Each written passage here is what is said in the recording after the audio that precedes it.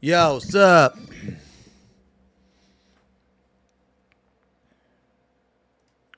Hello, this is Amphi Roaster. Oh shit. What's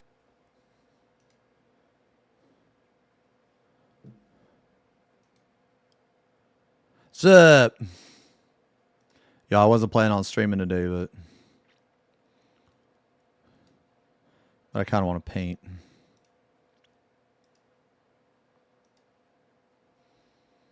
I don't know what I want to do today, man. I don't know what I want to do today, but I know that I don't want to take the day off. Let me throw on the YouTube stream and the Kick stream. But I have no idea what we're actually doing today.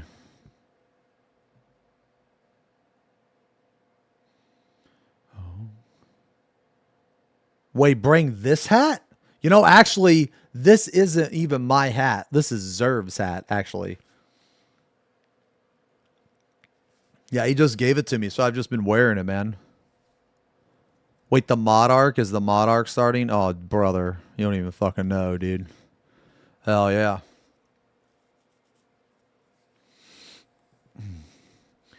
I want to add some stuff, though.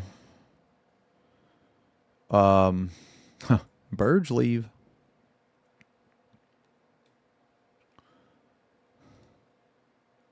Is this the dancer mod? Oh my god, okay.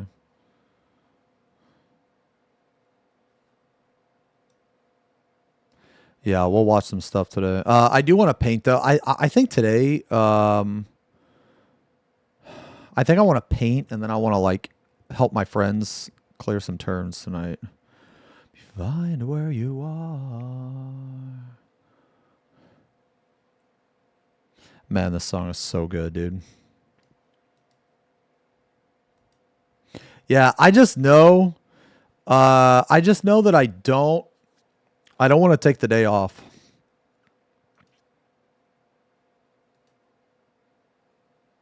I kind of want to watch some people prog too.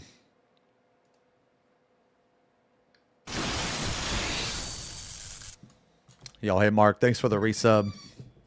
Thanks a lot, brother. Thank you very much, man. Yeah, this raid tier was incredible. It was insane, man.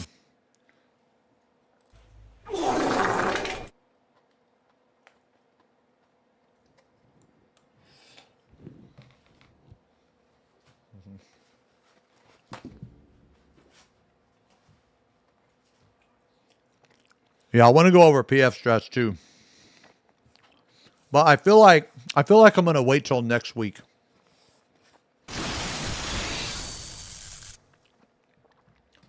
I want to wait till like maybe Thursday ish. You know what I mean?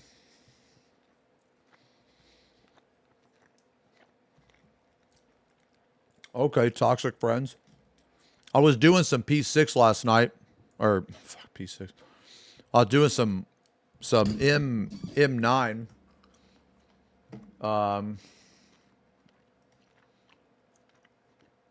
Hold on, man. Where's what do I want to listen to? Man, let's listen to some Nervous Test Pilot, man. This shit is so good. Like today, man. You know what? Let me retitle my stream, actually.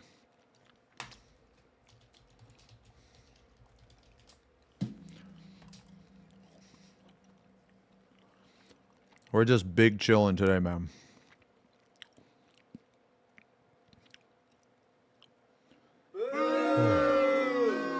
Damn, you don't want to chill? Damn, feels bad. 60 stream, Malige. Man, thank you guys very much for hanging out and everything.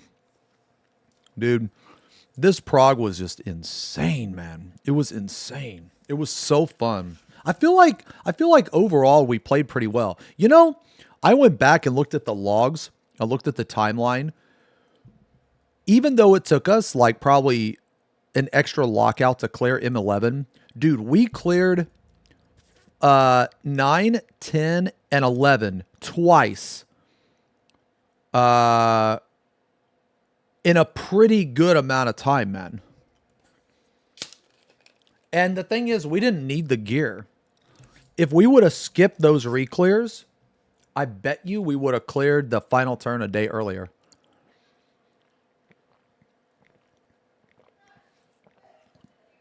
I thought I was taking it.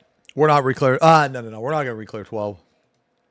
And I think people just want to break, man. You know?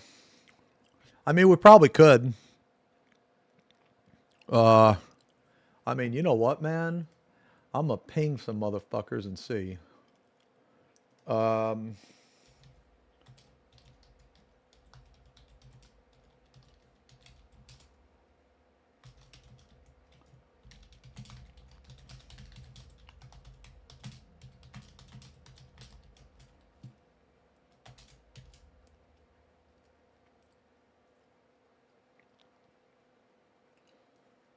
me see.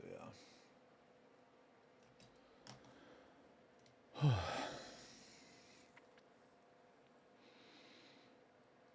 Yeah, thanks again. Thanks, Celtic. Give us kissies, Mr. Strummer.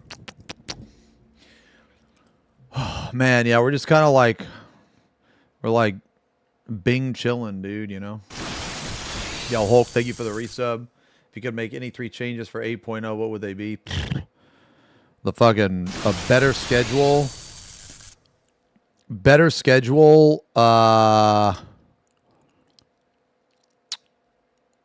big job changes, and more fucking content. Yeah. Yo, Rena, thank you as well for the resub. 19 months. Thank you guys a lot.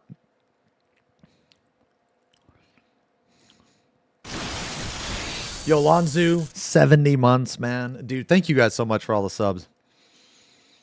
No way he's still not banned. No, all my hate watchers are seething right now, dude.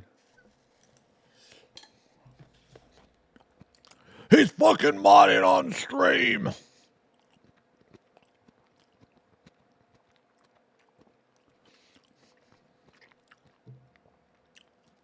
No, if I get banned, it's fine. It's whatever. It ain't gonna be a permanent ban, and I'll just if they're like, no, you can't stream with mods, I'll be like, okay, I can't. All right, I won't do it. But until then, okay, set. No, I thought I was taking the weekend off, man, but I don't know, man. I woke up. I went to the gym today. I woke up. I went to the gym today. I worked the chest. I'm starting to get back into lifting.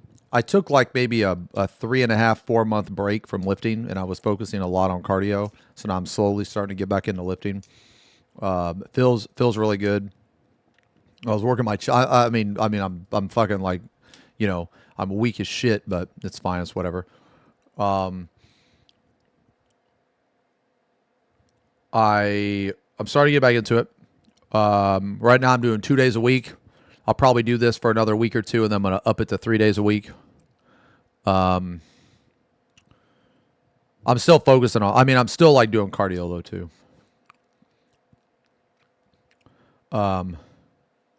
Yeah, I haven't took a break from lifting in a really long time, man. A really long time. I think I want to do like all the racked stuff and all that stuff like next week. Any predictions for jobs in 8.0? I think it's going to be, well, we're definitely getting a what do you call it? A physical range. I think we're going to get a tank. If we only get one, I think it's going to be physical range. Let me send out this tweet. We live big chillin' today. I don't know what I want to do, so prob just yap. Maybe paint and or like I haven't even took a shower yet, dude.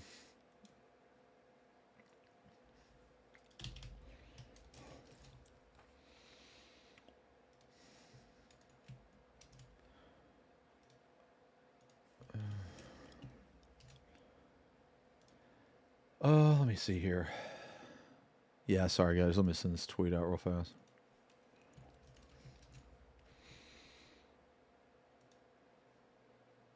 I have no plans for today. I don't know what I want to do. I just want to hang out with you guys. That's it. Yo, serious. Thank you for the resub. Hey, 25 months, man. Thanks a lot. No, I'm not wearing my FP Pong shirt. This is my FP Pong shirt. Dude, you know what, dude? You guys want me to show you some fucking cursed ass images, dude? Oh my god. Okay, hold on, man. Let me show you some cursed ass images. Okay, dude. Nah, these are actually scary. Brother. Okay, so you guys know my artist Will. You know, he's the guy that makes everything, like makes all my emotes and stuff. You know how Savage been going. Savage was awesome, Val. It was awesome. We cleared. We cleared yesterday. Cleared like pretty early yesterday. How I feel. Which fight of the Savage was my favorite? You know, it's either. Man, they're all pretty good, man. I don't know. It might be the true boss of M12. That boss, like, okay, I think this raid tier is one of the hardest raid tiers they've ever released. And in addition to that, I think that boss M12 is probably the hardest. Okay, it's one of the hardest bosses or the hardest they've ever released. I think that it blurs the line between a Savage and an Ultimate. But the thing is, you can auto mark the shit out of this. I do think that stretching the memory game to 4 minutes is a bit excessive, but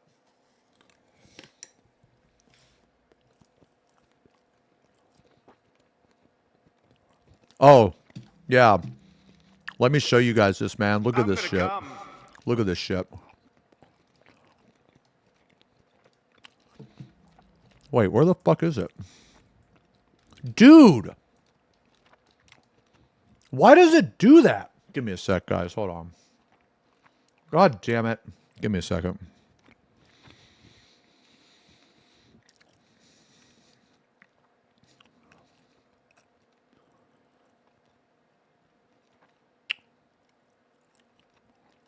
Brother.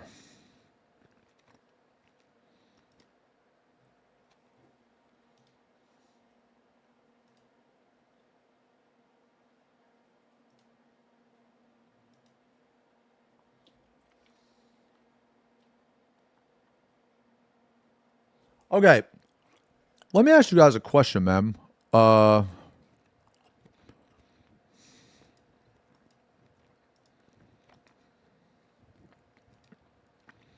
Okay. Does anybody use the job bars extended? Does anybody use that shit? You do? Faith, why the fuck does it keep resetting?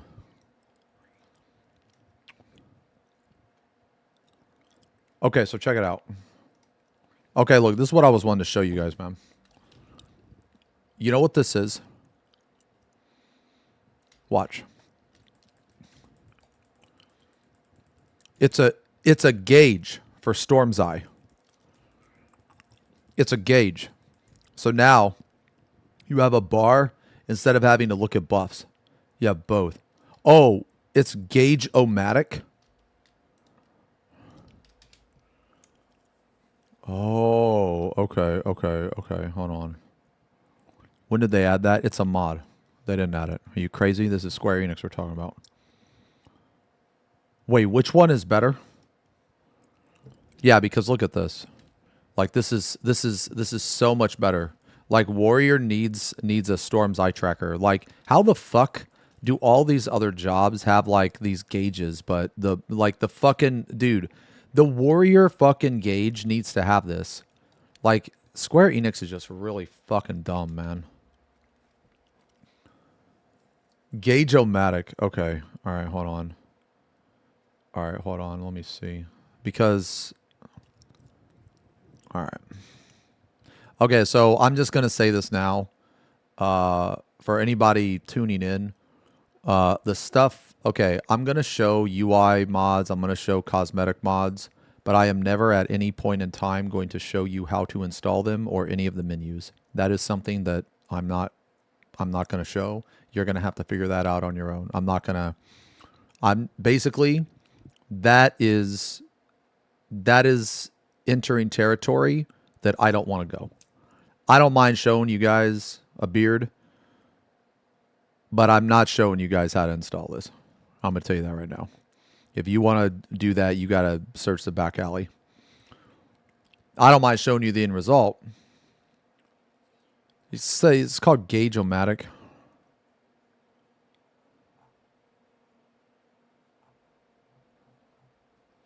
Let me see.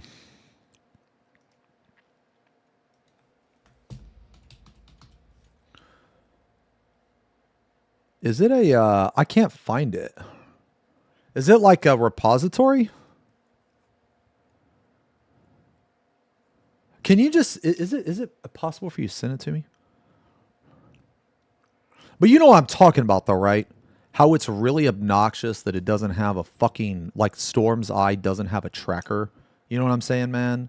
Like it's so stupid that in the Dark Knight job gauge, you have your blood and you also have your timer for Dark Side. But like, why the fuck doesn't Warrior have, like, dude,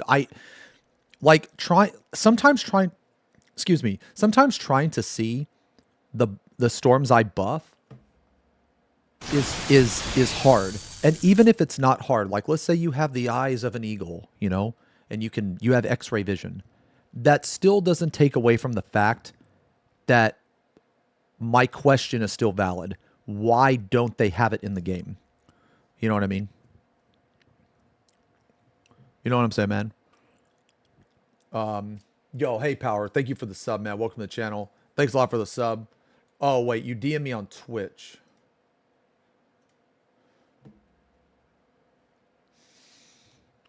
Let's check it out.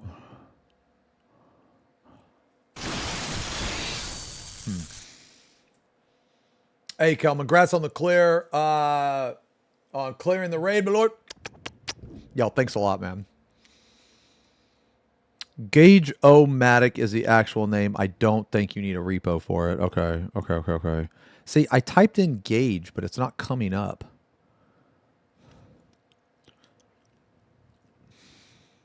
Let me type in matic.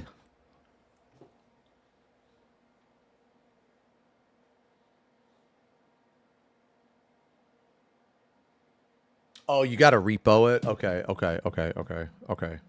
right. Yeah. Okay.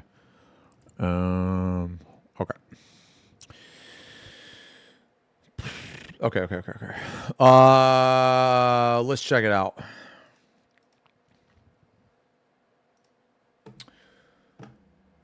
Hold on a second. Yeah, let's check it out. I'll show you these cursed images too, man. Like, these are gonna, like, dude, these are weird. These are fucking weird. Like, when you, okay, dude, when you turn FP Pong into a realistic image, that shit is fucking scary. I'm not even kidding.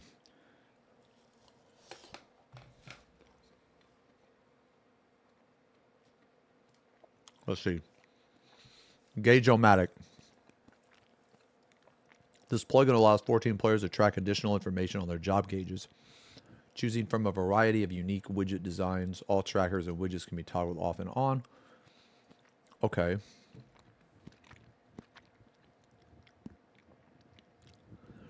Okay, so for Paladin, for example, this right here, I'm going to guess is your atonement or something. And this down here is your confiteor.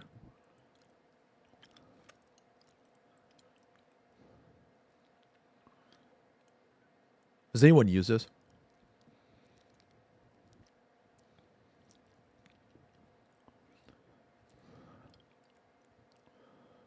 Uh, yo, mama does. Druid, shut the Druid. Ah! Dude, shut up. Hold on, no, hold on. What'd you say? No, hold on.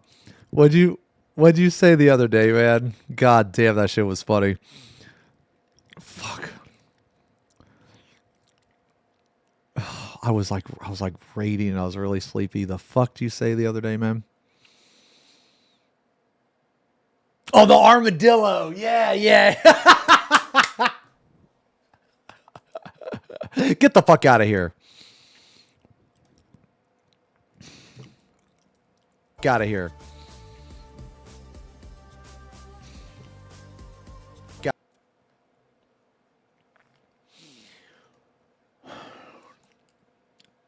That's like a setting to make it look really minimal. Oh. Ooh. Okay, because the one I'm using.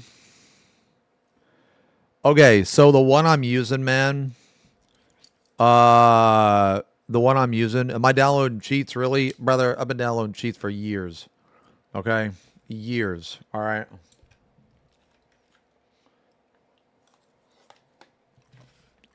And these aren't cheats. This is shit that should be in the fucking game already.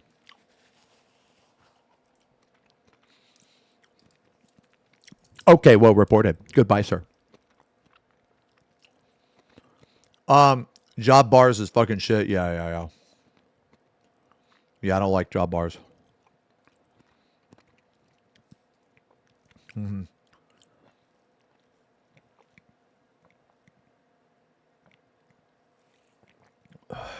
What is this one?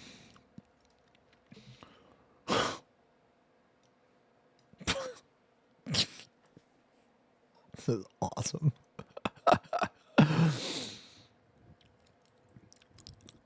Indeed. Look, the author's comments, bro. Indeed, it's what's on the screen. First time doing something like this, so it's not perfect, though it works very well. That being said, it works best on male Midlander, but it's compatible with every race and gender. Holy fucking shit.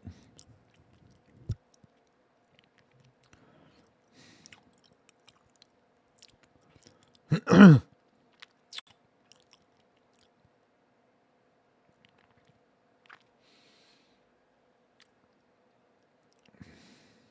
pretty good.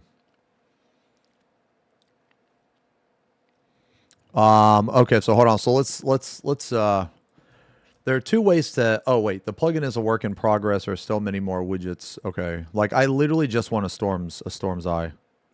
Storm's Eye tracker, man.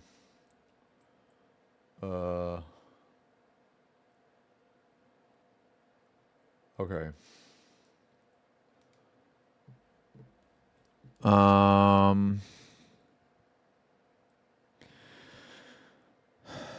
Let's see. Retrieves the time remaining. Retrieves unique data options per job gauge. Retrieves a cooldown timer. Yeah, this is really good. Oh, actually, you know what, guys? So check this out. This is one really cool thing.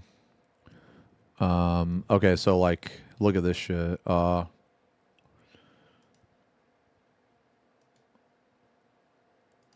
Okay, so, okay, so like,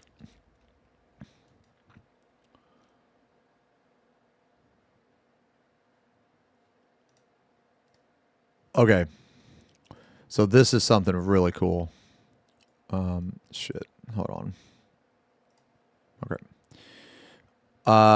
This is something really cool, man. Okay, so look, when I'm in combat, look, this lights up. You see my no mercy? It lights up. You see this? It also lights up. This is really useful. This is very, very, very useful. You know what I mean?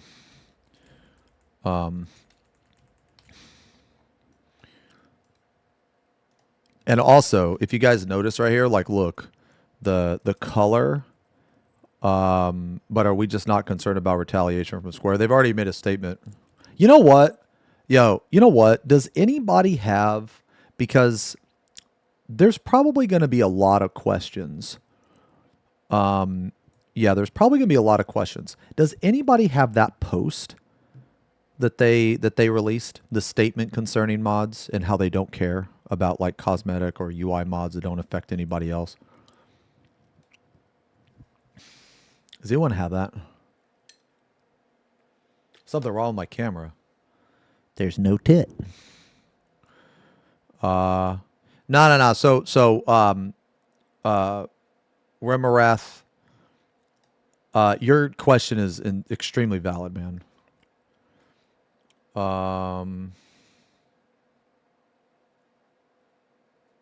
Yeah, okay. So, you know what?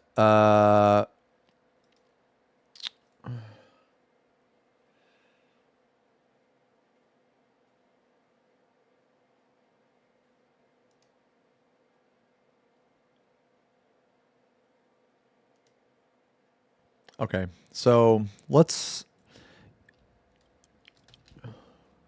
make a command, because I already know that there's going to be a shit ton of people that ask about this. So let me, okay, so hold on. Add new command. The command is going to be mods. Okay. The command is going to be, yes, I am using cosmetic mods. Other players, cosmetic UI and quality of life mods. Other players cannot see them, and they do not affect gameplay in a negative way. Square Enix has released a statement about this. TLDR, as long as the mods don't affect others, impact the game in a negative way, and are legal, they don't care. They don't care. As long as the mods don't affect others, impact the game in a negative way, and are legal, they don't care.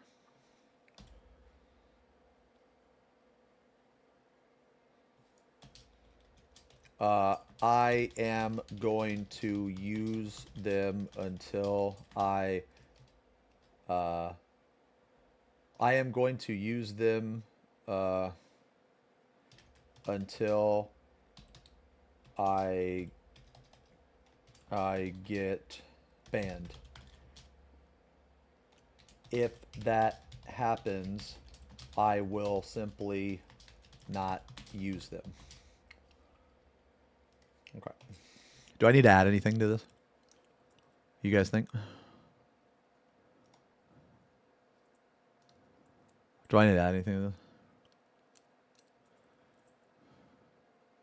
Oh no, I saw it, Faith. Yeah. I saw it. I'm gonna try it. Yeah.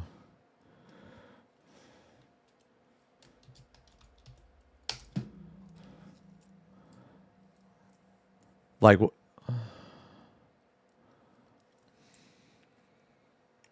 I was thinking about that, Lim, actually. Yeah, I know what you mean. So like this. I was thinking about that. I was thinking about that, and I think you might be right. Dude, look at my mod glitching out, bro. Dude, that's how you know you're a Gunbreaker main, is when you have gun blades just coming out of you.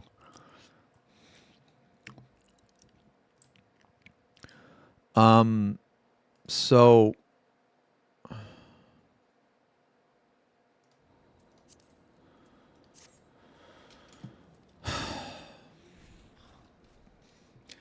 I was thinking about it. Uh,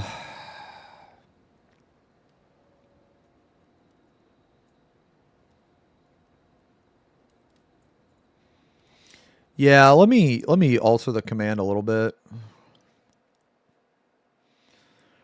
I mean, look, guys, I told you I was gonna fucking do this shit, dude. I don't care anymore, man. Like, I'm gonna be real. I don't care. I am going. Let's see. If I get banned, let's see. So, if I get banned for using them, I will just simply stop. Haha.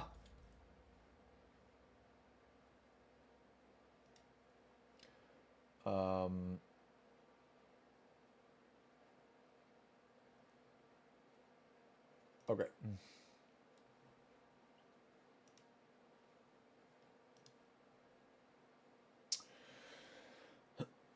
Actually, I'm gonna add FP Pong in there, dude.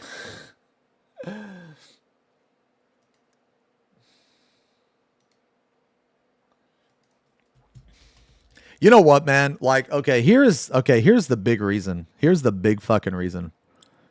Hold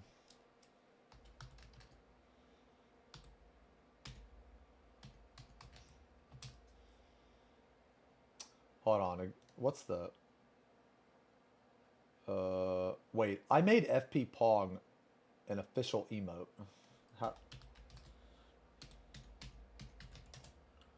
Shit.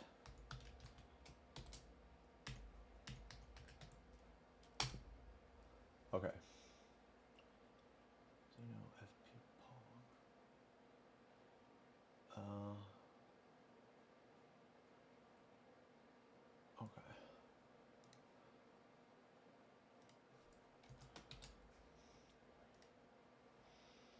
Okay, let's see if this works.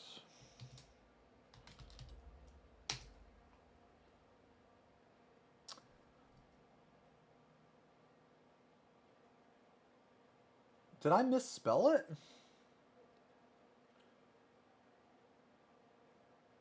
Why is it not using the emote? Am I crazy?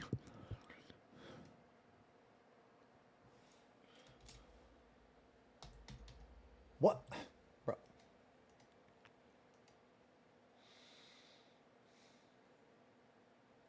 But it was a capital F. It's a capital F. Oh, it doesn't have a sub. Oh, that's fucking hilarious. No. It's because it doesn't have a sub. Okay, that's funny. Oh, that's okay. All right.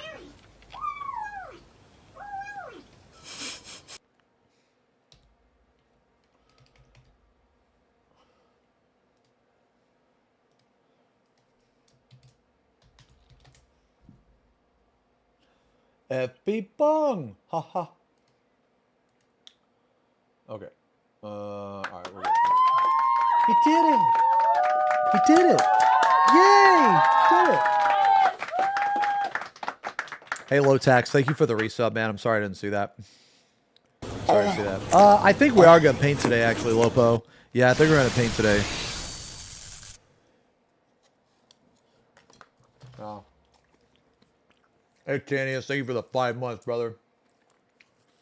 Yo, Happy New Year, man. No, it's all good. It's all good, man. Dearest drummer, since Prague had consumed you the last few days, I have returned today to tell you once again that you are the cutest drummer, bottom left. No, Panda, you, the cutest chatter. Oh, brother, this guy stinks! Nah, I just didn't want to take today off, man. I just didn't want to. Like during, okay. I know this isn't gonna, like, I know you guys probably won't believe me, but during Prague, like, I actually really miss talking to you guys. And today I just kind of want to hang out with you guys, man. You know, what's the plan today? I don't really know. Honestly, I decided I was just like, fuck it. I just want to throw on the stream. I want to yap. I want to talk to you guys. I do want to paint. I want to paint today. Maybe do the raid tier a little bit. You know, something like that. You know. Yo, let me.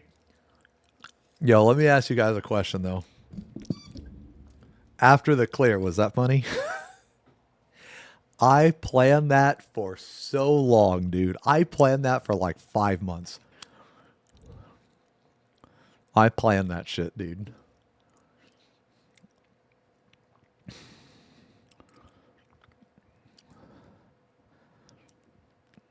What did I do? It was after the clear. It was after the clear.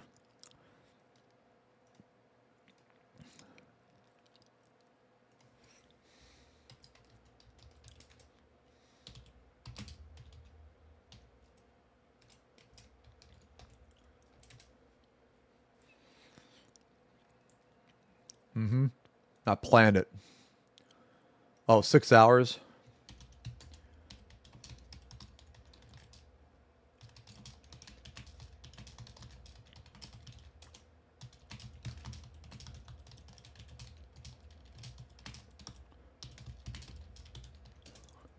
Arthur's going to stream with mods too.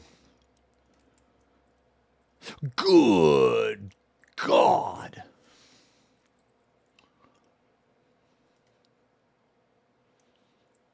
Holy shit. Yo, let me pee real fast.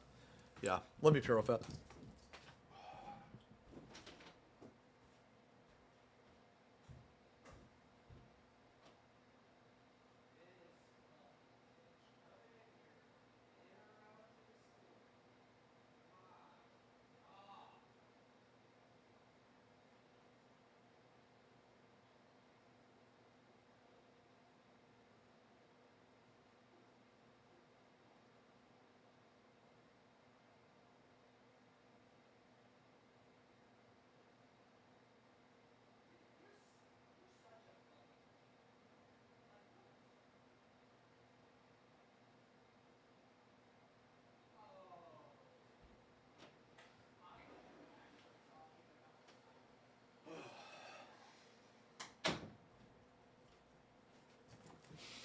Okay.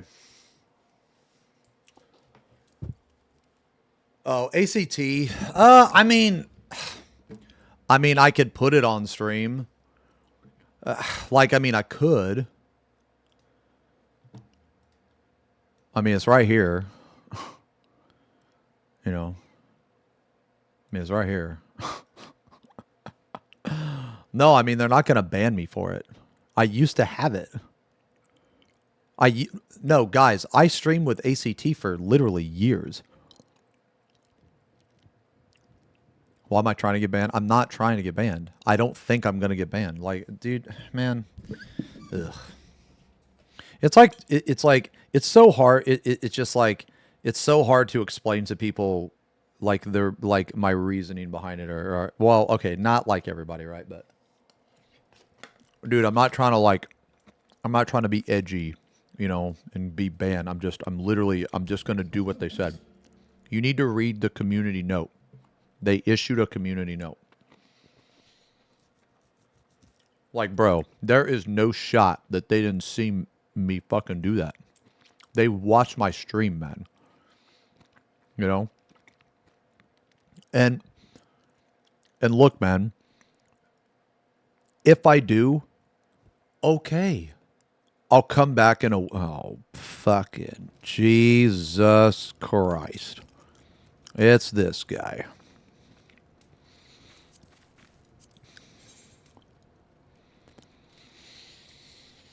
He unleashed hell upon... Oh my God, slap, bro!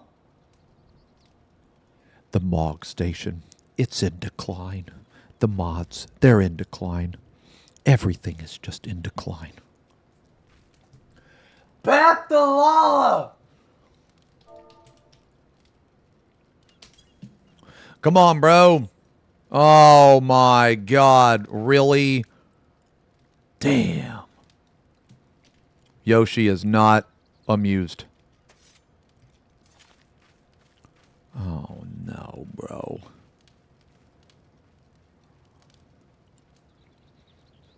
Man, that's fucked up. Dude, you know you fucked up when the motherfucker RP walks away. And jumps off the cliff! Well. Whip. Damn. All right, well. Nah, man, it's like, dude, it's just, yeah, guys, it's just as simple as this, right? Like, I'm abiding by everything that they said in the community note.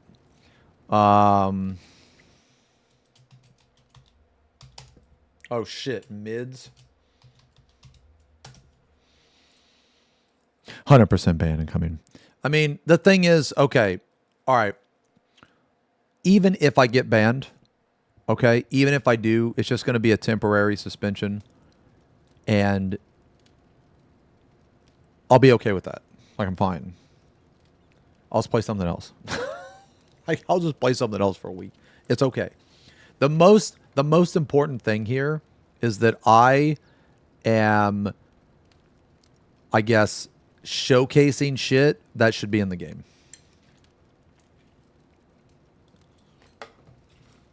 And hopefully they put it in the game.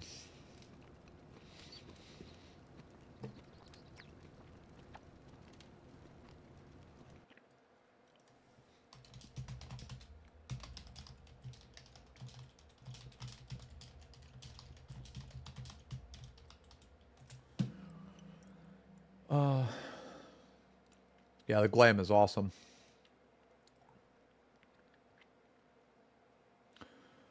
What we paint today? So that's the thing, man. I don't know. Like, I don't know if we're gonna paint. I don't know if we're gonna play some 14. I'm not really sure what we're doing today. All I know is that I wanted to hang out with you guys, and I wanted to just yap.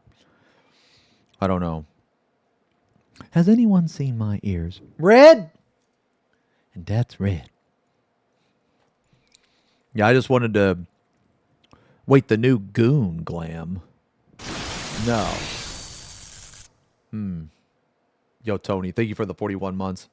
Thanks a lot, man.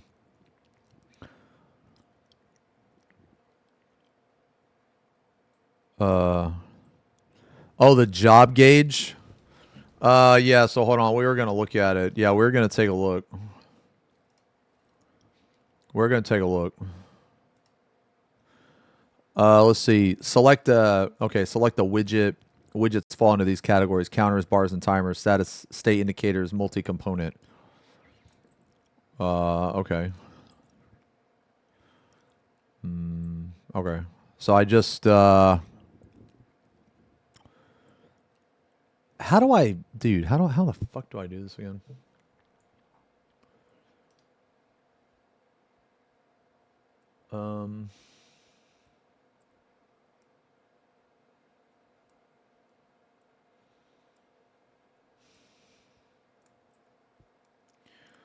Make a PF show ACT then complain about player parses. Well, nah, did you guys know oh, I've seen the Thomas the Tank Engine, yeah, and it plays like it plays it the song that it plays is not the normal song.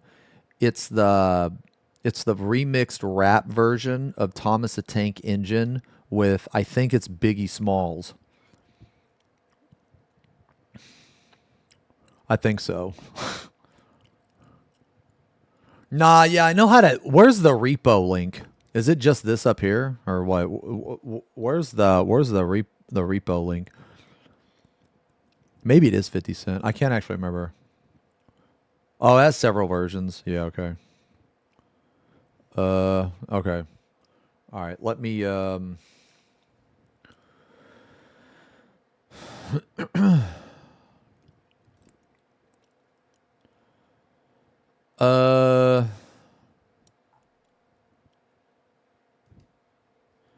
yeah, I'm gonna scroll down a little bit. No, I don't see it.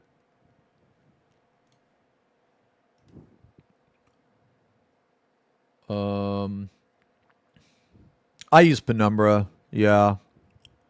I use Penumbra. I use Penumbra and I use Glamour. Yeah.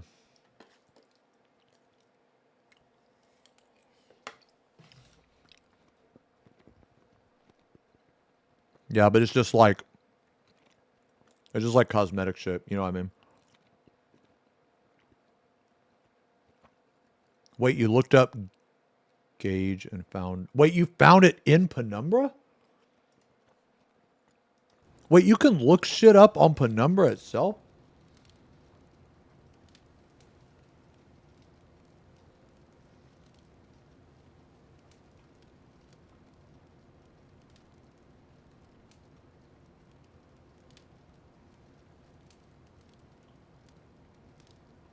Wait, really?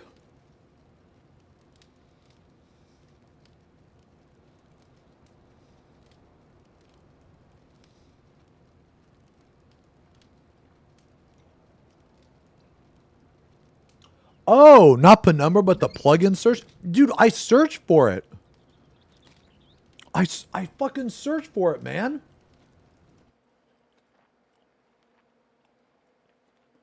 I have experimental, yeah.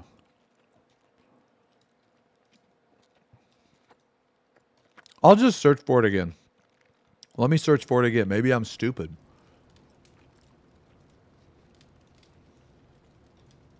No, I don't have it. I don't have it.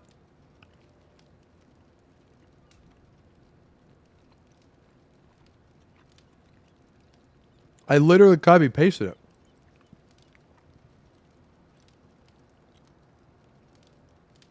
Oh shit.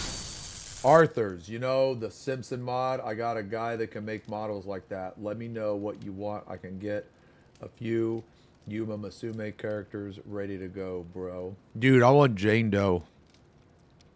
I want Jane Doe from ZZZ. That's what I want. I want motherfucking Jane Doe, bro. Yeah, that's what I want. Yeah, yeah, yeah.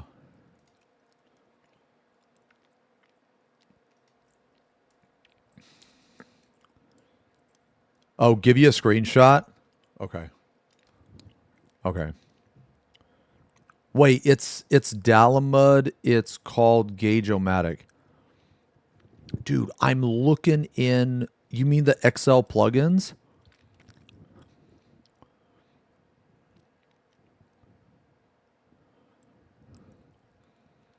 Man, thanks a lot for the resub,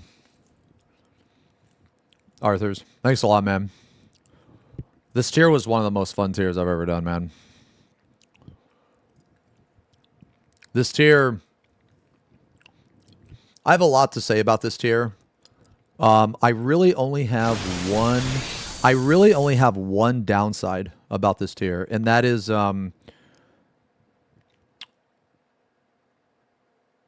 the only part I think that we could have done better was the 11 reclear. That was the only part. Outside of that, I think we played very well. I think, you know, so I was thinking about it, right? And even though I think we made the right call, I really do. So the reason why, okay, is because one, we weren't racing. So if we were racing, we obviously wouldn't have like recleared. But we weren't racing. So we weren't like, you know, we weren't like constricted by any other time except for like Saturday. And this is the bigger reason, right? This is the bigger reason. The last time SC did a weird release schedule, they completely fucked it up. Right? So, with that being in mind, I think what we did was smart because it was the safe play. And even though we could have cleared a day earlier, if we didn't do those splits, in the end, I think it was worth it, and I think it was smart. I think that it was smart to play safe. However, going forward, I don't think splits are going to be necessary. I don't think so. Yeah.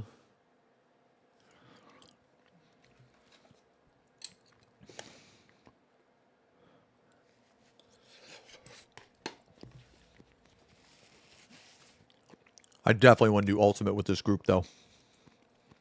I'm going to see how many people are going to stay. Yeah. I'm going to see how many people are going to stay. Oh, wait a minute. It has to be one of these? Oh, God. Okay. Give me a sec, guys. Let me see my experimentals. Hold on. I'm just gonna see which one of these I don't have.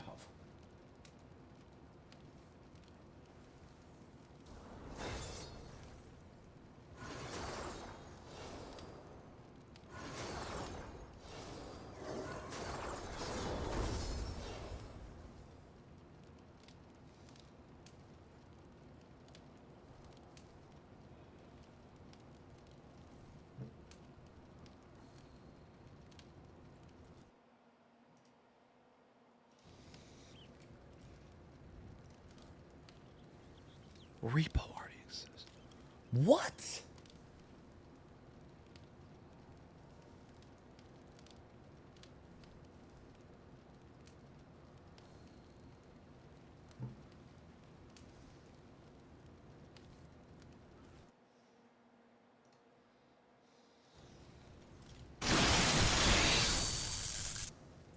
Oh, okay. I think I got it. Yeah, I think I got it. Okay. Okay.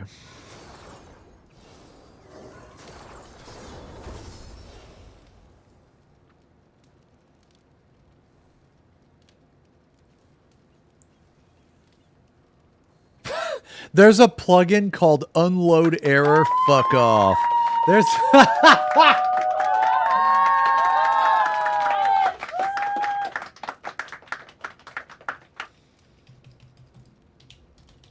That's really funny. Dude, I can't find it.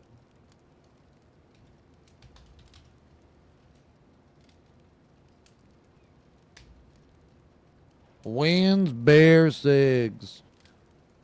Dude, I can't find it.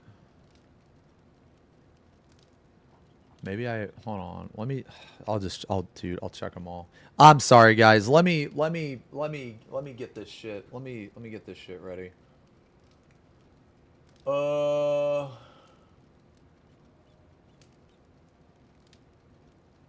Wait, what?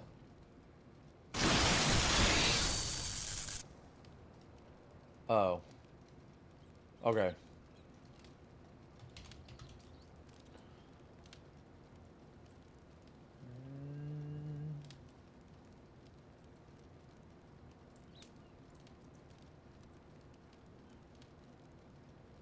There's a mod that adds a message nice to your damage flyout text when you get a hit ending in 69.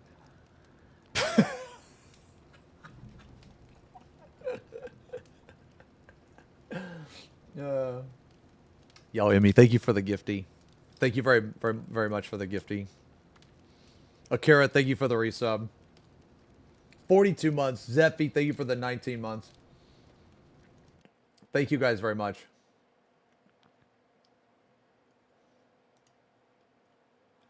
Hold on. All right. Sorry, guys. This is going to take me a second, okay? It's going to take me a second.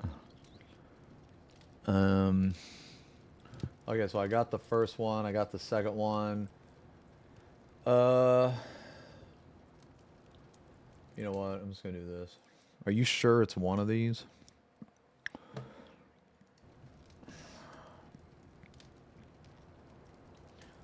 Okay.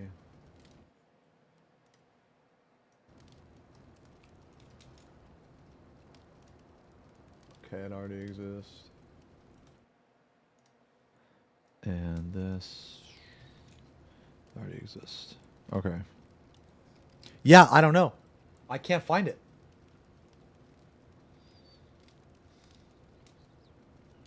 Yo, hey Kenny, thank you for the resub. Almost 4 years, man. 47 months. Yo, grats on the clear, my lord. Thank you very much. It's called Gauge-O-Matic. Yeah, yeah. I enabled the test. Yeah, get plugins. Yeah, yeah.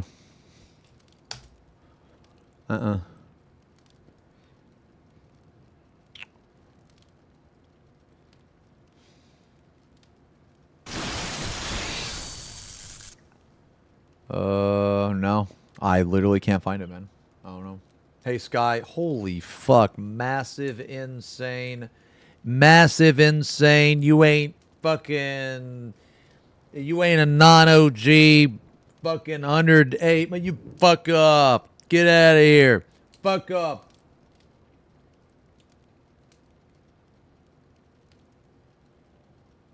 Can you shut the fuck up? Oh my god. Wait, what is it? For Gauge-O-Matic, it's actually a part of the default repo, so you don't even need to add any third-party repo, but it's a testing build. Open. Yeah, no, I have that. So I have settings. I have it checked.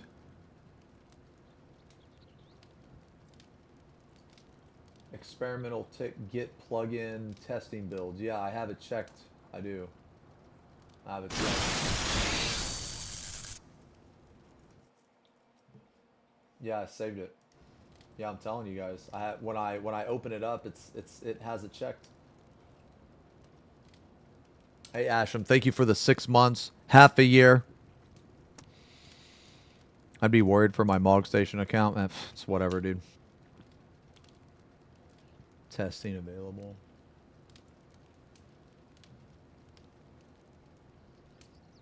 Oh, I get... No. You right. Nope. Yeah, that's what it is. Sometimes it bugs out. Nah, you're right. I remember it doing that. Yeah, no, I have it. I found it. Yeah, I found it. Thank you, guys. Okay.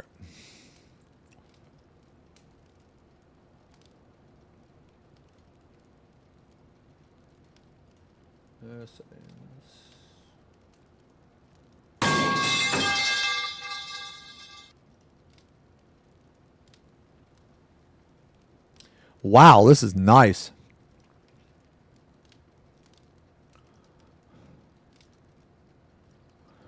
Okay. All right, hold on. Is this like only in combat or something? Oh, I'm not on fucking warrior. Okay, hold on, give me a sec.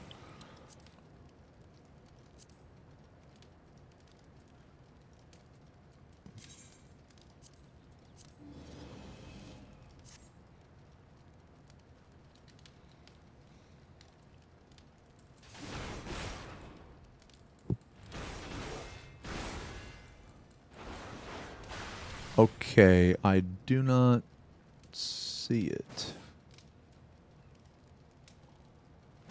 What? Shift plus click drag to reposition widget. Okay, surging to tracker.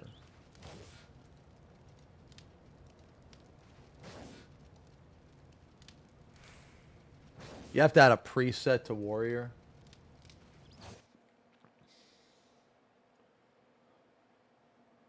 Simple timer.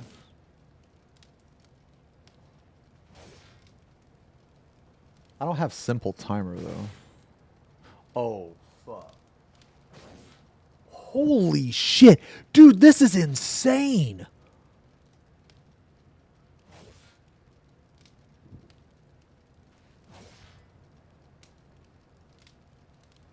This is crazy.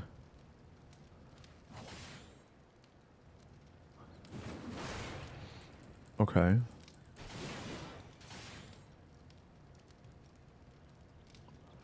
Oh.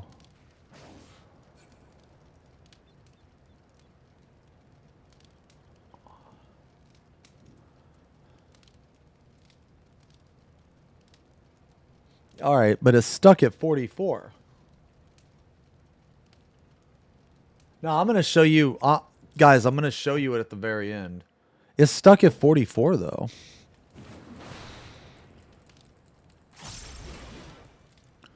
Yeah, it's stuck at 44. It's like not changing.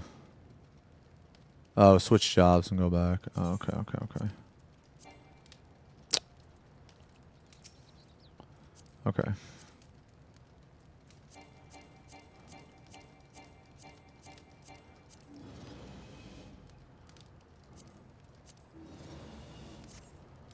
Okay.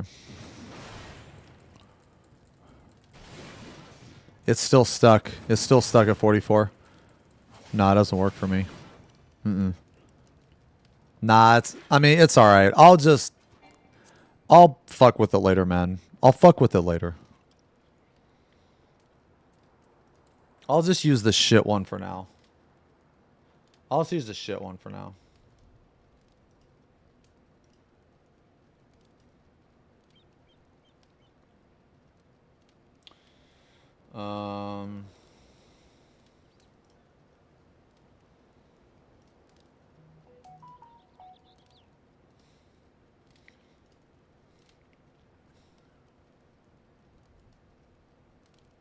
Yeah, I'll just use the shit one for now. It's okay. Okay.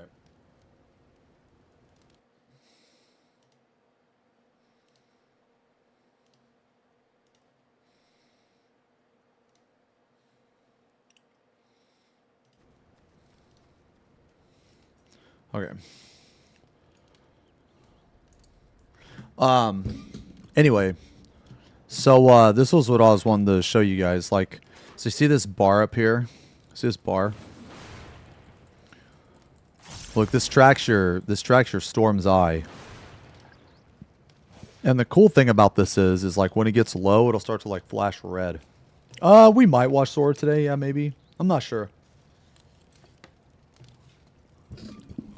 Well, so I like job bars moot, but the problem is it keeps resetting.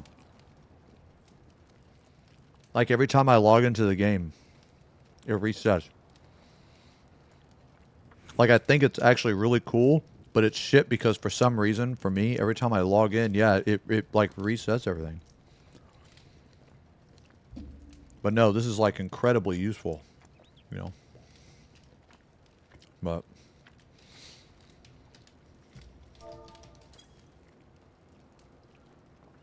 just don't log off, forehead.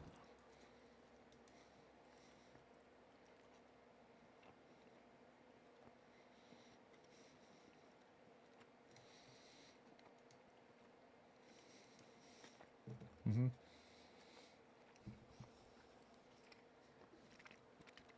No. Square did an amazing job with balance this raid tier actually.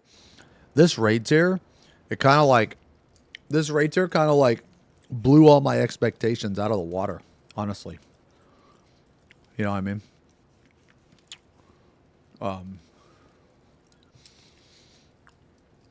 Like all the DPS checks were very good. The raid tier I feel was tuned very well. You know, I think they did a crazy good job, and all the fights are super good. All of them, they're all super good, man.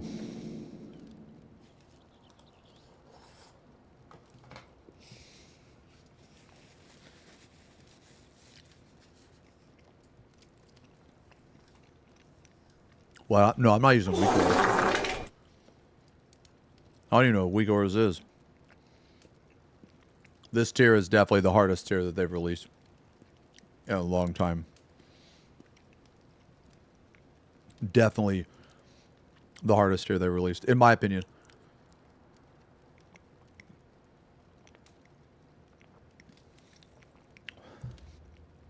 Super fun too. But like today, man.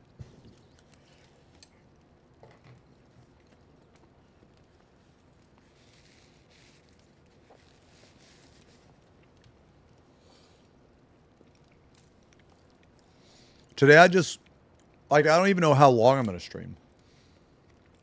I don't know if I want to, like, build a model. I don't know if I want to paint a model. I might hop into, I know, I have some friends that want to clear M10. So I might help them do that.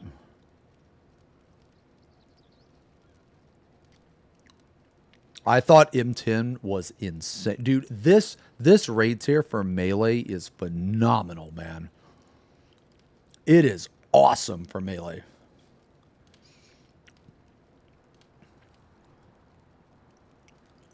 Like, it is so fucking good, man.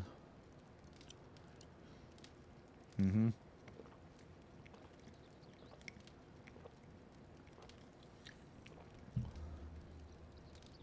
I'll play Dark Tide. Nah. Might play Dark Tide like a couple weeks or something. But yo, hey EJ. Thanks a lot for the resub. Yo, grats on the clear, brother. Thanks a lot, man. Yeah, I feel like this tier was super fucking good, and yeah. The group I was in was super fucking good too.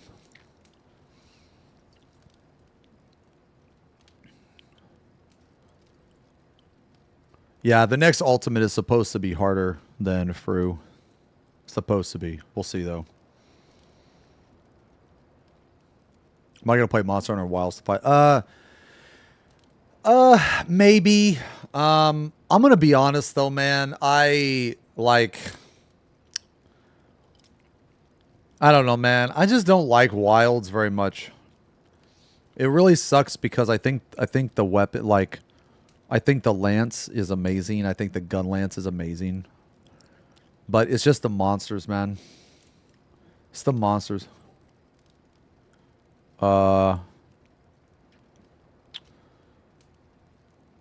It's just like nothing has beat World. Like Monster Hunter World and Monster Hunter Iceborne were just like 10 out of 10, man.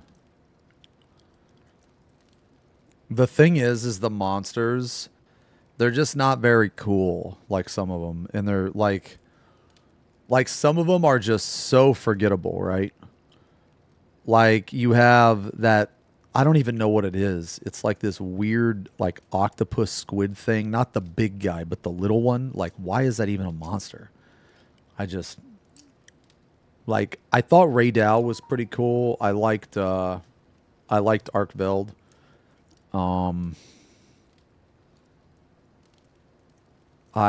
mean, I thought the octopus monster was okay. I don't know, man. It's just like, where is the Devil Joe? Where is the Nergigante? Where is the what's his name?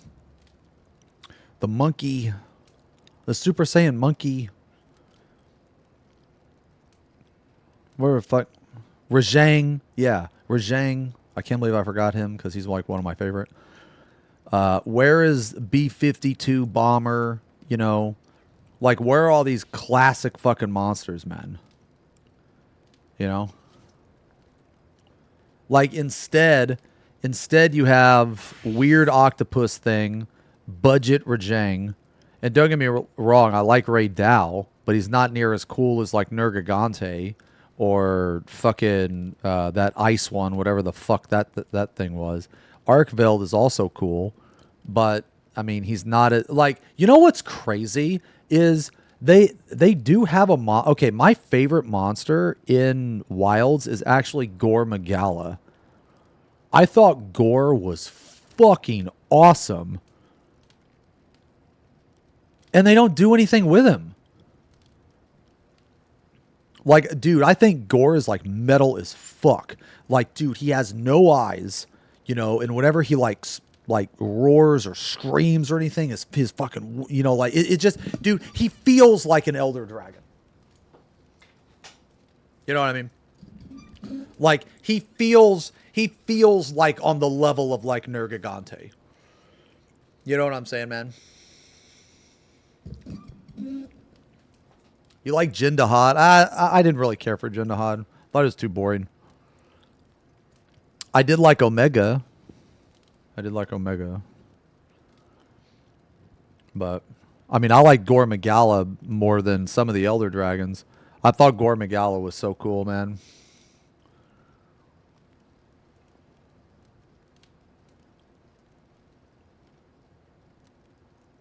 Yeah.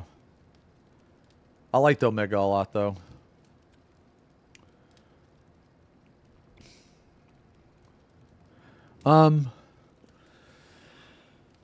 Yeah, so I don't know if I'm going to play it.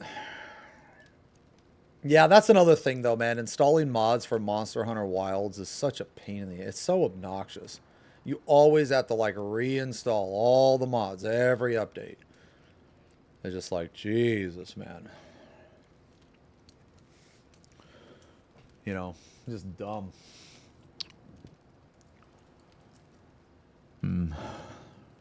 Yeah, I don't know what I want to do today.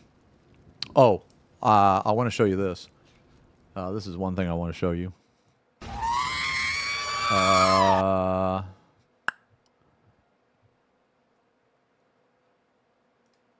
Okay, so look at these, dude. Look at these FP Pongs, man. I had my friend Will.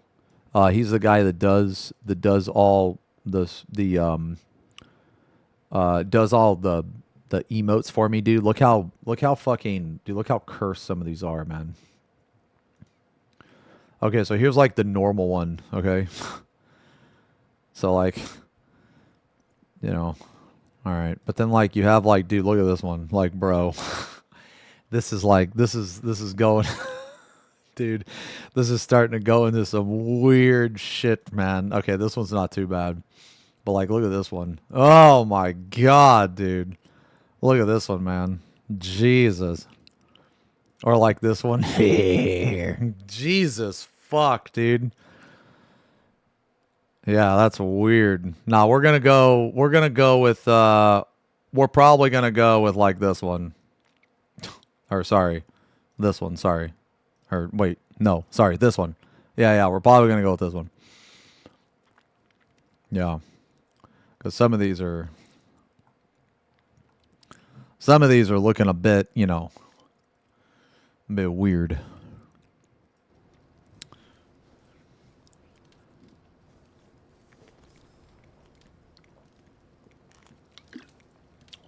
I mean, I guess I can see.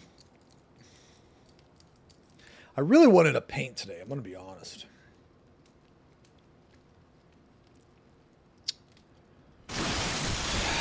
Might do a little bit of painting.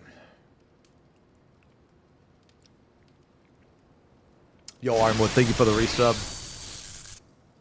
Thank you very much for the resub. 39 months. The old Canadian with the 50 months. 4 decades with Bomb Man. Grats on clearing tier teams. Thank you very much, man. Raid tier was incredibly fun. Oh, nice, Ian. Yo, Poggies. I don't know. I mean, I was... Yeah, maybe we could do that if like people have interest. Maybe we could do that. I'm not sure. I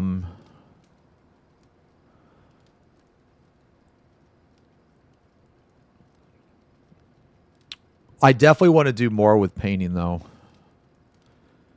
Yeah, like a Discord jerk session. Yeah. Oh no, thanks a lot, Faith. No, I'll try it. I'll try it.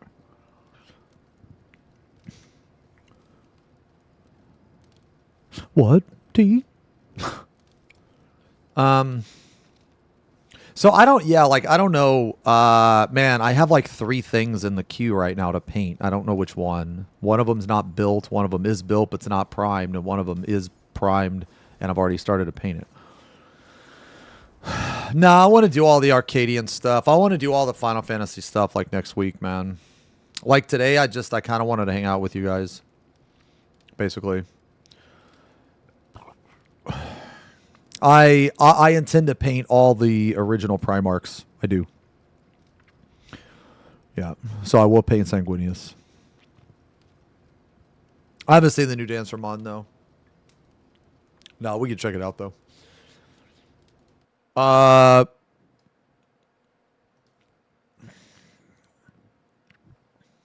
let me piss. Let me use the bathroom.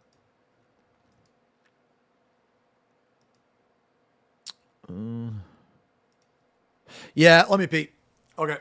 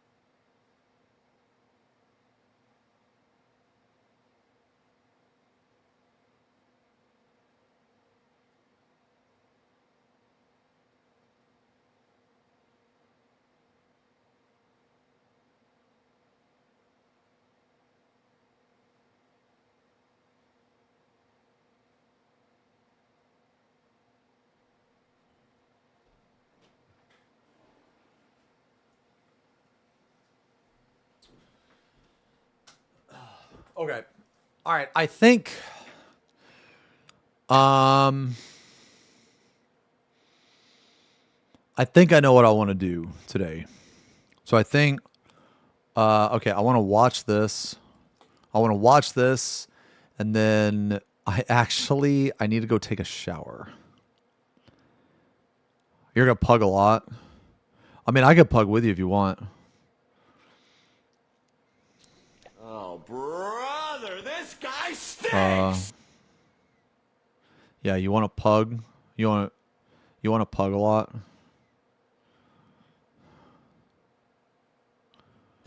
No, I'm not going to stop streaming when I shower. Let me see what time they want to run tonight.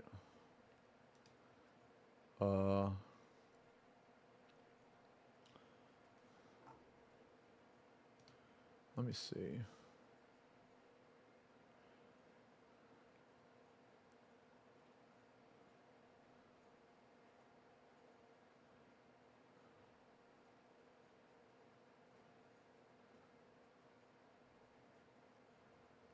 Okay, let me see. Yo, tell me what time you want to run tonight. Okay.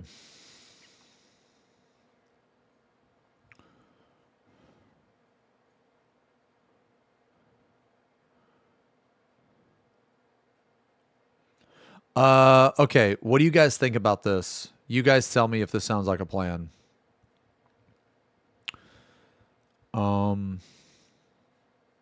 We'll watch this mod.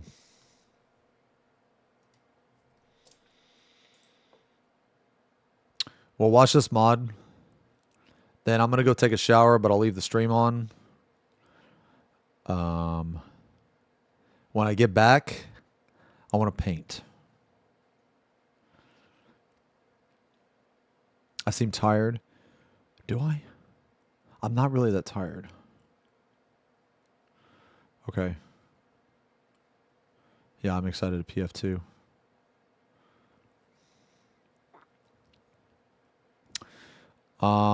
Let me show you guys what I want to paint. I want to work on this.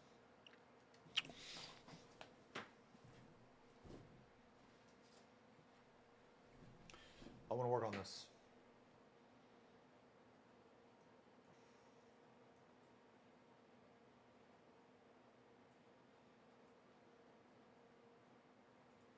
I want to work on that.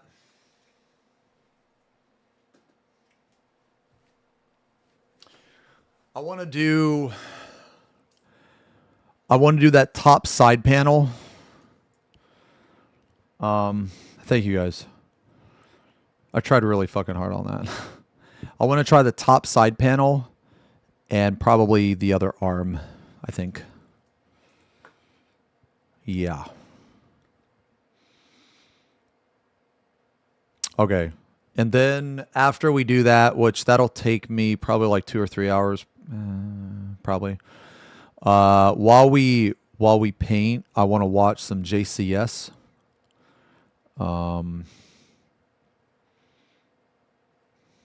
Yo, Gratz, okay, you. Grats, man. Yeah, the tier's awesome. I want to watch some JCS while we paint.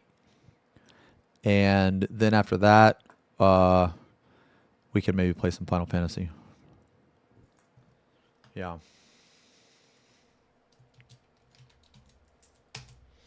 Let me pin this message, man. Or, well, I guess since we're going to be, yeah. Like, you know what? Fuck it. I'll pin it. Whatever. Pin. Yes. Okay.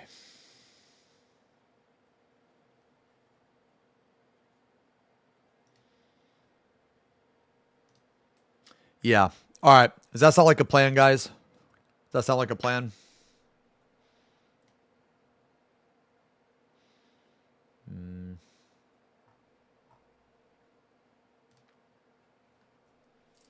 No. Good plan. Okay. All right. Let's watch this mod first. All right. Yeah, let's watch this shit. Okay.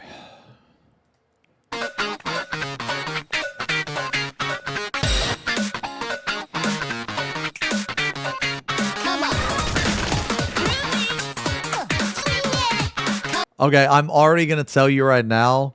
I'm already going to tell you that I wouldn't use this mod because it's just not like my style. But just based on that very first attack, I think this is going to be a very interesting mod.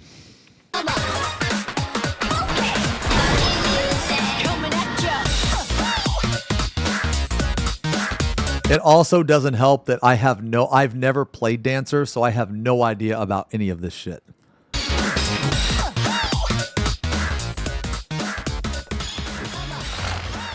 Okay, that's pretty fucking cool.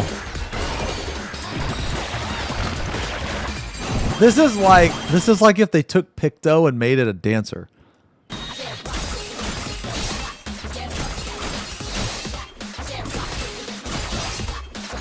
Dude, how does he make this shit?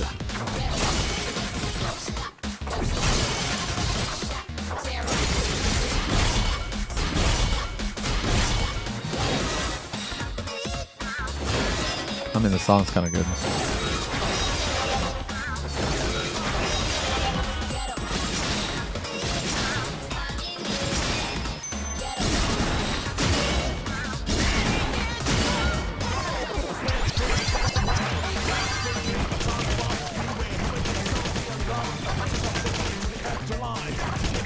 Oh, that's the Dante animation too.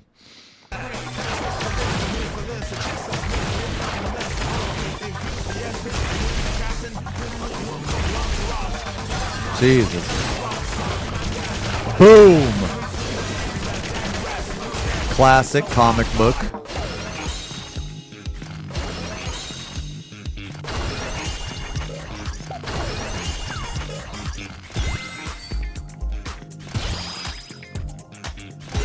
I wonder if this actually changes the music in game when you do this shit.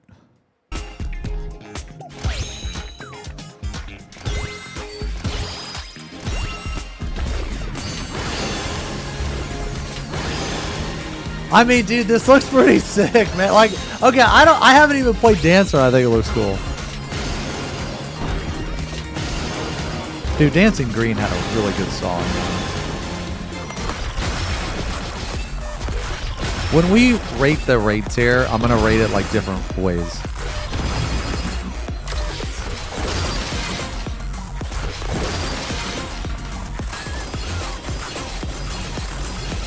Yeah, the quality is insane, man.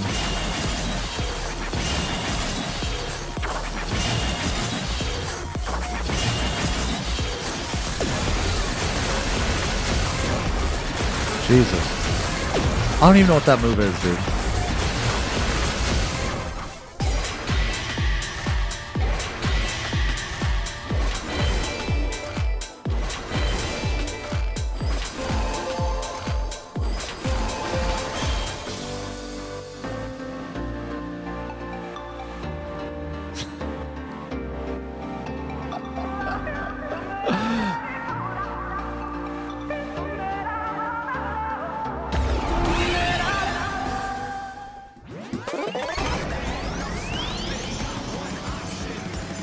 Dude, the Lahi song, dude.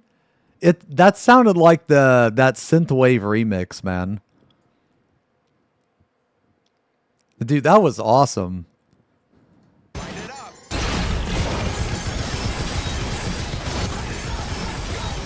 Dude, like what even is this? What even is this the LB?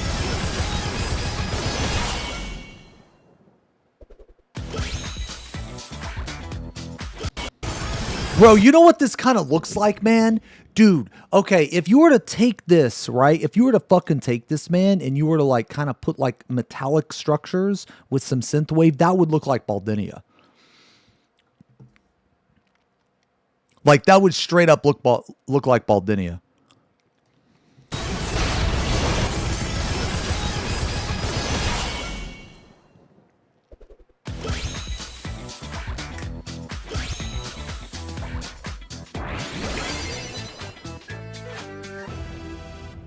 Damn, that's crazy.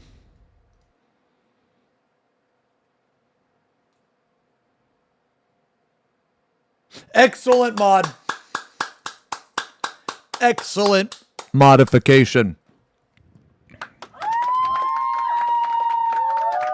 I will be sharing this cosmetic mod as it falls in line with SE's stance on cosmetic mods.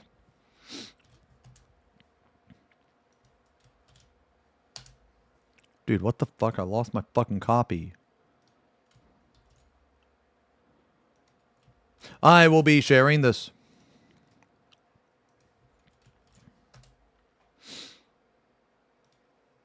Yeah, this is sick. Hold on. When are we going?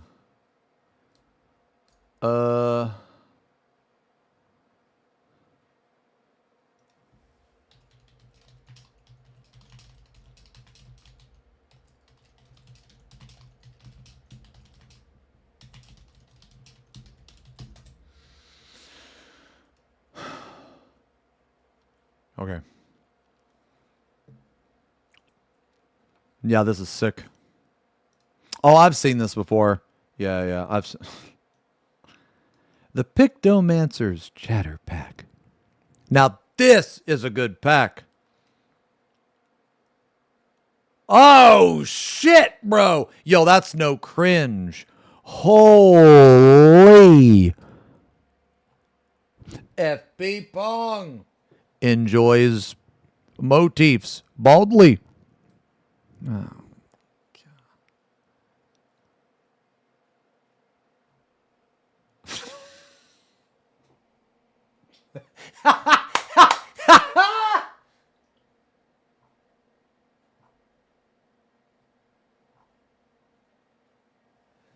Dude, this one's awesome. This one's awesome. What? OKK is greater than blah? No shot. No way.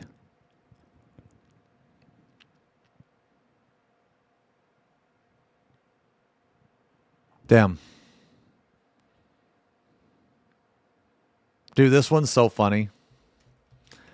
This one's so funny. I will be sharing this modification. For this falls in line with SC's community note.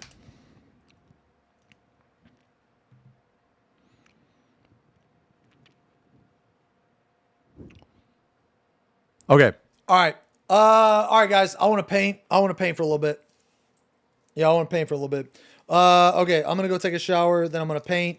We're not gonna paint for too crazy long. When we paint, I want to watch some JCS. And then probably hop into 10. Yeah, probably hop into 10. Does that sound good? Does that sound good to you guys? I shouldn't be too terribly long. I gotta shave my head though when I shower, so.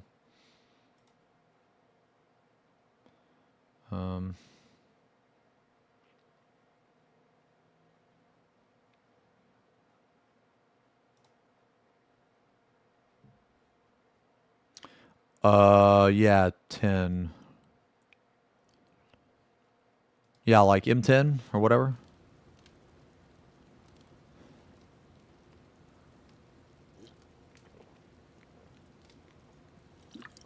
Yeah. Yeah. But I want paint first.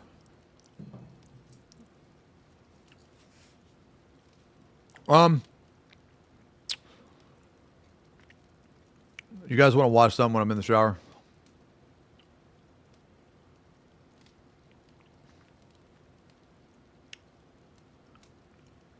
Yeah, you have to try so hard to get uptime in this fight, man. Yeah. I mean, I'm not going to be that long, guys. Okay. All right, you guys want me to stream Bean? You guys want bins? Or you guys just want the tree? You guys want the tree? Just the tree? Or bins?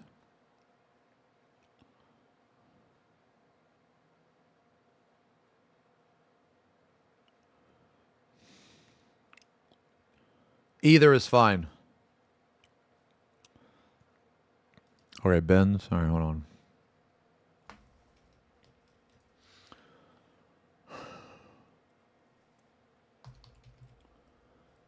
All right.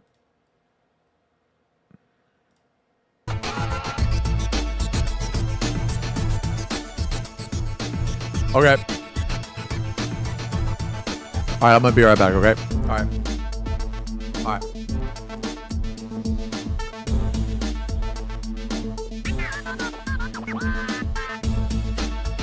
Okay.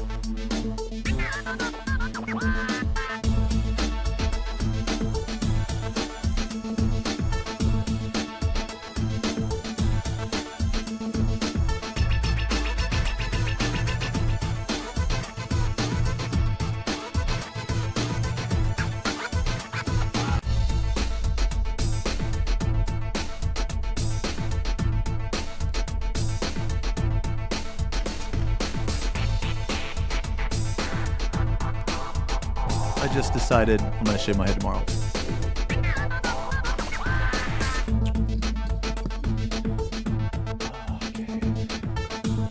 Okay, I gotta get everything set up though.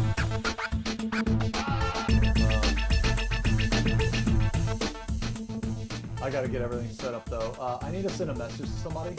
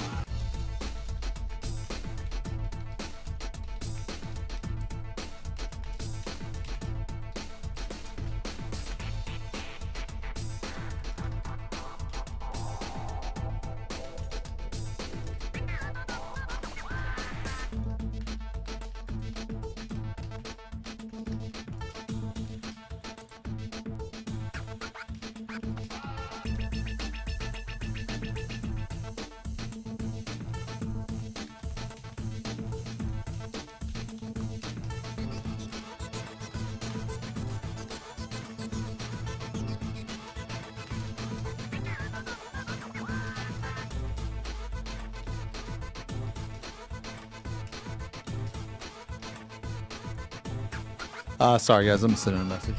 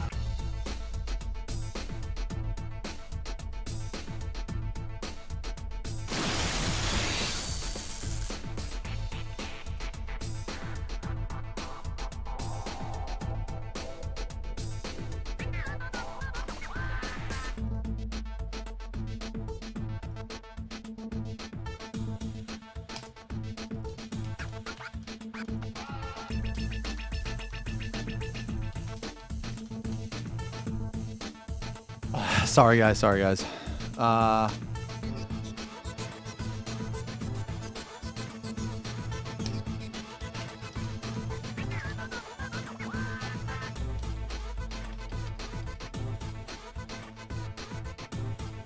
Yo, hey, Miyu, thank you for the resub. Oh, fuck, man. I'm sorry I didn't see that, man. Thank you very much for the resub. Over 2 years.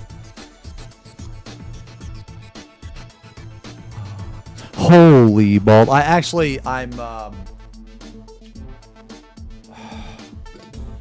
shaving my head usually takes like 20 minutes, and I didn't want to do it today.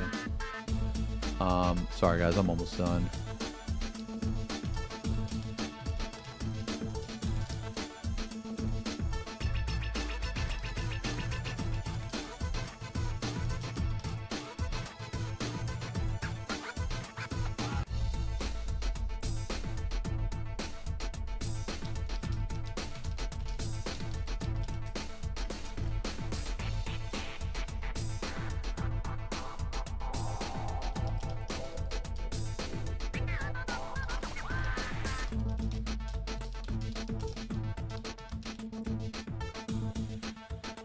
Ah, shit. I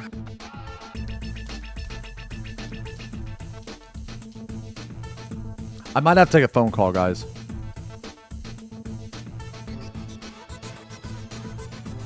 Wait, what? F, what do you mean? What are you talking about? Oh.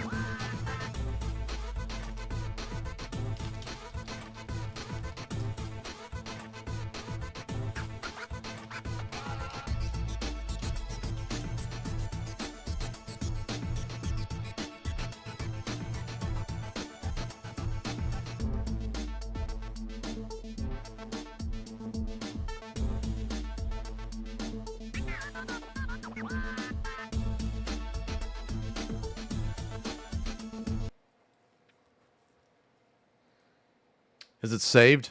Nah.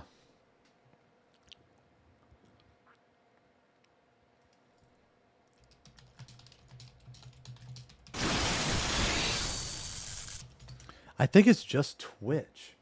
Is YouTube still good? And Kick is still good?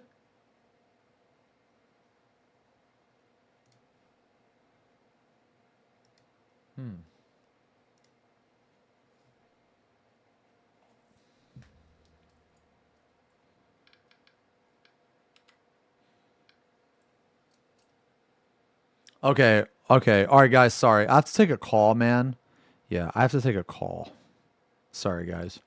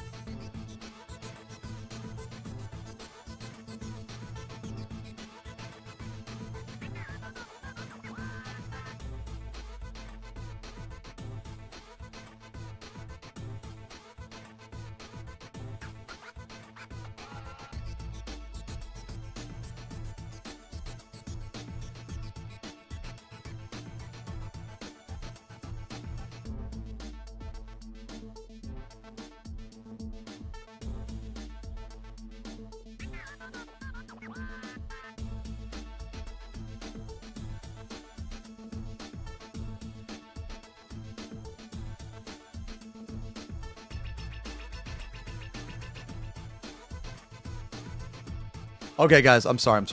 Sorry, I had to deal with some RL stuff, man. I had to deal with some RL stuff.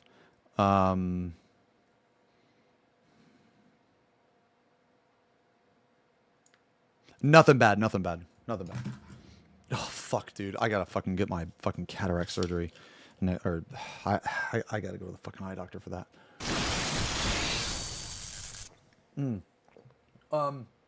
Yo, me, thank you again for the resub. Over 2 years. Me, son, thank you for the 15 months. This dog, Strum. Rafan, thank you for the 18 months.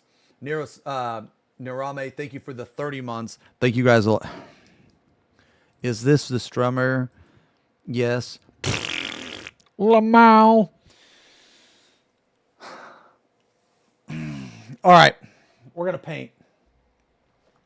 Yo, I got a new airbrush. Yeah, that's right. This little box has an airbrush in it. It's pretty sick. Oh, we're not going to use it today, though. It's a portable, like, rechargeable airbrush. It's pretty fucking sick. Okay. Oops. Okay. We're gonna paint today, guys. We're gonna paint. We're gonna paint for a little bit. Okay, for a little bit. That's what I want to do today. I want to paint.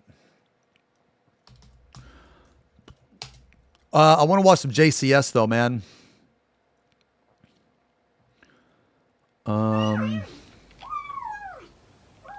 You guys want to watch some JCS?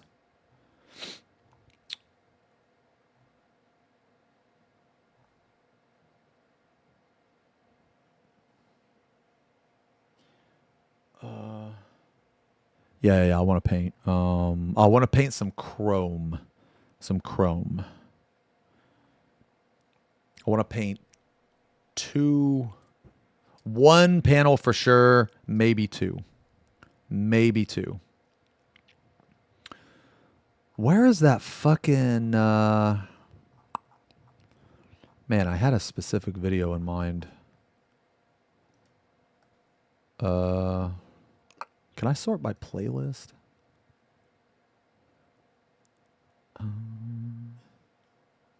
The drama began shortly. Okay, hold on. Okay, I think this is it. Yeah. I think this is it. Okay, so yeah, I want to start with this one, man. This one's about a child predator. This one's fucking crazy. This one is insane. Yeah. No, it's stream friendly. Yeah, I didn't play ZZZ. No, I didn't play it.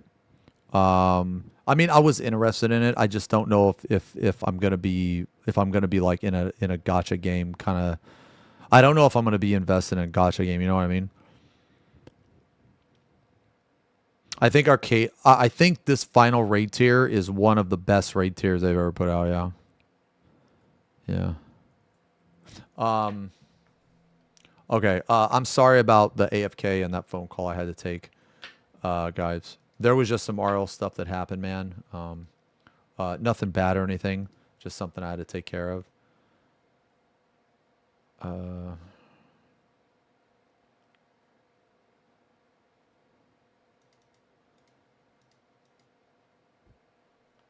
Let me see.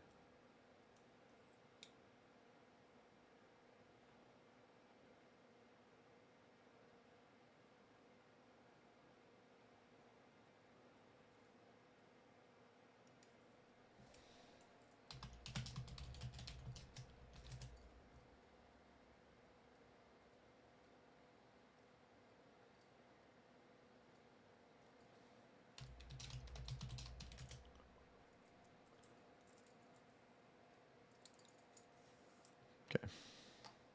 I gotta set up though.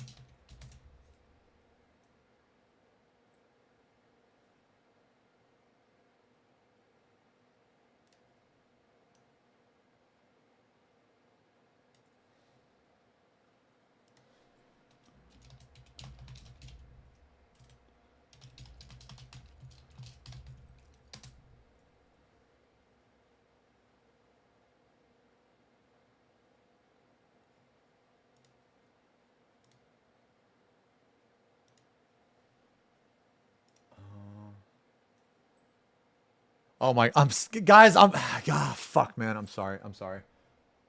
Sorry.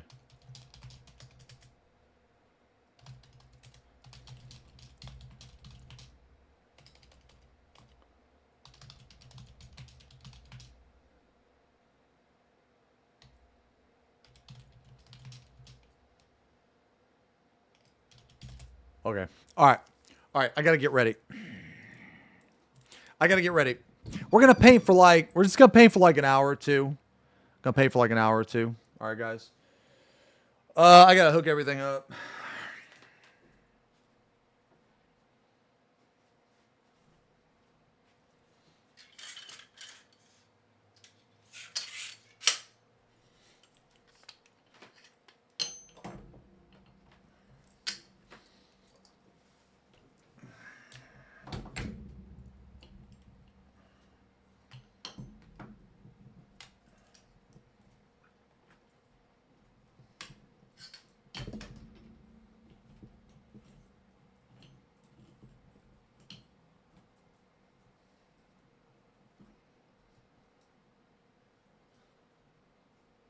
Oh, am I stressed? No. No, I'm not stressed. It's just like there's like 3 different things going on at once, kind of thing, you know.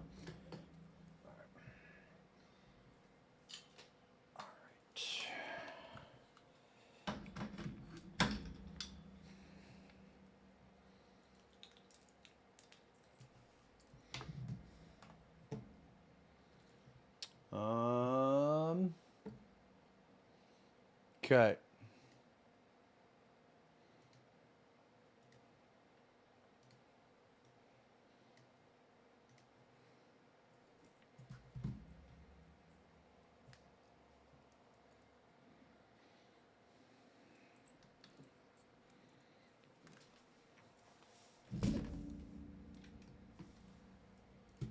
What the heck?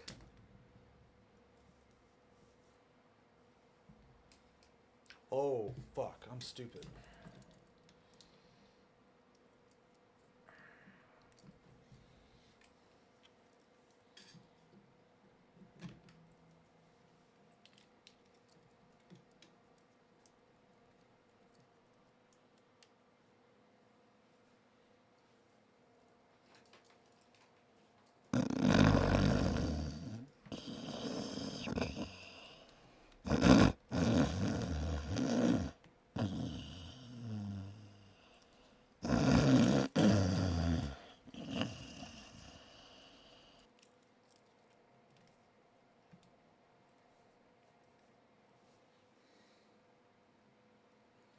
A few moments later.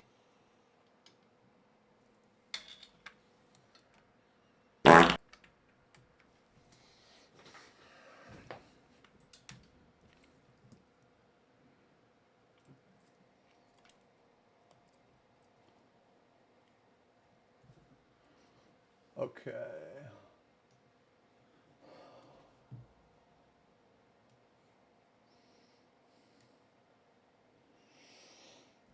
Oh no.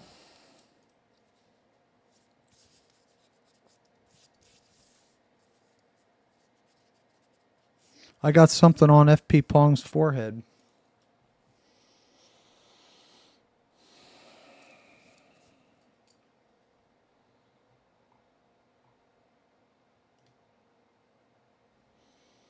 All right.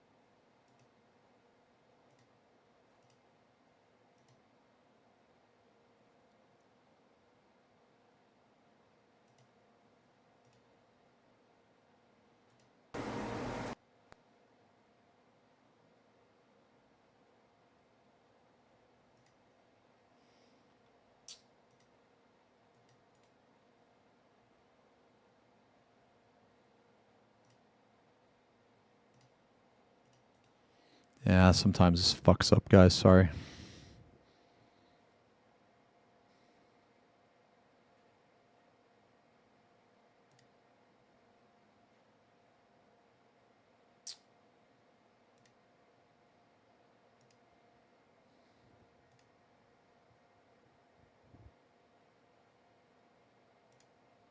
Damn.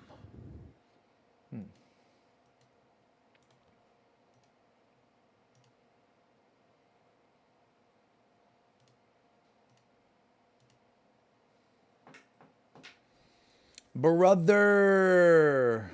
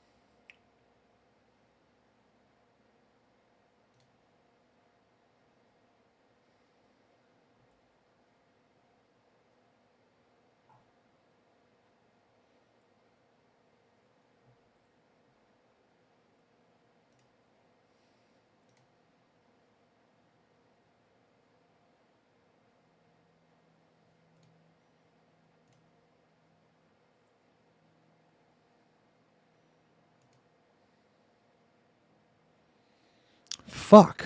It's not like reading my camera.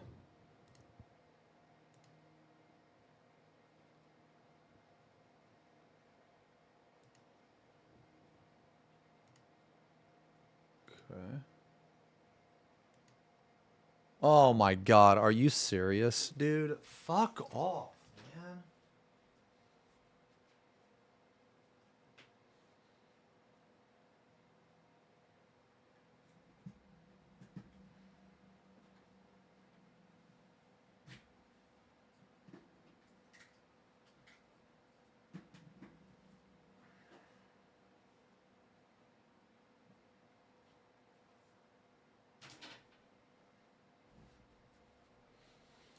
Okay.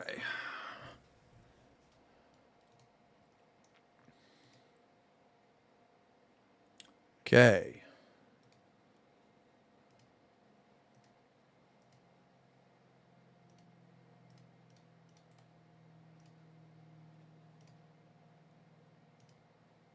There we go. All right. Okay.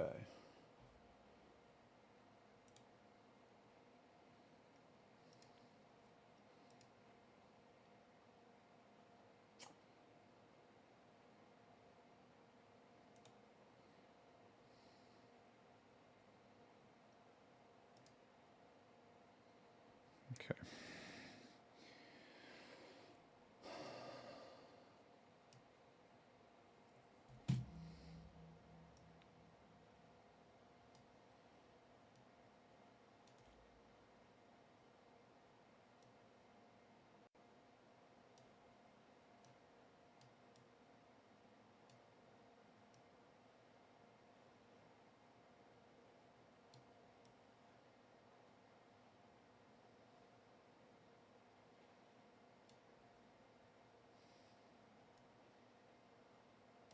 Or actually,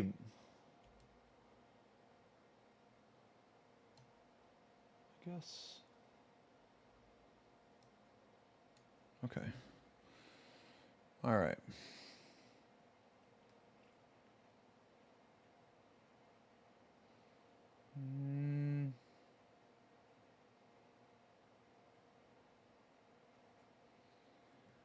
Man, stop looking at my keyboard, bro. Man. You know what? Stop fucking looking at this shit. Don't even worry about that.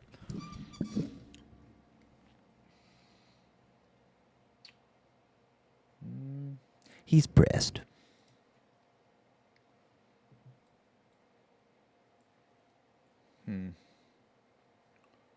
Okay.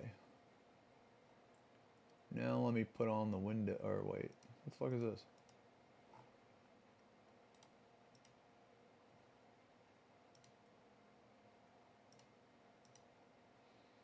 Okay.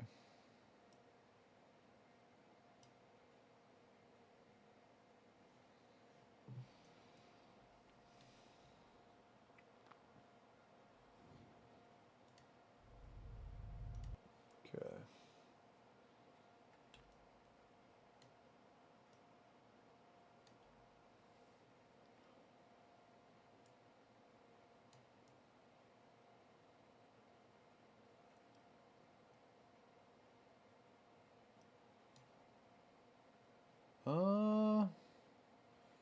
Why is it?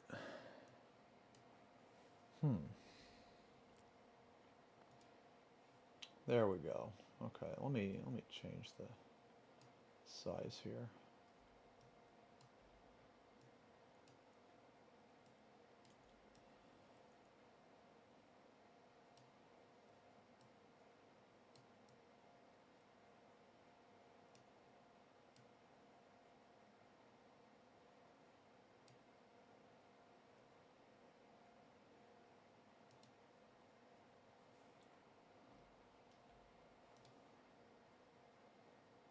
Okay.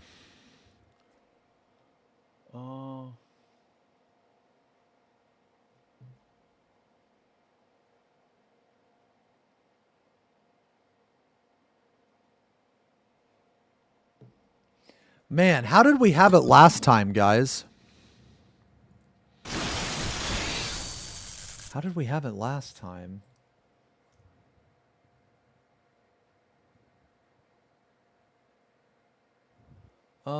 I feel like the video was not, or was,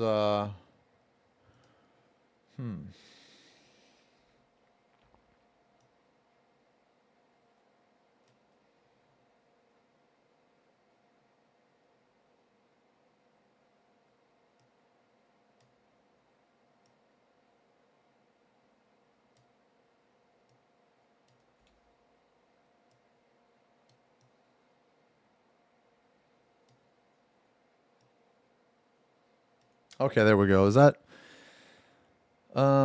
yeah, no, it used to be bottom left.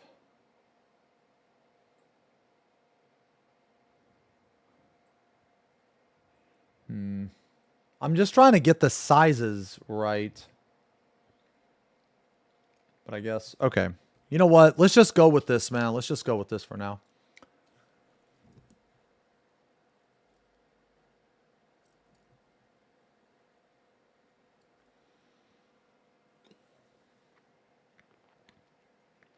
There we go.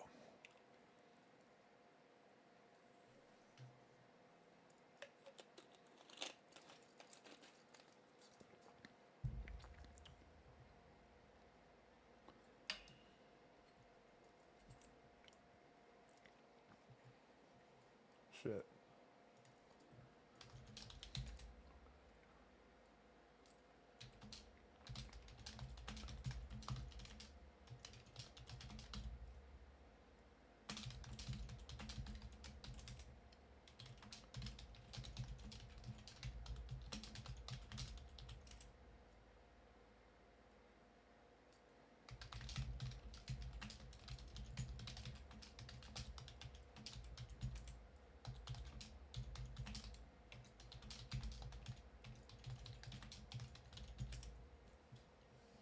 Okay.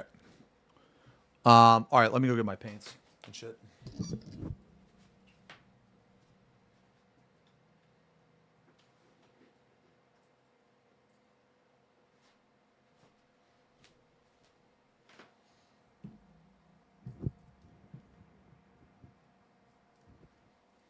Can you guys see this? Is this good?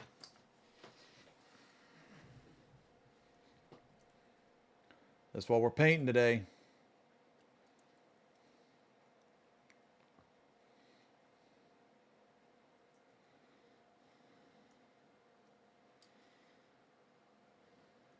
Okay. All right.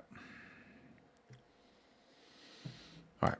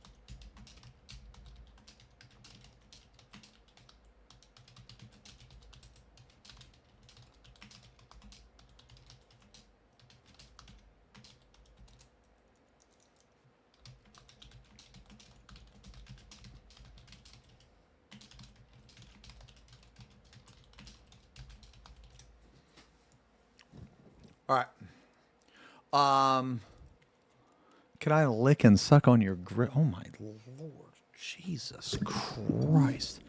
Okay, yeah. I know. Chat's got to entertain themselves somehow. Yeah, sorry guys. I was like hella fucking distracted there. Sorry.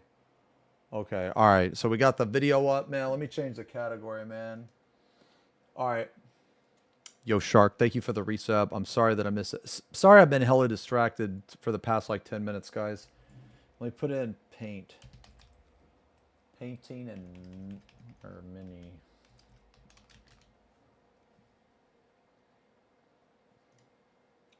Okay.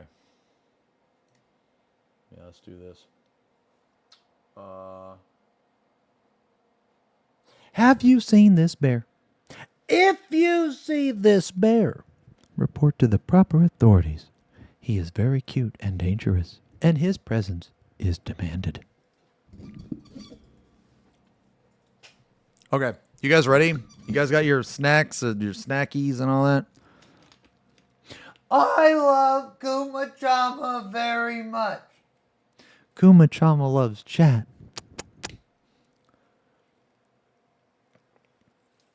Have you guys seen this one? This is the interrogation of Mr. M.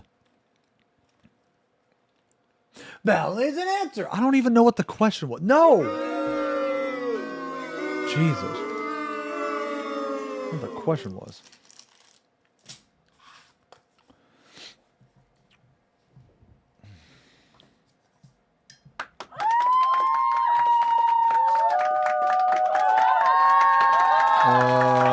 Let's see. Let's get the 4 out. Let's get the 1. Let's get the 0.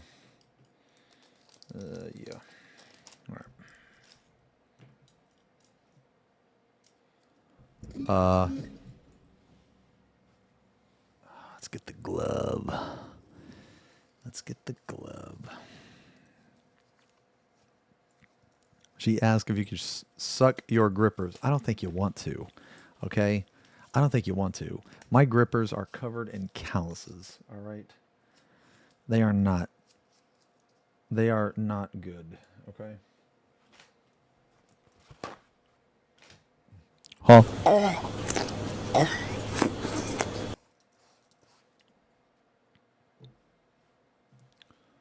right. Okay. So today I want to paint. I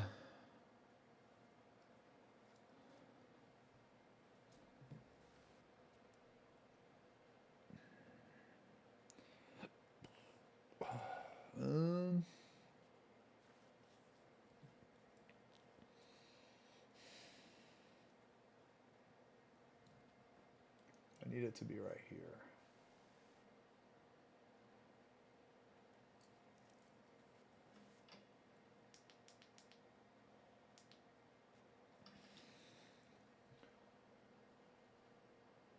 Oh, okay. All right. Would I get rid of my beard if I had a full head of hair in return? No. Okay. So, I'm going to hit play. I'm going to hit play here. This is the interrogation of M. I will link it for you guys. I'll link it for you guys. This is a JCS. I highly recommend checking out this channel. This is literally one of the best channels on YouTube. Okay. This is about a child predator that tries to use their mental disability as a shield. But before we watch it, I'm going to explain to you what I'm doing. So, Can you shut the fuck okay. up? Wait, can I? Why is this reversed? Hold on a second.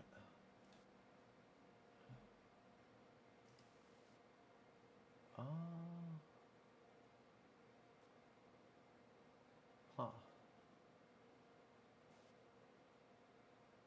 Man, I don't know why my camera is now reversed. Whatever. I guess. Okay, so basically, okay, so this model is a it's a Magic the Gathering model. Okay. It's a character. It's a creature. His name is Jin Gataxius. His creature is kind of busted when you get him into play, but the problem is getting him into play is sometimes annoying. But anyway, so this guy is like a combination of like metal and I guess Oh yeah! like cyborg. Yeah, I've airbrushed some stuff before. I actually bought a new airbrush right here. It's right here. It's a portable one. I haven't tried it yet. So basically what I'm gonna try to do is I tried to make it look like that there was a landscape reflecting off of chrome or like metal. So I'm gonna try to do that again, but on this side. On this side, it's just gonna be sky. It's just gonna be the sky is being reflected. But on this side, there's gonna be like scenery. So it's like a mountain and a fucking sun and shit. Okay, so what I did up here, I'm gonna try to do right here. I don't know if I'm gonna try to do that today. Today I want to focus on this part right here. I want to see how long this part right here takes me. This is like my first attempt at something like this, so it's probably going to take me longer. Wouldn't reflections only be on one side because of the sun? So that part, I'm not really going for, I guess, a realistic, like, I'll put it this way. When you look at the model, you're only going to be able to look at it from one side. So the stuff that happens on the back of the model, it doesn't have to make sense. You know what I mean? So like if the sun is on this side, right?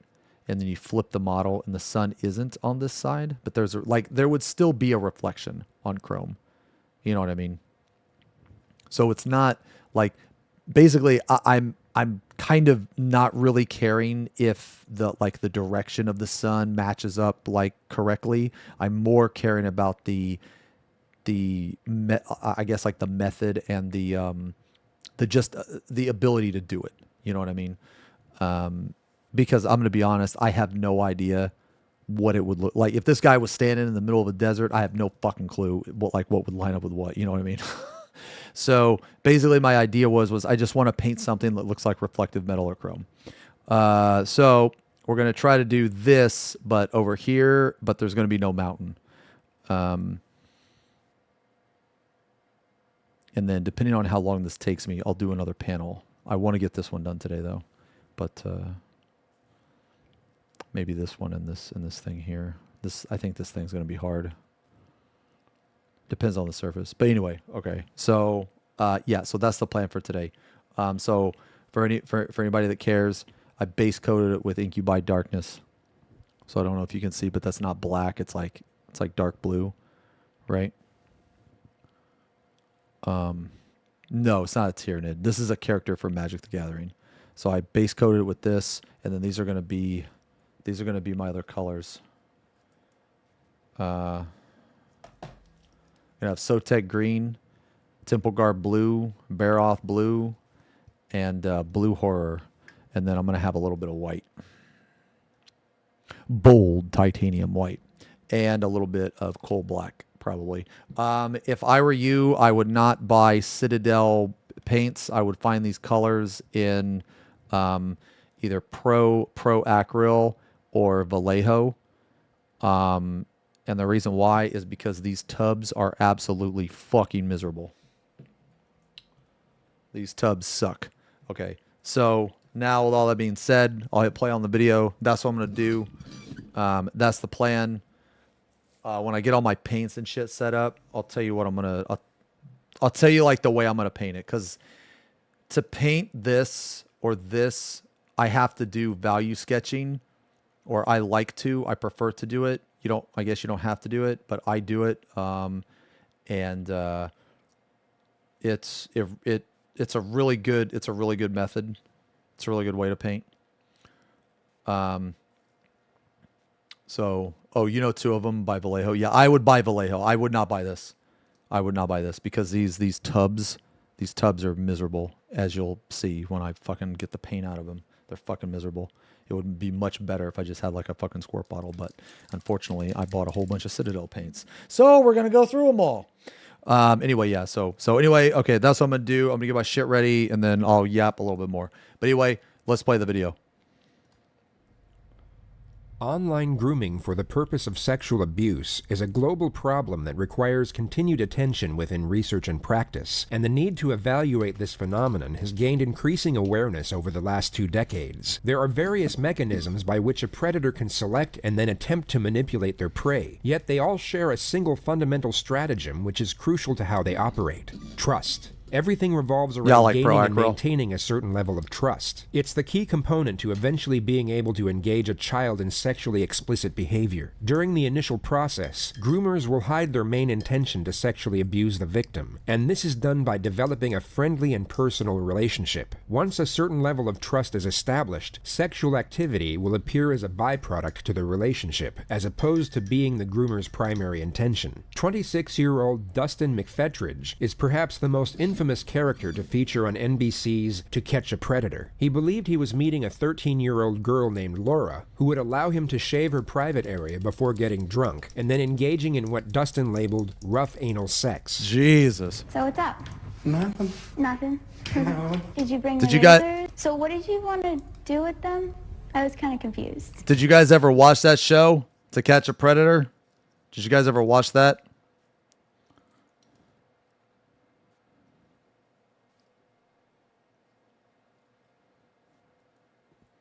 That show was crazy, man. That show was nuts. Yeah. I thought you wanted to be shaved down there. Is that what you wanted to do? That's Yeah, so that's what weird, you wanted man. to. Oh, okay. I'm kind of nervous. I'd rather, like, talk about it first so I kind of know. You know what I mean? What do you want to talk about, sweetie? Well, like, tell me what you're going to do so I'm, like, kind of prepared. It's just easier to explain it as we go along before I do it. Well, like, what would you do first? I don't know. I'd like to hold you And then what? and kiss you. That's why I was asking you to come over here. So I hate to be the bearer of bad news. Well, I wasn't going to do nothing. You weren't going to do anything. No. Why don't you tell me what your plan was tonight, huh? She was wanting me to come up here and see her so bad, and I didn't want to disappoint her. You're a grown man. I know. What do you think should happen to you? Don't know. I don't. Well, there's something I got to tell you. I'm Chris Hansen with Dateline NBC, and we're doing a story on adults who try to meet young teens online for sex. As he heads for the door, Dustin doesn't seem to know that officers from the Warren County Sheriff's Office are waiting to arrest him. Dude, that's so fucking, like, gross and nasty, man. Dustin, just take a step out, okay? Take a step out. Okay. What makes this one of the more fascinating interrogations is that the subject fully believes that he's going home at the end of it. It seems to be a case of an individual whose physical limitations have gotten him out of trouble in the past, which in turn created some sort of bubble over both his environment and awareness. And this makes his emotional reckoning all the more readable when he realizes he won't be going home to his mother. Yo, this is fucking, there's some striking similarities with, fucking being completely coddled by your fucking mom, living at home until you're fucking 30, grooming and abusing people. Man, who does that sound like? Wonder who that fucking sounds like.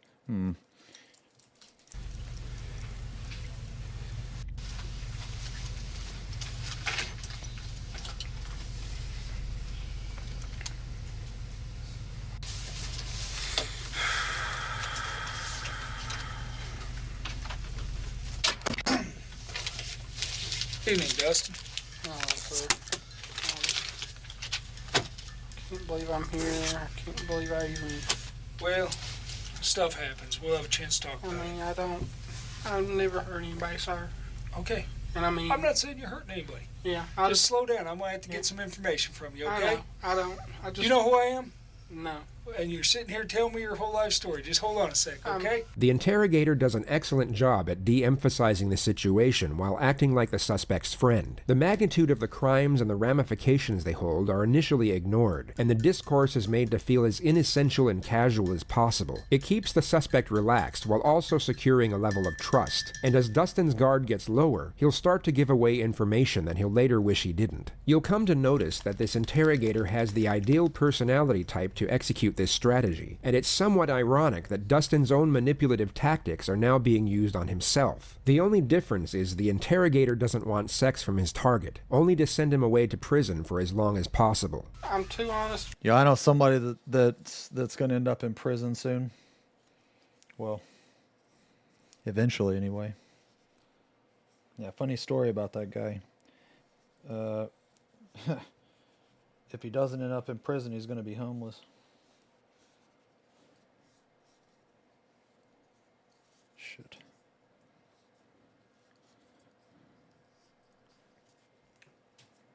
About everything, sir, and You'll also notice that a single word gets continuously recycled throughout this interrogation. It becomes evident that the subject's frame of mind seems to surround the notion that if he's honest, everything will be fine. As if he'll get a slap on the wrist, but also a pat on the back for coming clean about trying to abuse a 13-year-old child. One could assume this is simply how he's been disciplined throughout his entire life, and he now feels the same rules apply within regard to national law.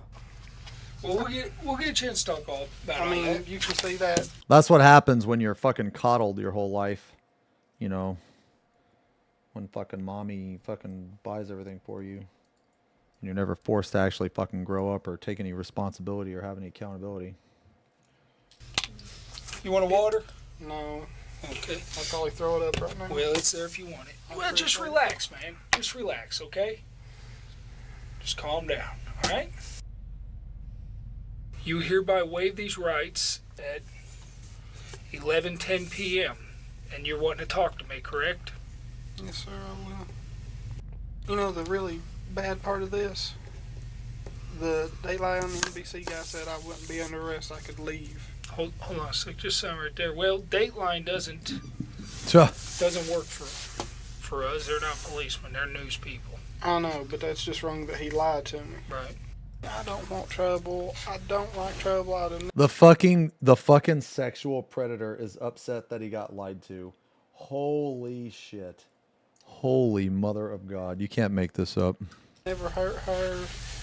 I was going to meet her. I wasn't going to force her into anything. And this morning, I think it was 11, 12 Eastern time, she had called me and come see How me, old please, is this? because my Oh, parents it's a are couple going of years or something, like 4 or be 5 out of years, I town, don't know. please. Not sure. Start from the beginning. How'd you happen to meet her? Okay, I was in a Yahoo chat room. I don't Tennessee. Oh, never mind. Maybe it's like 20 years old. It's fucking Yahoo chat rooms. Yeah, maybe it's like 20 years old. Okay, real quick. I'm going to tell you guys what I'm going to do. Okay. All right. So here's so here's what I'm going to do. So you guys should be able to see, right? I got my colors and shit. Okay. Actually, I missed one. Fuck. Oh, God damn it. That's all right. Actually, I'll put a little bit out.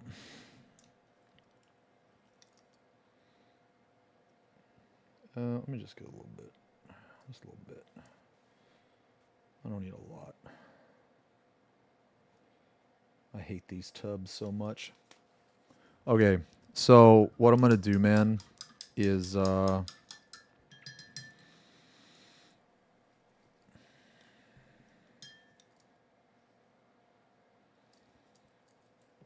Okay. So I'm going to start on this side. I think I'm going to work on the bottom part later. So right now we're just going to do this panel. Okay.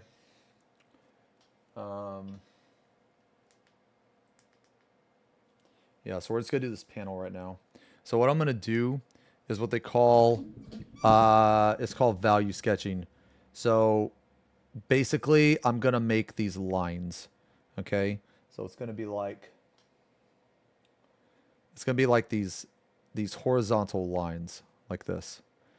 And each line is going to be like the different colors, right? So I'm going to start at the bottom, right? With this dark color here. And then I'm going to gradually like go up or whatever, you know what I mean? Okay. So it's going to look like shit at first, okay? And you'll see what I mean. All right? But this is a trust the process moment, okay? So basically, I'm just going to draw some horizontal lines, and you'll see what I'm talking about, and then we're going to blend it later. So the point of this is to just get the paint on the model and kind of sketch out like where we want our gradients, where we want the light. Okay, so I'm going to do that, and it's going to take me a little bit to do it. But so that, and then when I'm done with that, I'll explain what I'm going to do next. But anyway, yeah. See, chat room. I met her, I talked to her some, and she was real friendly, real nice and everything. And like I said, I thought she said she was 17. Not once did the decoys say they were 17. They in fact repeatedly stated they were 13. There's no problem with talking to somebody or calling somebody at the age. I don't think there is there? No, I mean, no problem talking to somebody who's 17. The internet's the best way I can make friends because people look bad upon me like I'm retarded or something in person.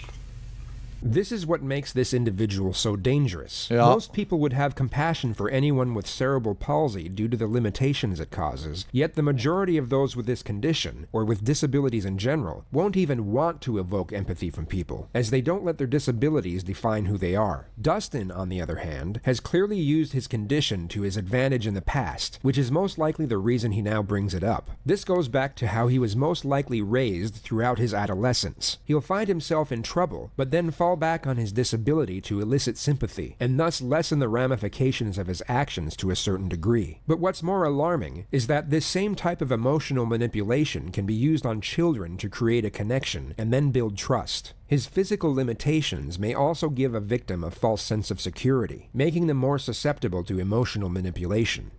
It's hard to be. Another thing,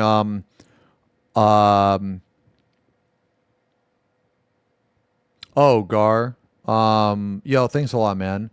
Another thing, man, is like it's just not like people with like disabilities, but it's also like fucking transgender people, like homosexual people, basically any type of race, any of that shit, like disabled people, any of that. All of those people, right? Like I guess in more recent times, it's been like basically what I'm trying to say is that there are people that will use something about them as a weapon, or they'll use it. So like basically, like let's say you have like an argument or something with a trans person. Well, they will try to say that you're like transphobic, or let's say that you try to have an argument with a gay person. Sometimes they'll say that you're homophobic. The same logic applies with this shit too. You know what I'm saying? It's like, yeah, it's like weaponized, yeah, whatever, Friends other than that. If Dustin was using this tactic on his mother, this would be about the time where she would jump in and afford some type of reassurance. But the interrogator gives none, only remains silent while maintaining eye contact. I mean, there's a lot of bad stuff that happens on the internet like this. His first damning statement after being Mirandized, the defense of being oblivious to the immorality of one's conduct, is now gone. And people lie, but you can make some good friends on there. And then we just started talking, and I don't know, I lost my head. I done something stupid, and well, what I'd like to do is get you to say it's okay for us to look in your car. Yeah, it's fine. Because we want to verify that you didn't bring nothing to kill her or anything. No, the only bad things I brought was my electric razor. Mm-hmm. Because she said she wanted to be shaved down there, and I don't know why I did that. Mm-hmm. And I think Let me. I can't remember. I thought I brought some hand moisturizer or KY jelly. I don't know which it is. Okay. I can't remember. What was that for? KY jelly is a water-based lubricant used for sexual intercourse. This is the first time the detective now challenges the subject to elicit further information. The subject will now give an untruthful response, and the investigator will then start the first confrontation. He does an excellent job of maintaining rapport while also ramping up the pressure. I don't know. I don't know why I even brought it. I wasn't thinking. I just picked it up. Hey, Justin, if we're going to talk and be honest with each other, I am. okay? I am. I'm going to be honest with you. I know where you're coming from. It's hard to meet people, okay? Yeah, I mean, I picked it up. Okay, hold on a sec. I know how hard it is to meet people. See that? I'm 40 years old. You know what I mean? I try to meet people True. all the time. Never I understand what it's like to get on the internet. You know what I mean? To meet people, okay? I understand what it's like to go visit people. But I never get in my car and throw KY jelly in there without a reason. All right? But I'm being honest. Why did you throw the KY jelly in the car? Like I said, I don't know if it's KY or hand lotion. I don't know. What were you going to use it for? You can, one's for sex, one's for washing your hands. You weren't going to wash your hands with KY, right? No. What were you going to use it for? I guess. Was it in case you had sex with her? Yeah, but I was going to try not to. I understand that. I'm being honest. I understand you got it. I mean, I'm a man too. Bro, I was going to try to not to. What? You got to try and resist, right? Yeah, it's hard. But if it would have happened, you had the KY jelly, you were prepared. Yeah, but I mean, I ain't going to lie to you, and I mean. Okay, well, let's do this. I don't know. Let's do this right here. Like I said, I'm an idiot. Another phrase used continuously throughout this interrogation. Putting himself down like this would have more than likely evoked a reassuring response in the past, and thus shifted the focus from the wrongdoings of his choices onto his own struggles and hardship. Okay. I mean... Well, I'm not calling you an idiot, you know? I'm calling myself one. Well, I'm not going to call you one. I'm going to sit here and I'm going to listen to your story, okay? The reassuring tone from the detective seems to lower Dustin's guard even further, and he continues to give away more incriminating detail. I'm going to cooperate because, I mean, I'm so guilty. I mean, I'm under a rock. The detective then brings out the ace of spades when it comes to online grooming evidence, the chat log. You say things and you don't think. I mean, we all do, I'd say, and I know what's in that. And you got time to think about it now on what you said, on some of the things you said, correct? Yeah, and I mean, well, let me I egged a lot of it on, and she did a couple things. So, what did she do to egg it on? Like, she called me today, wanting me to come up here. Mm-hmm. But you were telling her you were her boyfriend, right? You wanted to marry her. After she's 18? Jesus. If we got along. Yeah, if you read that. Okay. I mean, I'm going to read it. I'm sure I'll probably flip-flop. Here's the problem we got. Yeah. You ready for the problem? Yeah. You'll now see the pressure start to increase at a consistent rate. A confession has already been attained, and the tactic of being the suspect's friend and keeping him relaxed is no longer imperative. The gradual increase in pressure will now start to precipitate anxiety, which can either make a suspect shut down completely, request legal counsel, or what the detective is hoping for, and cause panic, which in turn may cause a suspect to give away further damning information while attempting to save themselves. You don't want to go to jail for a long time. What are we painting? So this is Jin Cataxius from Magic the Gathering. I don't know if you know who that is. But we're painting a sky being reflected off of metal. Yes. All right. I want to know the story on what your intent is and what you're planning on doing. Okay. And some of these things I'm going to need you to explain because a jury and a judge are going to be looking at these things, right? Okay. And they're going to say to themselves, this guy here might have been willing to kill this girl or something. No, sir. Because some of this stuff looks pretty bad. But let's establish right up front. You knew that she was 13? I thought she was. Hold on.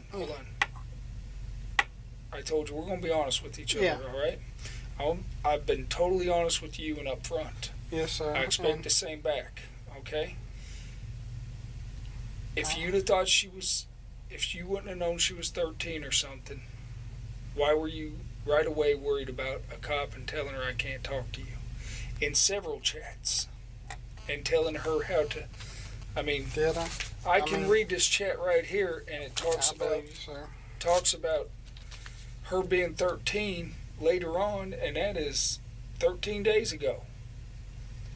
And you're telling her how to get rid of stuff on the computer so nobody knows what you're talking about. Jesus. I didn't want her to get in trouble, so we couldn't even speak. Okay. And I don't Did you not want her to get in trouble, or were you worried about you getting in trouble? Or both. I was worried about her getting in trouble. I didn't want her to get in trouble like that, and I mean, if I get in trouble, I mean, I have to deal with the consequences. I'm dealing with them now, and I hate them, and I made some stupid choices, and I don't want to. I wish I could take it back, and I don't want to hurt nobody. When you tell her you want to hide the stuff that's on there and how to archive stuff, you know, a lot of this leads up to you wanting to protect yourself more than worrying about her. Am I pretty accurate on that? Yeah, I was thinking more of her, but yeah, it was for me too. And like I said, I don't want trouble. I mean, I don't want nobody to get in trouble. I'm not blaming you, but what I got to get to the bottom of here, I know. okay? I'm being honest with you, sir. I've got to get to the bottom of what's going on. And when you tell me half the truth first, and then the other half of the truth later on, and I got to ask 10 more questions, all you're doing is making it hard on me. And like I told you, judge and jury's going to hear this. You're saying, I can't wait to get your cherry. Yeah. Which, correct me if I'm wrong, because I'm an old man, I might have been out of the system for a while, but that means that you're going to take her virginity. You're going to take her virginity. But now, hold on a second. Fine. And you came up here I didn't have 11 o'clock at night to meet because her. I couldn't get here any faster. Okay. I'd have been here during the day. Would you? You'd been here during the day. And I'm being honest. That's so fucked, man. Over the internet. Is That that one correct? photo. And what's that a photo of? Because she said she'd never seen a penis before. Mm-hmm. Woo! And why did you send it to her? I don't know. I don't know. Because she said she never seen one. Okay. And I mean, if somebody asks me a question out of curiosity or how do I do something, I'm stupid enough to tell them. You know, I try to help people. I share knowledge if I have Hey, it. remember, we're being honest with I each know. other. I know. Okay? I'm Well, being let's- honest with you. Let's be honest, okay? I am. If somebody asks you how to build a birdhouse, you might send them a diagram, okay? Yeah, but that A was, girl that that was stupid. age asks you or says she never seen a penis, and I don't recall her asking you. I've read the entire string of chat, and she never asked you to send her what a picture of penis would look like, right? I asked her if she wanted to see it, and she said yeah. Hold on. But she's asking you or telling you she's not seen a penis or nothing, right? Correct. Were you trying to get her excited about sex? No. But No, sir. how What? many of these chats do I have to read out loud for you to say the truth of what you were doing? You're asking her to touch herself. You're asking her if you show up, will she touch you? If that's not trying to get somebody excited about sex, what's it trying to do? You're not sending a birdhouse. There was a few of them that was. Did you send that pornography to introduce her to sex? No, sir. Why did you send it then? Because she said she never seen one, and I mean, I'm being honest. Okay. Why does a girl that age have to see one? I don't know. We're watching I don't have no JCS, Kira. What a wild point There to is no. what a wild point to join the stream. Okay. Well, the video is almost Well, the fucking video is almost over, so I guess I'll catch you guys up. Basically, this individual here is a child predator and was caught on that Chris Hansen show, How to Catch a Predator, or To Catch a Predator. And this is in the interrogation. Was it to educate her about sex? Subconsciously, I guess so, because I mean, I didn't think that when I seen it neither, and I mean, I was just.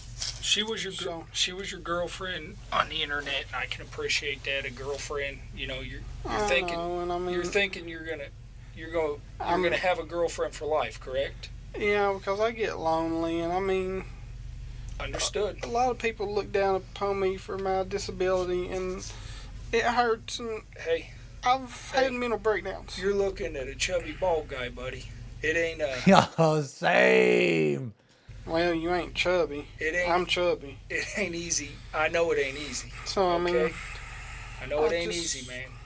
But The earlier confession along with a chat log is already enough to send Dustin away for a long time, but the detective now wants further admission. Dustin earlier stated that it was his intention to have sex, but also that he was trying to stop himself from going ahead with it, and the investigator now wants to remove the latter part of that sentence from the suspect's confession. He wants to get him to admit that there was no hesitancy nor indecision with regard to having sex with an underage child. Where do you want my sperm first?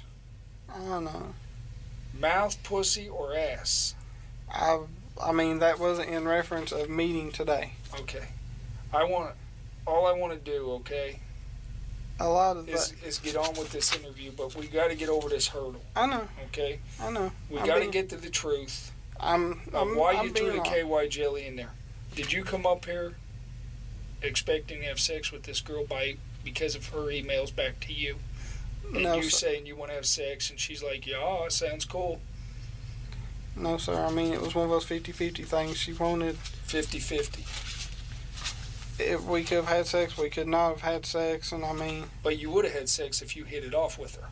If we got along and I thought it was a meaningful relationship, honestly, then yeah. Meaningful relationship. But if we didn't get along, no. Because I'm not one of these people that... Well, you asked her to be naked for you to get here. In one of your chats way back when y'all talked about meeting, the first time you said something about being naked when you get there or in your panties or something like that. Forget exactly how you worded it. I'm trying to think of that one myself, sir. Yeah, this is rough. And I'm being honest. I want to get you drunk. Remember what I told you before about a judge and jury to hear this? I know. This sounds to me like you wanted to hurt somebody. Would Yeah. you be mad if I got you drunk and had sex with you however I wanted and the next day you were in pain? Jesus fucking I want Christ. to F you really hard one time. Now, when you were coming up here. I forgot I even had that conversation. Okay. That's what you want to do. That's what you're telling her you want to do. That okay? was not...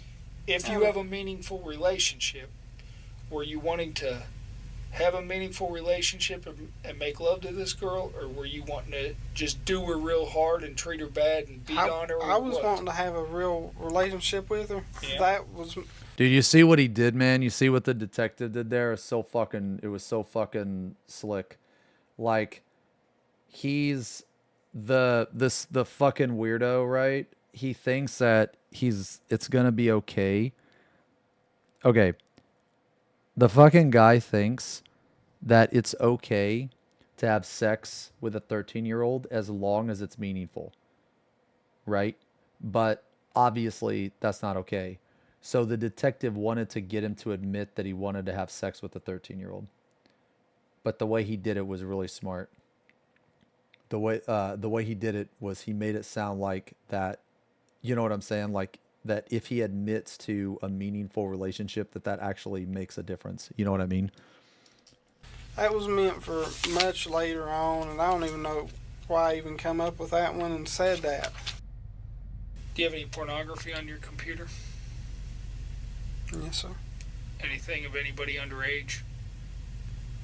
I don't think so. You don't think so? How could you not know? Did you ever see any underage on your computer, or view any images? I've viewed images before, of I think. of underage people. Not meaning to, and I don't know what else saved on it. What do you mean not? All right, I'm going to be honest.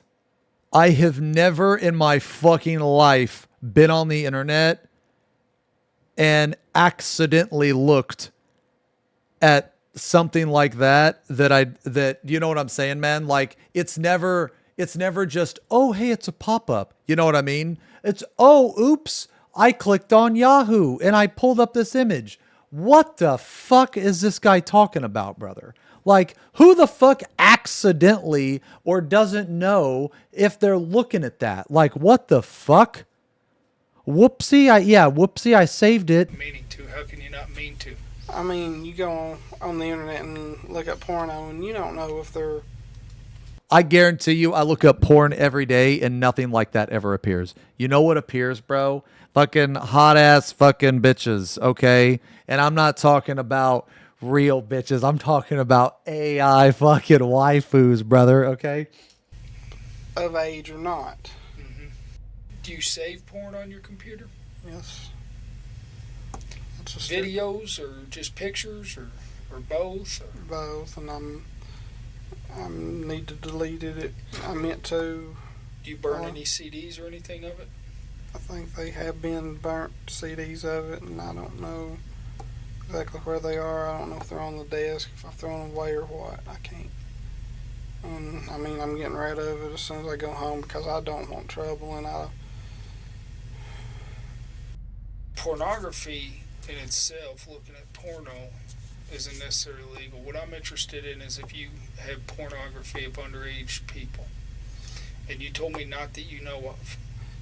What is the likelihood that we're going to find something that's somebody underage? There's probably a few photos and a few videos that I had downloaded. Of underage people? Yeah. Dustin is now about to Jesus. receive a rude awakening and realize that he won't be going home after this interview. He just admitted to everything. Driver's license real quick, okay? And then I'll be right back. We'll finish up and we'll get you taken care of so you can get out of here, okay? Okay. What's going to happen to me, sir? Well, I'm going to release you to a transport officer. They're going to take you over to the jail, okay? This is not the look of someone who is expecting the response they were just given. The essence of his character seems to be a coalescence of naivety and depravity, which may have been safeguarded in the past due to his disability. But not this time, and the contrast of his past compared to his future, with regard to both tolerance and treatment, is about to make the next stage of his life a considerable challenge. He was sentenced to 5 years in prison for traveling across state lines to meet a minor for sex. He was also sentenced to 8 years for possession of child pornography. The sentences ran concurrently, and he ended up spending 6 years in prison before being released into the custody of his mother. It came to light that he broke his parole violations in 2019, after a report stated that he failed to make progress while participating in sex offender treatment. This could mean a multitude of things, but is most often for the offender being caught with child pornography. He is now awaiting trial, which is expected to commence at some point in 2020. Jesus.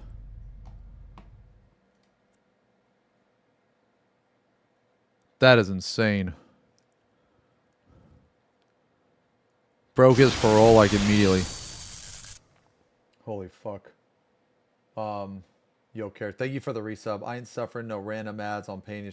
Thank you for the resub. I'm sorry I didn't see that, man. Hopefully you're still here. Sandwiches.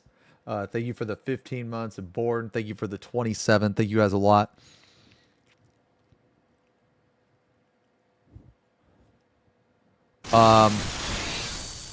Yo, Method. Thank you for the sub. Welcome to the channel. Thank you guys for the subs. Sorry I missed a couple of those.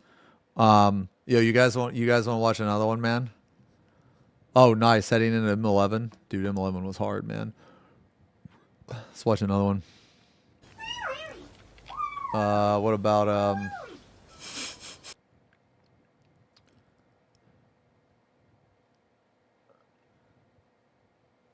let's watch this one. Keza Brent Christensen. Okay. Okay, give me 1 sec, guys. I'm gonna use a bathroom. Use the bathroom just real sec.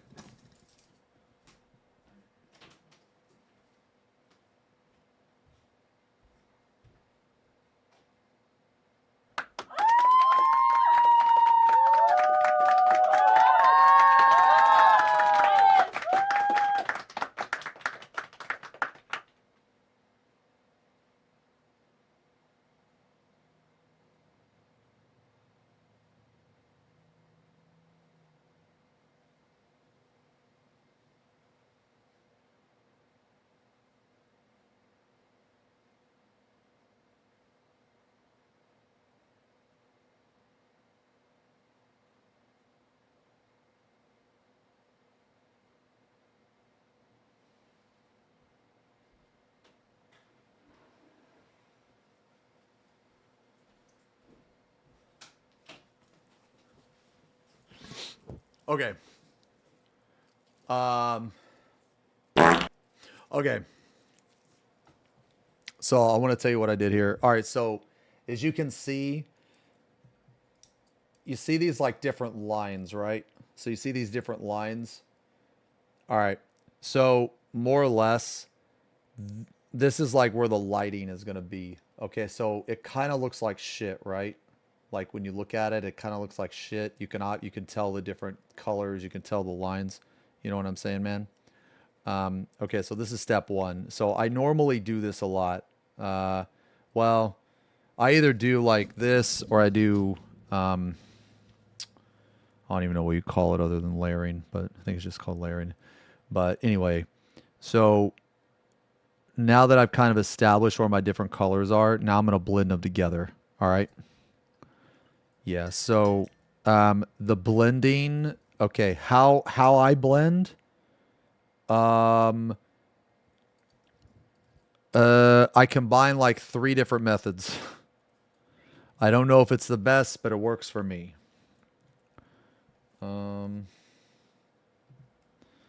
Let's just do a 1. No, this actually is not 40k. This is a Jinkataxius. It's a Magic the Gathering card. So the goal is to make this look like this. All right.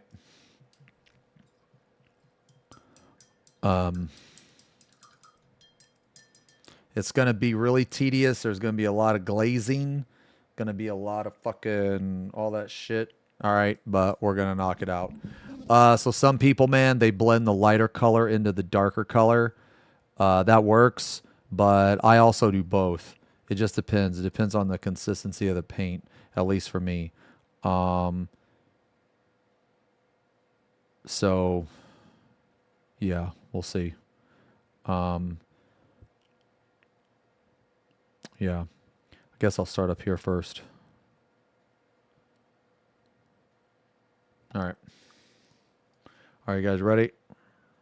So, I guess is one more quick thing. I'm basically going to take this color right here, which is right here. I'm going to push it up like this. I'm going to push it up.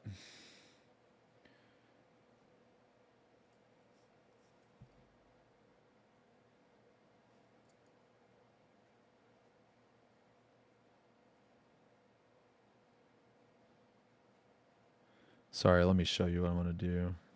This is just for anybody that gives a shit. All right, so like right there, that's way too dark. That is way too much paint in it. So we need more water. So we need to water it down. All right. So I don't know if you can see that. You see this right here? Okay, that's what we want. All right, that's what we want. We want a nice thin paint. Because what we're going to do...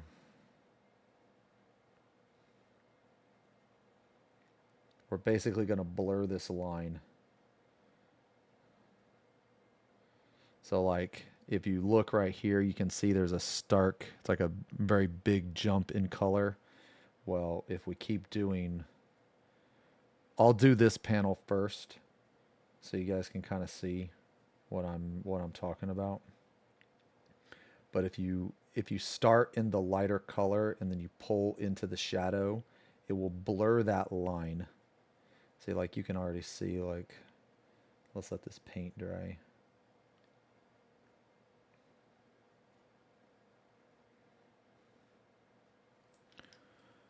So if you look,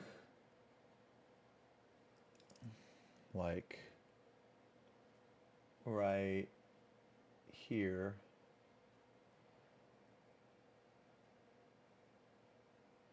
this line is being blurred. You know what I mean?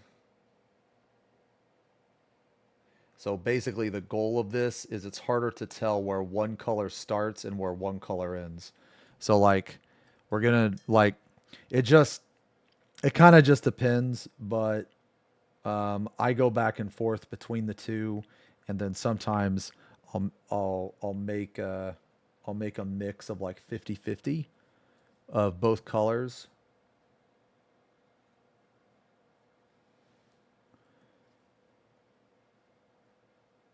And then when you start in the shadow and pull out to the light,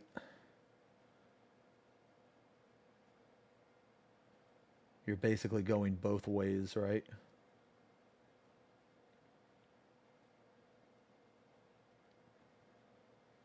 And what this will do over time, and this is why this process is like kind of tedious. So it kind of takes a little bit. But the goal is to make it to where you can't really tell where one color starts and where one color ends. That's basically the goal.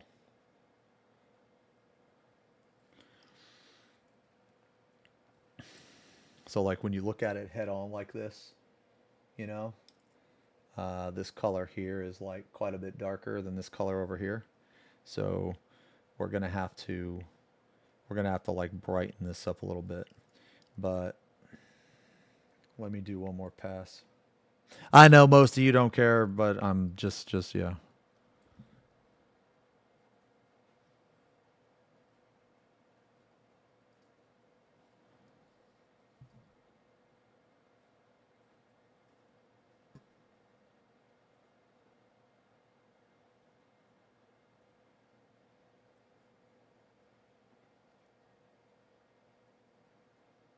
Just humor me.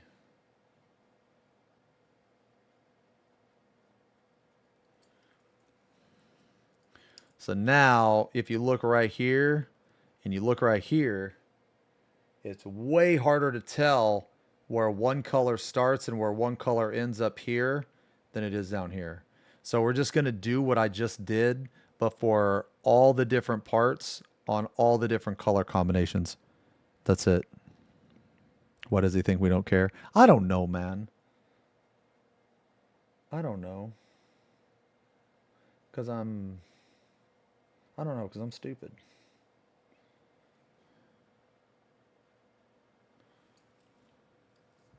Yeah, we need to make this brighter. That's okay, though. I'll go in there with this lighter color later. Right now, the most important part is getting the blending down. You can always brighten it up later. Yeah. Yeah, so... But that's pretty much... Wait, really? New gun? Holy shit, man. Thank you very much. I would like to make more painting content, honestly. But another thing, man, that I struggle... Well, one thing I really struggled with was the consistency of the paint. See, like right there, man, that's too thick. That's too thick. Some people use the tip of their thumb, but I like using a glove. But if you ever have like too much, because like, man, what happens when you what happens when it's too thick is that you have to go back. It's always better to build up than it is to like put too much on, you know. See, like right here is what we want, right here. See that? Ooh, can you probably barely see that, right? You barely see that, right? Yeah, that's what we want. I want that.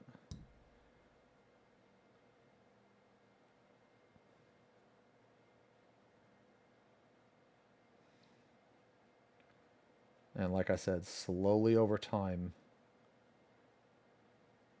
you do like 5 passes, 6 passes. Honestly, the more... See, look, it's starting to look more and more like the other side now. You just keep doing it.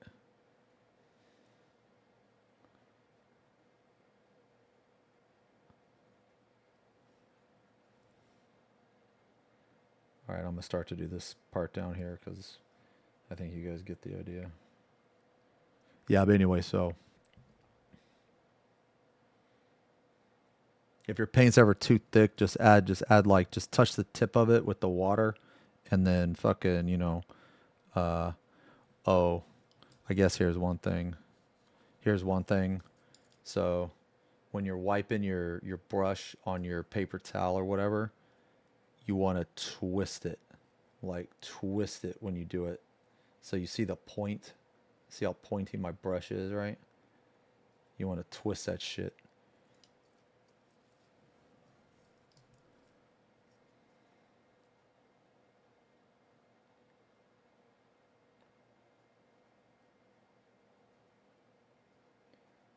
It takes time, it's tedious, but if it's done right, people, like, so if you look at this, for example, it's really hard to tell where one color starts and where one color ends. So I feel like whenever you blend, that should be the goal. That should be the goal. You should make people want to, like, whenever I look at something, I always think about it. Like, okay, well, like, will I see where the color started, right? See, now that we've done it a bunch, right? Now that we've done it a bunch, now it's really hard to tell where that dark layer was, but it also is brighter up here, but it's still darker than over here, but we can fix that later. We can always make something brighter, you know? So, okay. Anyway, so I'm going to mess with this for a little bit. We'll play the video. Yeah. Oh, you know what? Yeah, lick the brush. Yeah, I don't do that. I'm not saying that's bad. Wall of kisses from chat to Strummer. I don't do that. You can. I also see a lot of people do it. I don't know why they do it actually. With the way that I do shit, I've never felt the need to do it. Because I just like turn my brush. See the point on that, man? I don't know. I've just never found the need to do it, but maybe maybe I should. I don't know.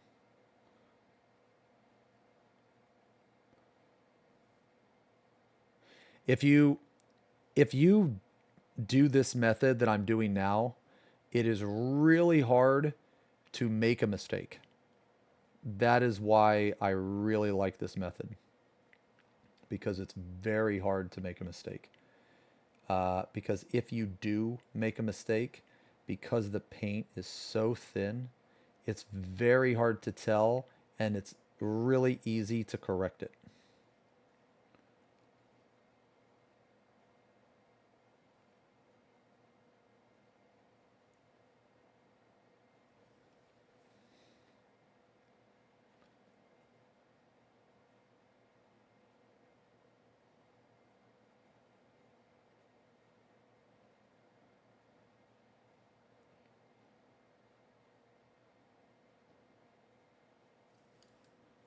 So now the top parts look a little better.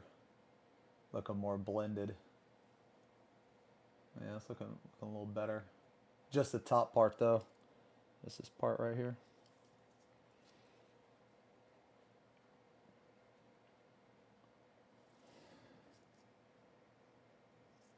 Yeah, we need a little bit more though. But now we're gonna move on to this color though. We're gonna move on to this color. Because once you start to get it a little blended, you want to move. Well, what I do is I always move on, because typically what happens in this process is you go back and forth a lot. So we started up here, right? So now I'm going to do this part right here. But after I do this part right here, I'm probably going to have some fuck ups along this line. So then I'm going to have to go back and blend this. So like over the course of doing this, each time that we blend a new layer, this layer right here is going to be brighter, which is why this part is brighter than this part. A sponge is very, very good for blending. Yes. Yes, it's very good for blending. That's another thing too. It's like what you use to shape it on. Oh yeah, it also depends on the surface. So I painted this with a sponge actually.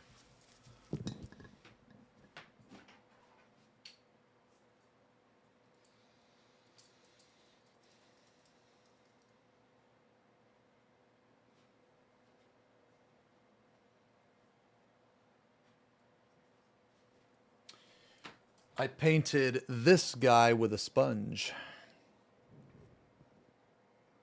This guy right here is a sponge. All that, sponge. Sponges are very, very good. Very, very good.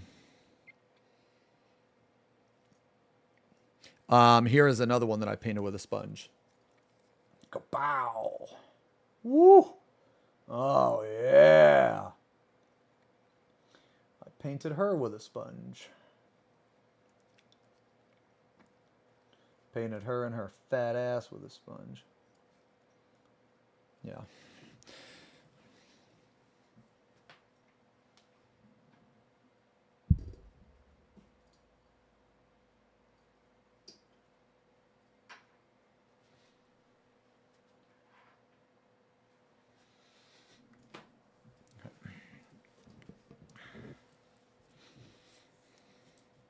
All right, somebody said don't start the video yet. They're gonna go get water. All right. If they don't type in a minute, if they don't type in like a minute, I'm gonna fucking start the video.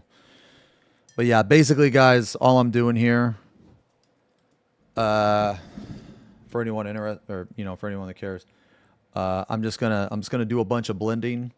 So I'm gonna move on to this layer now. Probably after this layer, I'm gonna start to make 50-50 mixes, which is literally just, a brush of this paint and a brush of that paint. I mix it.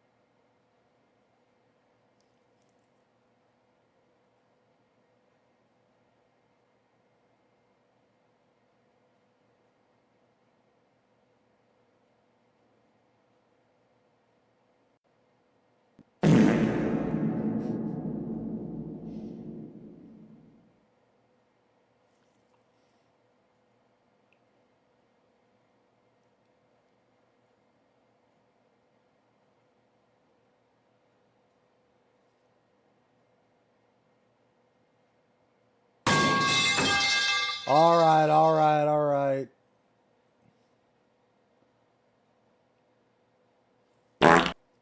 All right, chill with the alerts.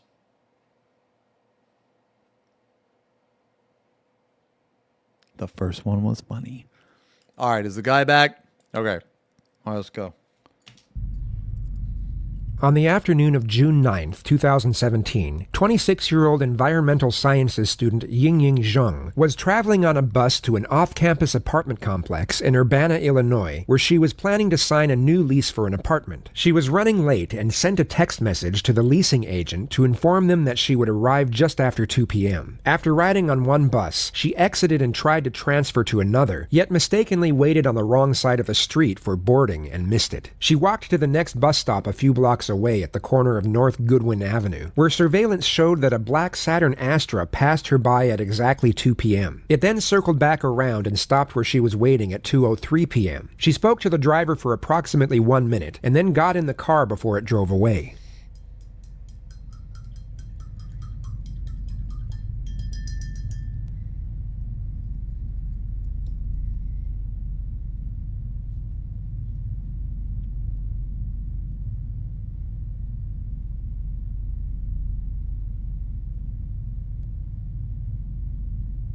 The leasing agent sent her a text message at approximately 2:38, but received no reply. As the hours passed, Zheng's friends, aware of her errand and expecting her to return quickly, grew increasingly worried, and a missing persons report was filed to police at exactly 9:24 p.m. Yeah, she got in that guy's car. The University of Illinois helped coordinate search efforts on and around campus. Yin Ying's family flew into the U.S., and a reward of $50,000 was offered for information leading to her whereabouts, but the local authorities received received no leads. It was on the 12th of June, however, when the FBI discovered the surveillance footage capturing Yin Ying's last known location. They were unable to discern the license plate number of the vehicle from the footage, yet they were able to determine that there were 18 four-door Saturn Astras registered to owners in the state of Illinois. One of the owners was 27-year-old Brent Allen Christensen, a PhD student at the University of Illinois who had graduated with a master's degree in physics and who had been married for 4 years to his high school sweetheart, Michelle Zortman. Investigators interviewed him on June 12th and inspected his car. When questioned, he reportedly claimed that he did not remember what he was doing at the time of Yin Ying's disappearance, but also stated he was most likely sleeping or playing video games. The police took his contact information and he was released after just a 9-minute interview and a 5-minute inspection of his vehicle. 2 days later, upon reviewing the surveillance footage, investigators observed that the car's sunroof was similar to that of Christensen's, but more notably that the vehicle in the surveillance had a cracked hubcap, as did the vehicle of Christensen, and who at that moment became the prime suspect. He was called in by police in the late hours of Wednesday night, June 14th, requesting that he come in to discuss what they stated was an important matter regarding Yin Ying's disappearance. Christensen agreed, and an FBI investigator picked him up from his home and drove him to the Champaign Police Department at around 12 a.m.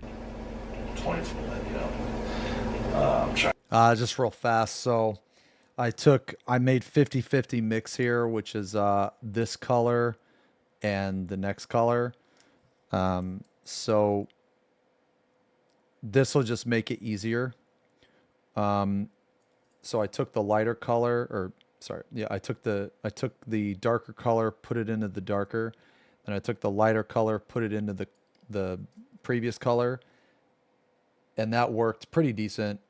But to make it even better, now I'm mixing both of these colors, and I'm just gonna blur the line even more. So it's just all about blurring the line. So I don't know how much of this you can actually see.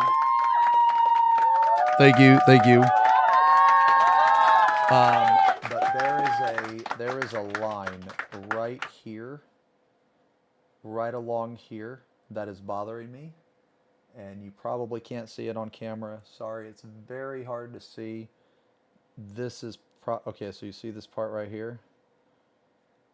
That is probably this line right here. I'm gonna try to blur this line so that you can't see it anymore. So that's just the goal of what I'm trying to do. Anyway. I think of it the 24 hours. Yeah, I assume you guys came at midnight that this is a priority, so I assume that it would go too fast. Yeah. Okay. Wow, let's change the like I said, you're home. My name is Anthony Manganero. I'm a special agent with the FBI. I'm assigned here at Champaign. And then this is Eric? Yeah, Detective Eric Stuyvesant. Detective with University Police, okay. We are investigating the disappearance of Ms. Yin Ying. Because we are in my offices and it's late at night, Yo, hey, what's up, Sweet? I'm going to read you your advice of rights, okay? Oh, I meant to message you Again, something really fucking cool the other day. So at any time you're done, we'll drive you back home. That's the end of it. So I know that you spoke with my colleague Joel. I've briefly been able to talk to him. We've been kind of running all over the state. So if you can kind of give me a recap of what you told him, I would appreciate it. Our investigation, as I'm sure Joel probably told you, is the disappearance of this woman, this young lady, and the most viable tip that we had referred to a black Saturn Astra. So that's why he came to talk to you the other day. Do you remember what you told him? And I'm not going to hold you to it if there are certain details you forget. So they came... The suspect had just been read his rights and essentially made aware that he is now a suspect, yet instead of confronting the situation and demanding why he is being put in such an uncomfortable position at such a late hour, he calmly accepts and responds in a non-adversarial manner. Imagine yourself in his position. You have nothing to do with this young woman's disappearance, yet you are being hassled and even accused by police in a passive yet blatant fashion. You would most likely demand to know exactly why you were being questioned in such a manner, and exhibit some form of protest or objection at the current circumstances. They were just checking. This motherfucker didn't even ask for a lawyer or nothing. So, if you can see, this part that was super dark is now starting to get lighter and lighter and lighter. Checking out all of the Saturn asters in the area. I know it's a pretty rare and car, so probably a short list. I'll send it later. I want to get your opinion on something. He asked where It's my about a wife song. and I were during, I think it was 2 to 3 on Friday. And I mean, I graduated a couple weeks ago, so I'm looking for jobs right now. So, I mean, I was either playing video games on my computer or taking an afternoon nap. So I was unable to produce an alibi. I looked into certain things to try and see if I could get some kind of info for an alibi. I sent some texts around that time, but none exactly between 2 and 3.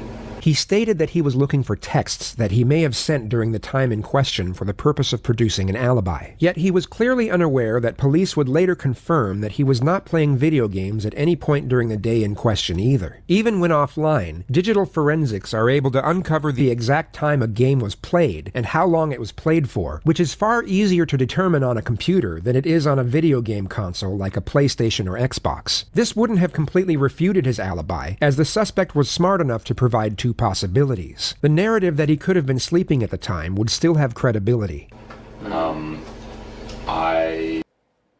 Ooh, it's starting to come together.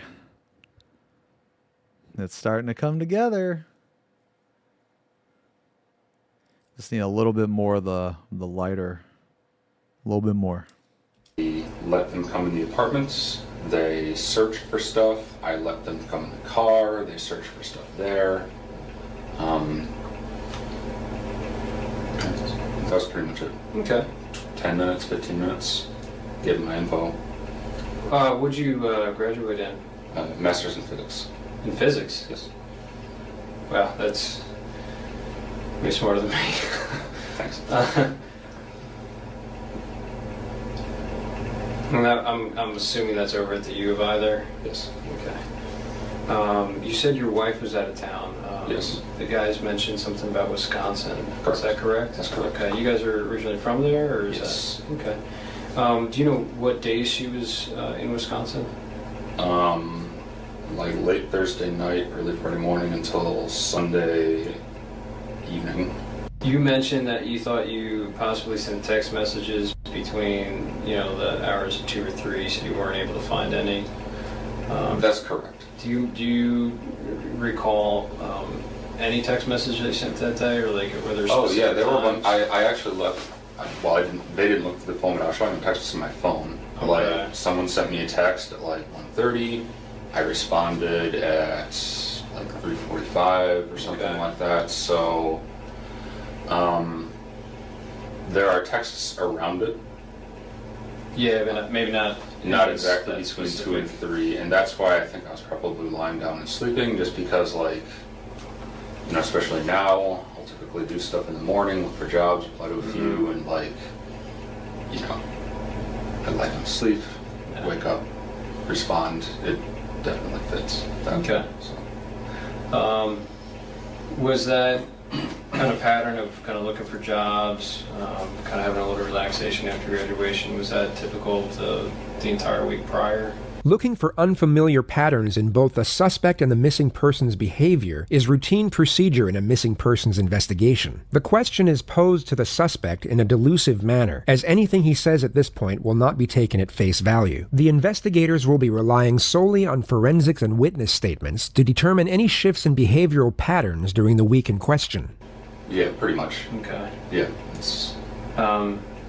Do you remember specifically if you sent any applications out online or if you visited any places.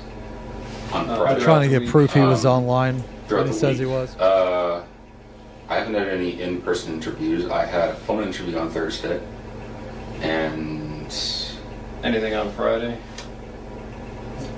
Okay. Do you have any questions for me before?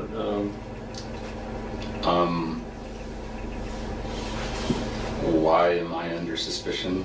Is it just my car, or is there anything else? I mean, that's, you know, a large portion. I mean, it is a very unique car. Like I said, our search warrant. Oh shit! It's from me, Chaplin. It's just for the car. Yeah, dude, so I like Dark Angels, man. You know. You have no idea how to make black armor not look so flat and boring. I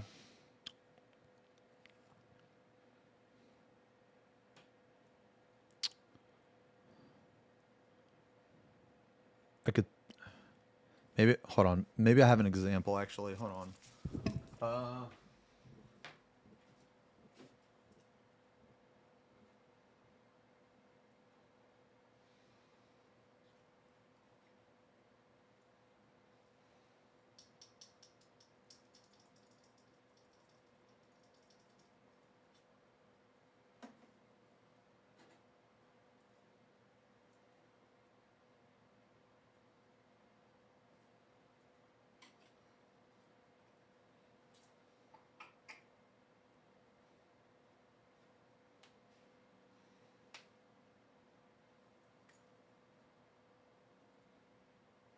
Damn.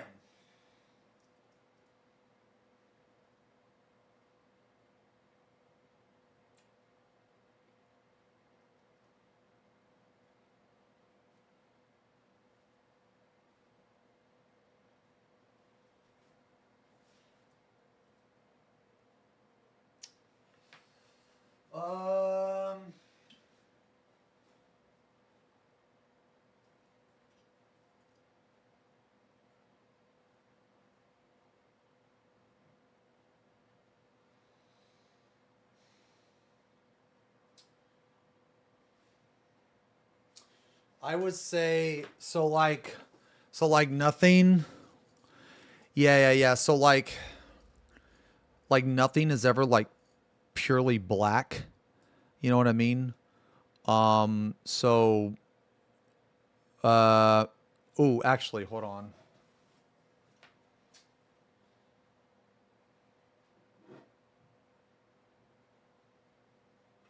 Okay, well, I have an example. But you're gonna have to bear with me because it's a part of my Glotkin. So the first example I was gonna say is this Tyrannid here. This Tyrannid here. The top of his claw is like red, but I don't know how much of that gradient you can see. Right? But there's like a gradient.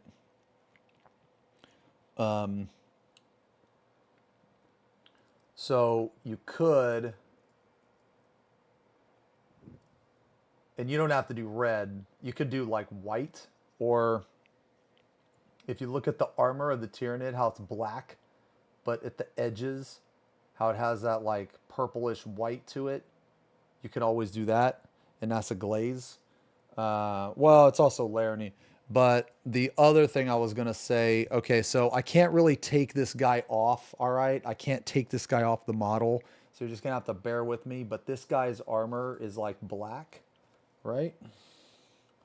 This guy right here, his armor's like black, but I made it like highlighted with green. If you can see that. And again, you don't have to do green. I just liked green. But you could do like you could do a blue, like I know like this color right here goes perfect with black, Incubi Darkness. That color right there is perfect. So you could do something like that maybe, because whenever I have like completely black stuff, I always go over it with a very, very dark color, or like I don't know, maybe his leg right there, you can kind of see it. Or like even this guy's robe. I mean, his robe is like kind of blue, but there's like really dark shadows in there. I don't know. Yeah, I don't know, something like that.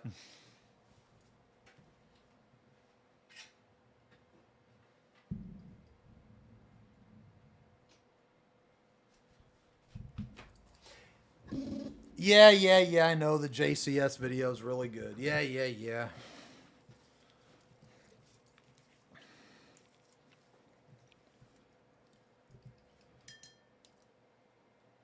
All right.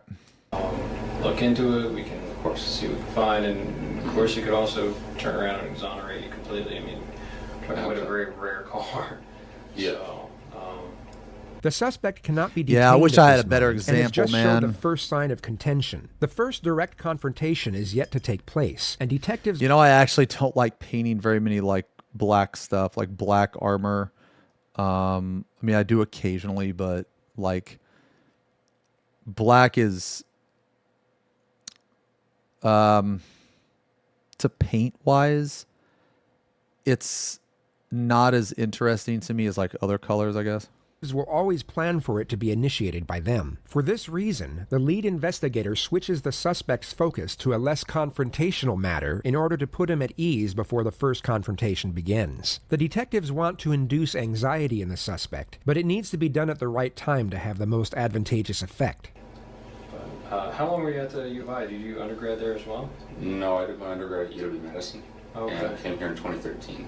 Okay. I was initially in the PhD program, but decided I didn't want a PhD, so I just kind of left with the master's. Got it. I like the campus. It's all right. Not too bad. It's all right. Do you meet your wife there? Or? No, we actually grew up in the same hometown. Didn't really know each other until end of high school. So we both moved to Madison when I went to undergrad, and then both moved here. Cool. Do you have any questions, Eric? Yeah, when we were talking about Friday, the day in question on the night, can you remember, you said you played video games all day on Friday? Yeah. Is it just between the time period that he's asking about, or just literally all day? Literally all day. OSL is very fun to do. Not really hanging out with too many people or talking to too many people. My wife. I've started to do it more with a sponge, actually. I talked to, she was busy. I'm not the biggest fan of airbrushes. I'm home today, so. Sorry, I don't mean to talk over that. I'm not the biggest fan of airbrushes. They're very good, but they're a pain in the ass to clean. I really hate cleaning them. Yo, hey, what's up, Zerv? Yo, here's your dude, bro. Here's your dude. I'm painting this for Zerv, by the way, guys. Here's your dude. He's coming along. Yeah. You didn't go cruising campus or anything? I did on Saturday, but I mean, getting a little stir crazy, just decided to go for a drive on Saturday. But did you go out to eat or anything? Go any places? No, I didn't go out to eat. Whenever two investigators are conducting an interrogation, they will always decide which one of them will be initiating the confrontation beforehand. Experienced investigators are often familiar enough with nonverbal cues that even a slight pause or look will be enough to signal the start of the encounter.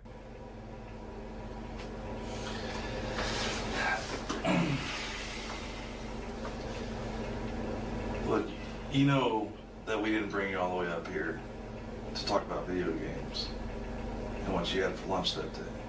Yep. Why do you think that we brought you up here? Because the car I own was seen picking up a girl that's missing. The confrontation is initiated in the form of a question, and the suspect is put on the spot. Instead of responding to the confrontation with a confrontation of his own, which is a common reaction for a truthful subject, he tries to give a justifiable reason as to why he is being questioned without acknowledging the severity of that same element. He's trying to avoid the confrontation. Yeah. So who was driving that car other than you on Friday night? On Friday the 9th. You're driving your car on the 9th, weren't you? Does anybody else have access to that car? No one has access to that car. Okay. So how many sets of keys do we have that car? 2. And where were they on the Friday? One. I would have had one. My wife would have had one. And hers were in Wisconsin, right? Yeah. And what do you keep on that keychain? You keep both sets of keys, right? One for the Camaro, or do you have separate sets? I have one keychain, but sometimes I take the Camaro keys off of it. So. Now, let's talk specifically about Friday. I actually bought a portable airbrush. A portable...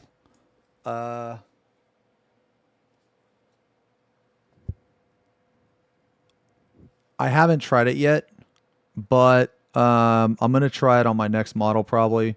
I don't know if I'm going to like it or not, but it had a lot of good reviews and it seems really good. So I'm going to try it. But I fucking hate, I really don't like cleaning airbrushes, man. It's very, very tedious, very time consuming. I spend more time cleaning the airbrush than actually using the airbrush. Okay. You went to school for how long at the U of I? Since 2013. Since 2013. Yeah, so you're very familiar with our campus. Not really. I never really talked to anyone. So you're kind of a loner? Yeah. But specifically on that day, okay, when you originally told the agents that came to your apartment that you just played video games all day long. You didn't leave the apartment. Yeah. But it's fair to say that we know that that's not true, correct? Why would I lie? I mean, maybe there's some misunderstanding why we're here. Because, like I said, we're not just looking for a needle in a haystack. I'm sorry. Let me take that back. We are looking for a needle in a haystack. yeah. But my point is, you're making it sound like we just randomly came across your vehicle of the 1,400 Astros that are in the state of Illinois. I have So what would have happened that day that brings us to you? probably that I live in Champaign.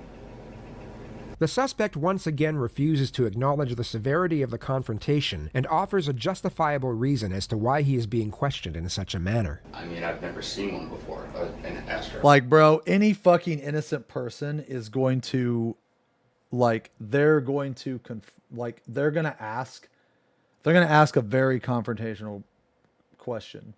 They're not just going to sit there and take it. Like an innocent, like, put yourself in that shoes, right? If you're innocent being accused of something, you're going to be like, fuck no, I didn't do it. You know what I'm saying? Like, you're going to, like, be coming up. You know what? Fuck that. I'd be like, now I'm my lawyer. Fuck this. Yeah. Fuck this. So. Okay. No, well,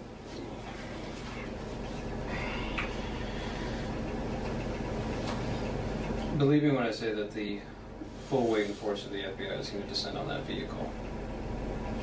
And all that entails. Okay. Right now, my primary concern and why I've been out till midnight, and these guys have been out till midnight every single night, is we're trying to find this girl.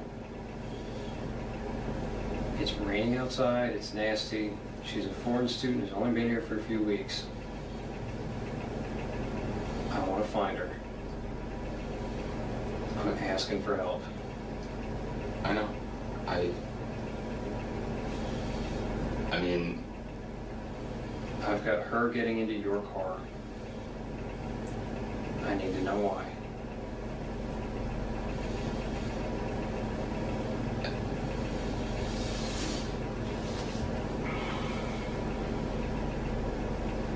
there's Brent, I need to know why she's getting into your car, and I need to know where she went. If we can help her, we need it done now, because we need to move on. Like, bro, It's been like 6 days now. I don't like, understand. he hasn't even denied that she was in the car.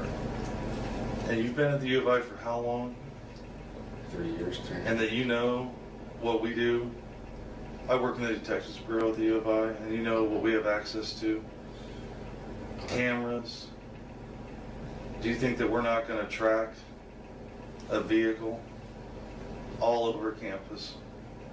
We control kiosks at bus stops. We can look in buses. We can look in every building out on the streets. And you're telling me that I didn't see you driving your car on Goodwin, that I didn't see you driving down Wright Street and turning on right in front of parking where everybody pays their tickets and driving down University to Goodwin and heading south. And then you see her standing on that corner in that shade tree, didn't you? That's where you first saw her.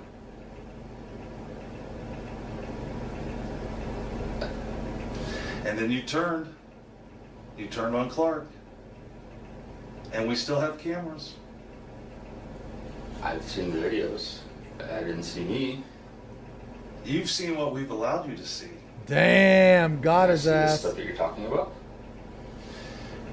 Do you think that we brought you up here to show you video? We want to understand why you did it. Yeah. We want to understand why you stopped her to pick her up. Was it to give her a ride? Are you afraid to tell us that you gave her a ride? Maybe you wanted to make a couple bucks as an Uber driver, and she told you I had to go sign a lease at 1 North, and you're like, oh, I know where that's at. I'll drop you off. If you're afraid to tell us that you gave her a ride someplace, we can work with you there. A familiar technique that has no official name but is widely recognized and routinely Dude. put into practice. The Yeah. detective is essentially trying to get one foot in the door by aiming for a lower level of initial admittance. He is aware the suspect is unlikely to provide an outright confession, but more likely to at least acknowledge that he was driving the car that picked up the victim, and even more likely to do so when afforded an exit strategy. He is also given a justification as to why he has been reluctant to divulge this information up to this point. You will now see the suspect start to physically shake as his mind races back and forth as to whether to take the bait or not. But I know that you picked her up. I know you did. I saw you in your shirt, arms fully extended.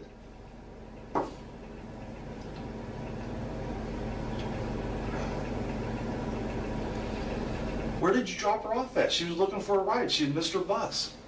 She told you she was going to 1 North, so where did you drop her off at?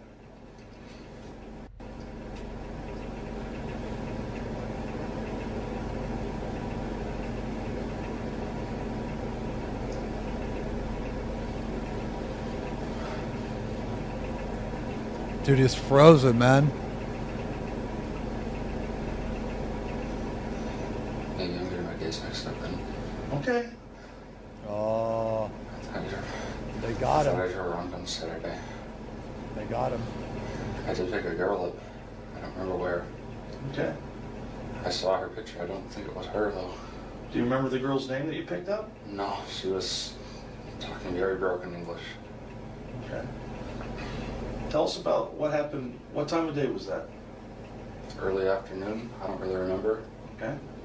They got him, dude. They got him. I saw a girl, and she was very distressed. Okay. So I stopped my car and looked at her. I asked her if she needed help. I talked to her for a little bit. Not much. I gave her a short ride, a couple blocks. Okay. She freaked out and got out. Okay. That's all it was. Was this when you got on the north side of the railroad tracks on Goodwin? When you went across the university and you drove on north? Did you let her out by the hospital or by the railroad tracks? Or where did you let her out at? I don't really remember specifics. Was it close to where you picked her up? Yeah, it was relatively close. It was in a residential area. Okay. So I'd never really been over there before. I had no reason to. Okay. I mean, When you say she freaked out, what did she do? Did she start throwing things at you? Did she scratch you? It looks like you have a scratch on your right bicep there. Is that from? I scratched myself in my sleep. That's from me. Okay. So she just freaked out. So she's sitting in the front passenger seat of your vehicle? Okay. Has anybody else sat in that front passenger seat since she got out of the car? probably.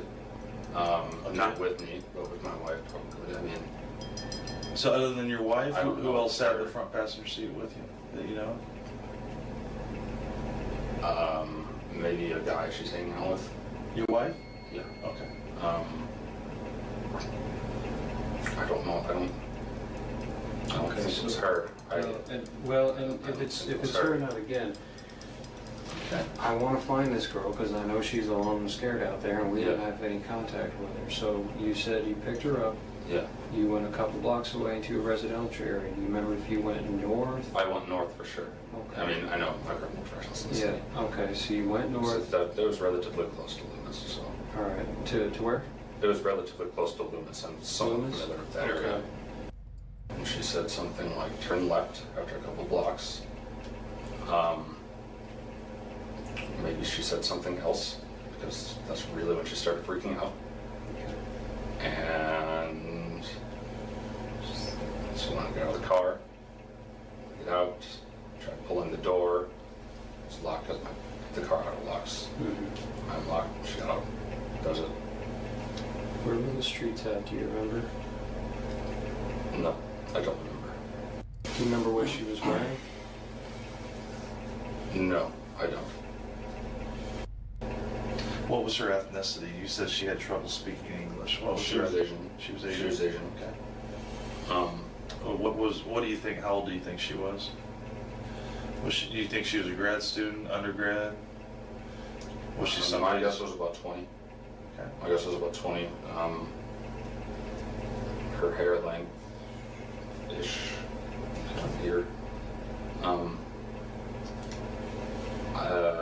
I have trouble telling Asian people apart from one another.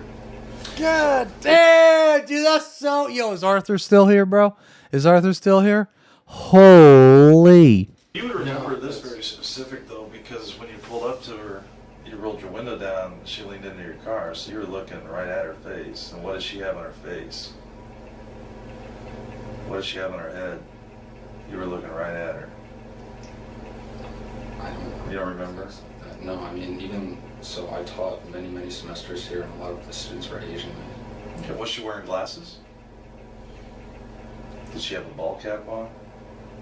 The detectives continue to inquire over the missing person's appearance in the hopes that the suspect will give them an accurate response. If they can ascertain that the suspect's memory is clear enough to accurately recollect what clothing an individual was wearing at a particular time, it will enable them to cut through claims of a poor memory when inquiring into separate matters that occurred during that same time period. If the suspect is guilty, it would be in his best interest to continue to assert that he can't remember. He has already stated that she was Asian and had poor English, yet these general details are far easier to remember than particulars, such as specific articles of clothing, which detectives are now trying to trap him with.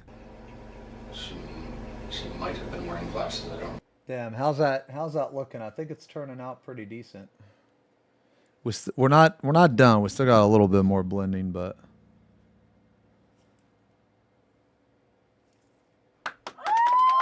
thank you. We're not done, but we still got a little bit more. To do. Oh, and we got these things to do too, but these things are gonna be not too bad. I'm the cream of the crop. So, What did she tell you whenever you rolled down the window and you were chatting with her? You said she looked distressed. that's when I stopped. Do you remember specifically what she said to you? Oh yeah!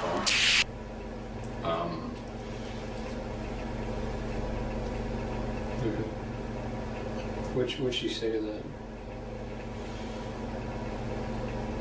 She said, I'm late, I need to get somewhere, or something like this. I was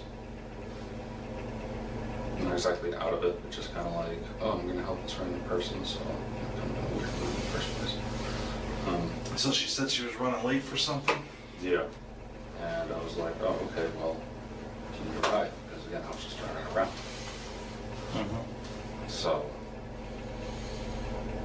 Did she say where she was trying to get to? You mentioned the. Showing the phone.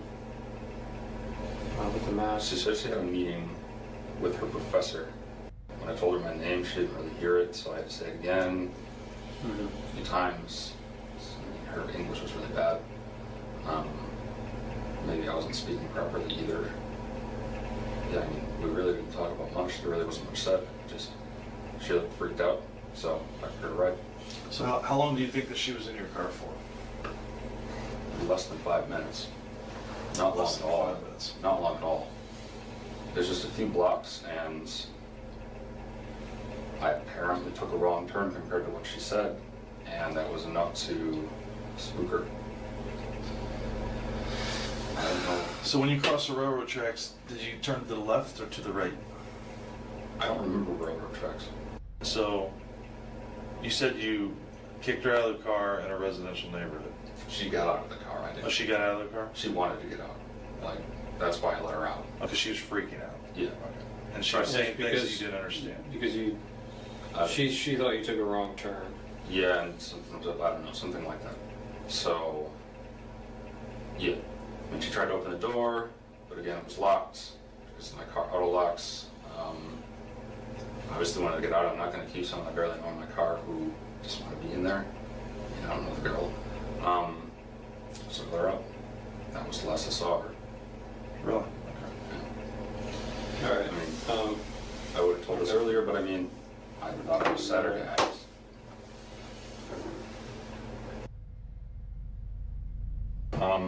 Again, I was driving around a decent amount beforehand. I don't remember exactly what I did beforehand. Yeah, you were definitely driving all over campus, and you were by yourself, and you weren't playing video games all day. So why would you tell us that? Why would you tell the FBI that comes to your house that you were Saturday? I don't. We didn't mix up the days. I mean, I thought I was doing it Saturday. So what did you think that those two agents were at your house talking to you about when they came over? Friday. That's why. I mean, Friday is a day, or Friday, or they're there to ask you if you picked up an Asian female and gave her a ride? About Friday. I mean, they were asking me about Friday between 2 and 3. So I told them. I mean, maybe I got my days mixed up. You know, I said a little bit ago, I thought I was doing this Saturday. But you didn't bother to tell them, oh, I didn't. I played video games all day Friday, detective, but I actually did pick up a female on Saturday. You didn't feel the need to give them that information? And it might be important? I mean... The lead investigator makes the mistake of interrupting the suspect during a direct confrontation. He is understandably getting impatient, and is at this moment more focused on gathering pretext for cross-examination at a later stage. Alright, so you go northbound through University. Where do you go next? Do you remember? I turned left, so it looks like I did go past University. I'm gonna ask a personal question. Don't take it the wrong way.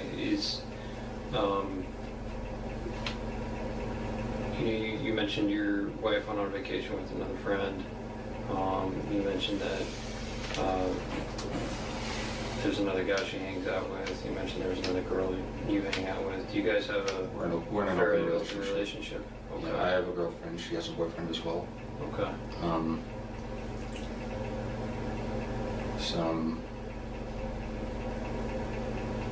kind of strained between us as well, in an unrelated way. Okay. It's not because of the open relationship, it's just a strain. So every marriage goes through some rough patches. Yeah. I mean, how long's that been going on, that strain? The detectives are now building a foundation for the reframing technique. The fact the suspect has been going through a rocky marriage will now be afforded to him as a justification for the crimes he committed at a later stage. a few months. Few months. I mean,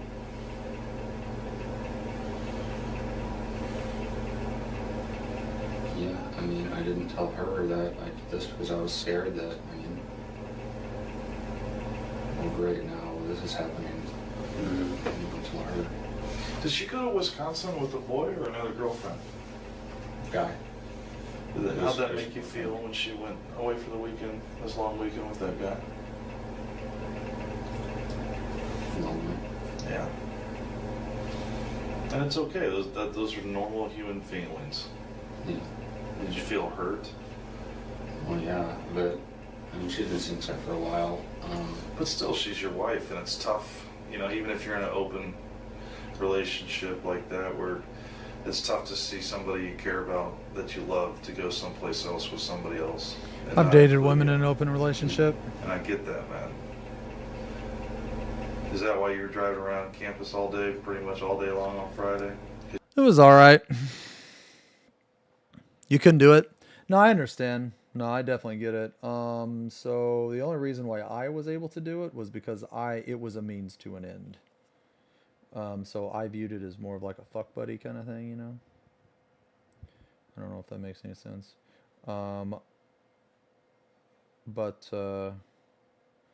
Yeah, that's just personally how I viewed it, but. Did you miss her? Just trying to clear my head. Yeah, more or less. That's understandable. Yeah. stir crazy. I was lonely. A majority of my relationships though have been monogamous.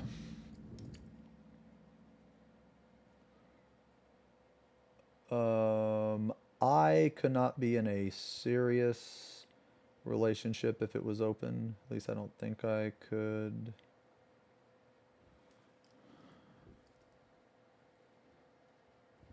Wow, I think that's looking pretty sick.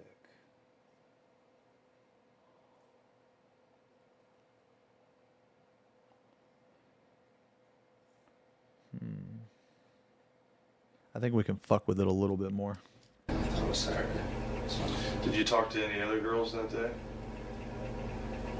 No. Did you talk to any other girls on Saturday? Or did you stay home Saturday? No. Once again, days mixed up.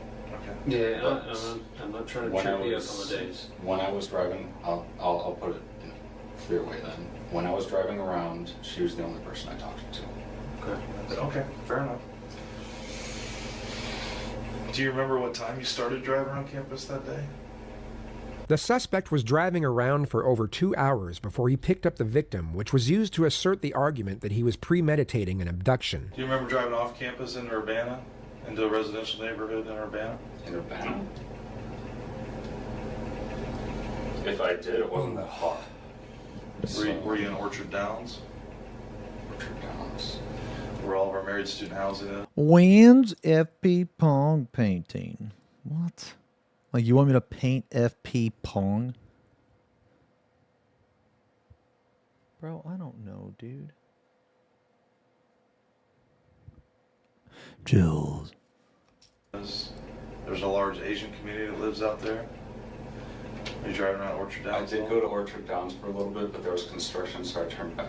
This was used to assert the argument that not only was the abduction premeditated, but he was specifically targeting a female of Asian ethnicity. So you were cruising around campus a bit, trying to clear your head. Yeah. Your wife was up in Wisconsin with her boyfriend. While you were cruising around, you saw Miss Ying Ying. She appeared very distressed. Okay. Is that correct? If it was her, yeah. I mean, again, I don't... If I recognized her, I would have told the agents that came on Monday or Tuesday, whenever it was, that it was her. Okay. Like, because I knew she was missing. I picked up an Asian girl. I thought she was about 20.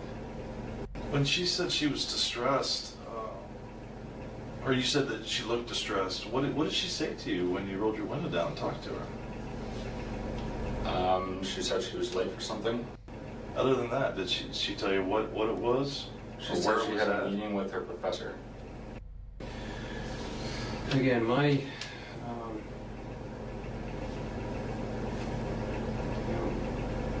my theory is that she can get out of the car.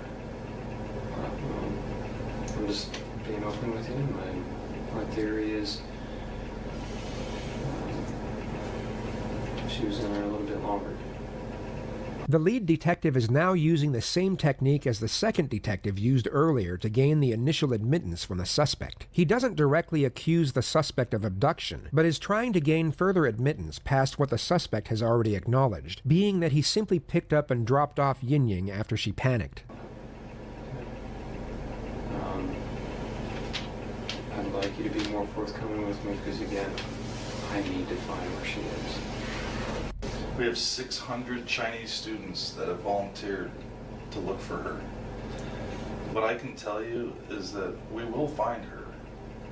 Now, when we find her is up to you. Because you know, and we know, that she didn't just get out of your car. So we need to know where she is now, so that we can move forward from this. But if you maintain that she just got out of the car and walked away, it's very difficult for us to move forward. Were you hoping for just kind of like a quick tryst with her, or see if trying to pick her up? I mean, that would have been nice, but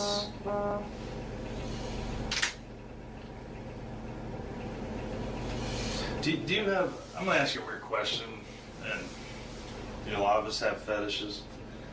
How would you describe your relationship with your wife? Are you guys into certain things? Do you like porn? Do you like? We're pretty vanilla together, but yeah, that's pretty much it. We have some stuff in our apartment. I mean, do you have like certain types of people that you have fantasies about that you might want to hook up with? You know, not particularly, no. So, Well, I missed about for tape. okay. I mean, have you ever like? You do realize like everything you tell us, we fact check regardless of what you tell us. So, Yeah, I know. like stuff like YouTube videos that you've seen regarding Asian women. Do you like videos of Asian women? Like Korean women? Like, I mean, who the fuck don't like Korean women? Are you kidding me? I mean, I'm just saying, bruh. K-pop songs and stuff. I mean, maybe. I like all types of women. Okay. And that's the truth. So I don't have an Asian fetish. But something drew your eye to her because you were cruising all over, and if she was truly distressed, I mean, there was an e-phone stand right behind her. She could have pushed that button and got help. And she didn't ask you for help per se. She asked. She needed to get to. She was late for something. Yeah. And that's so you offered to give her a ride. Mm-hmm. You're a smart man. You have a PhD, right? Master's. Oh, you still got out of the PhD. You're still a smart man, is my point. So you have to understand how technology works. How do you think I knew that she Googled the address to 1 North? How do you think I knew that? 1 minute after getting in your car. How do you think I knew that? We know that she didn't get out of your car. You need to be honest with us. Help us put this to rest. Help us bring her back to her family. You can do that. You can do that. You can do it right now.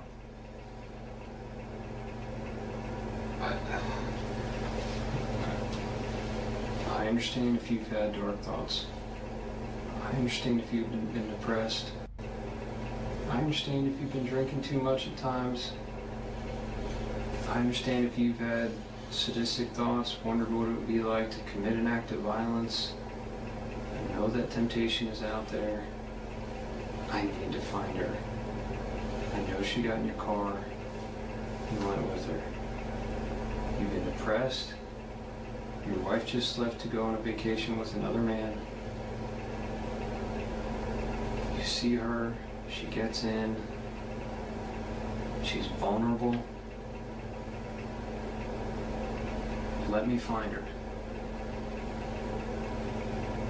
I think I've told you. Okay, so did she get back in your car then? No. Did you get out of the car and follow her? No. Definitely not. I didn't get on my car a single time. Well, why not? Was it because of the kind of neighborhood you were in? I don't know anything about that neighborhood. So. Did she run away from you? Did she stand there? No, she stood there, looked at her phone, and I drove away. Were you attracted to her at all? Reasonable amount. I mean, she's a good-looking girl. Did the thought cross your mind? Yeah, the thought crossed my mind, but it probably happened with anyone. I mean, maybe she's into that. Is my point. And I'm not judging you. If she got in your car and she wanted to go to another location, you guys have some fun, roll around, have sex, consensual sex. Something happens. You panic. Is that a possibility? You sure? Yeah, I'm sure. So you're telling me you never had sex with her? I never had sex with her. Never penetrated her with your fingers? Any parts of her body with your penis? Next with time your I have fingers? sex, dude. Next time I have sex, right when I stick it in, I'm gonna T-paw go, and I'm gonna say penetration. No. Never had sex. Did you kiss her? No.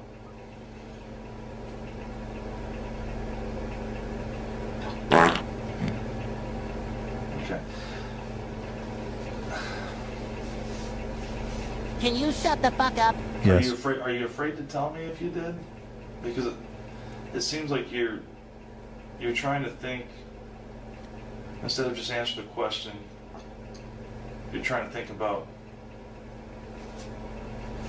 3 steps forward, like where I'm going with it.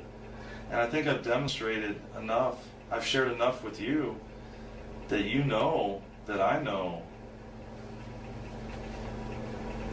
that you didn't drop her off in that neighborhood. You know that we can follow her phone.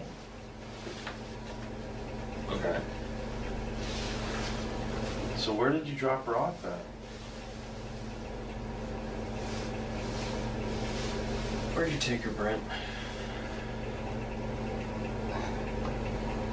The suspect maintained his innocence and was released without charge, but was immediately placed under surveillance at the completion of this interrogation. 4 days later, the FBI reached out to his girlfriend, Tara Bullis, who agreed to wear a listening device and attempt to get him to open up about Ying Ying's disappearance and his potential involvement. This arranged strategy turned out to be a total success, and Brent Christensen was arrested on June 30th, exactly 2 weeks after his interrogation.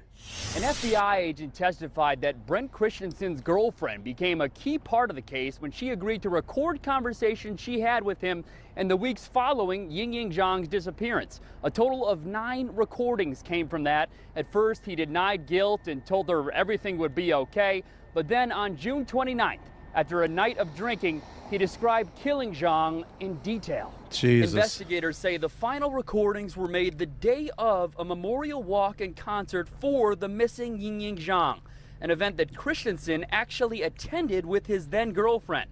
What he didn't know is that girlfriend was wearing an FBI recording device. On the walk home, the two began to talk about the crime. I cut her clothes off and just started doing stuff to her, he said.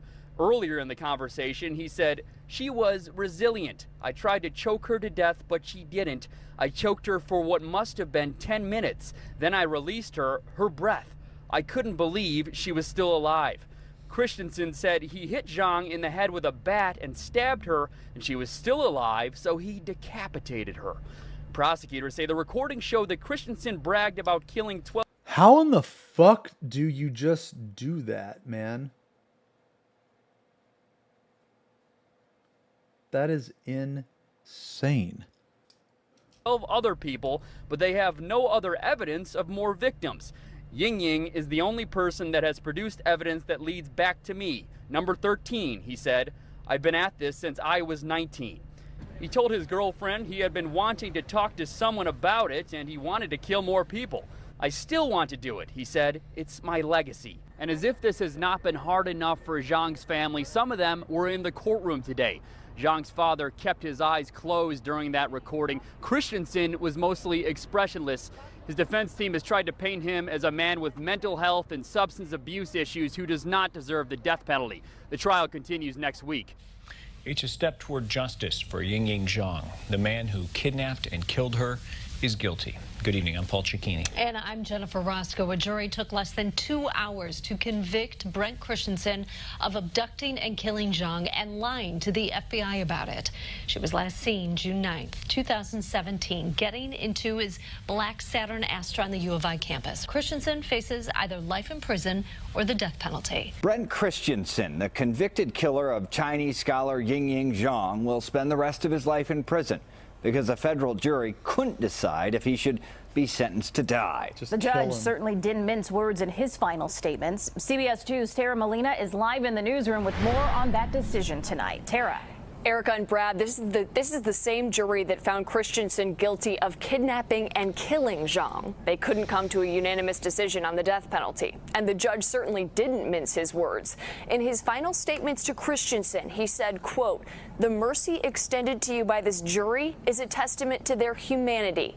not your character. Brent Christensen is currently serving his sentence at the maximum security Statesville Correctional Center in Illinois. Despite the FBI recordings, he maintains his innocence to this day. The body of Ying Zhang is yet to be recovered. Oh, wow. What the fuck?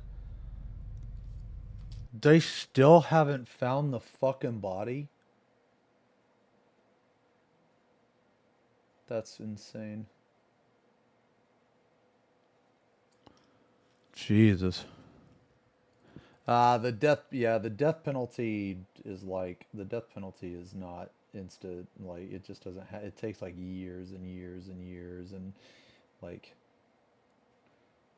I just, like me, I can't fathom that if someone is on the death penalty, why don't they just literally take them out that day and shoot them?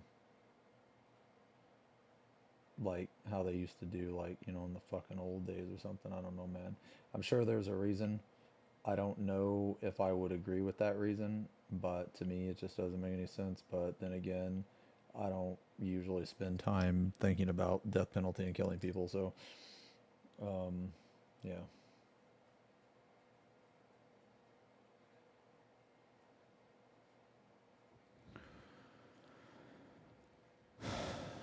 Oh, yes, due to evidence. Yeah, yeah. No, I kind of get it now. Yeah, because I'm sure if they kill the wrong person, I'm sure that is going to not be good. So I guess I understand.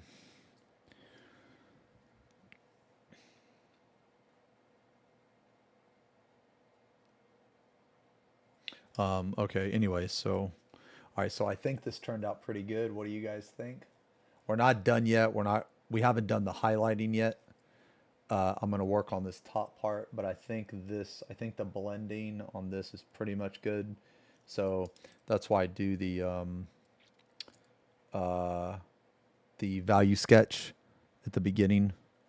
When I put on the white, it will start to look reflective, but like right now it looks like sky, but after I put on the white and I put on some reflections, yeah, should be complete. Hold on. Okay, so you guys want to watch another one? Oh, this one's pretty good. This one is Husband Tries to Act. What creature is it? Oh, this is Jingataxius. This is Jingataxius, and it's a Magic the Gathering model.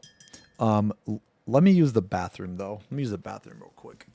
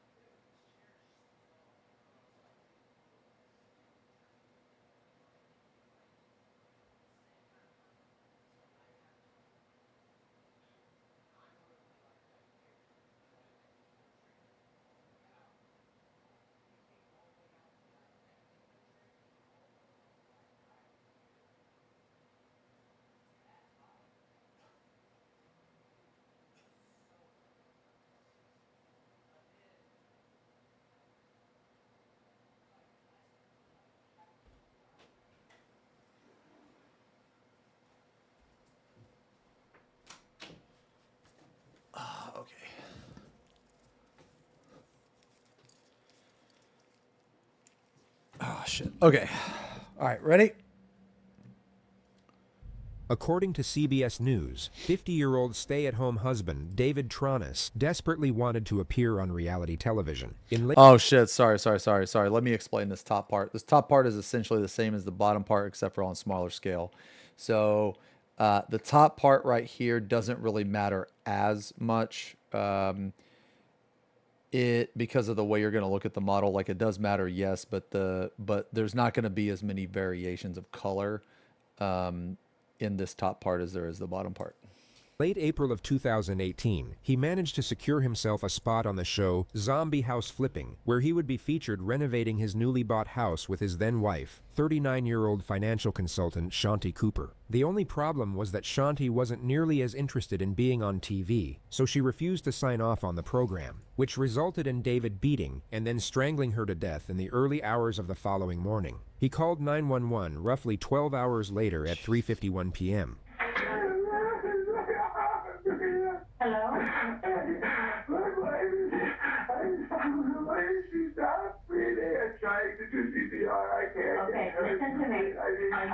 Can you tell me what your address is? Police and paramedics soon arrived at the residence where they were met with a hysterical David performing CPR on Shanti in the living room. His immediate explanation was that he found her lying unconscious in a partially filled bathtub, bleeding from the nose and mouth. He was then taken to the police station as a witness, where they swapped out his blood-stained clothing for a custody suit. He was also given a water, a blanket, and a box of tissues, then taken to room 6, where he was reassured that someone would be right with him to answer his questions, which wasn't entirely true. He was left in there by himself for 4 hours and 9 minutes before he knocked on the door to use the bathroom.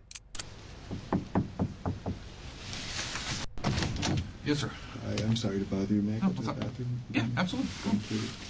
It wouldn't take a genius to recognize that David's behavior is already suspicious. Ask yourself if you'd be acting like this in the scenario he's claiming to be in. You find your significant other unresponsive in a bathtub. Then police leave you in a cold room for 4 hours without telling you anything. You might just ask someone, what the hell is going on? Yeah. Or what the status of your wife is. And you probably wouldn't be all that polite and apologetic for just trying to use the bathroom. He returns from the bathroom and sits... Haven't we seen this one before? Yeah, I mean, I've seen all these. I kind of just like, it's kind of, I just really like them, man.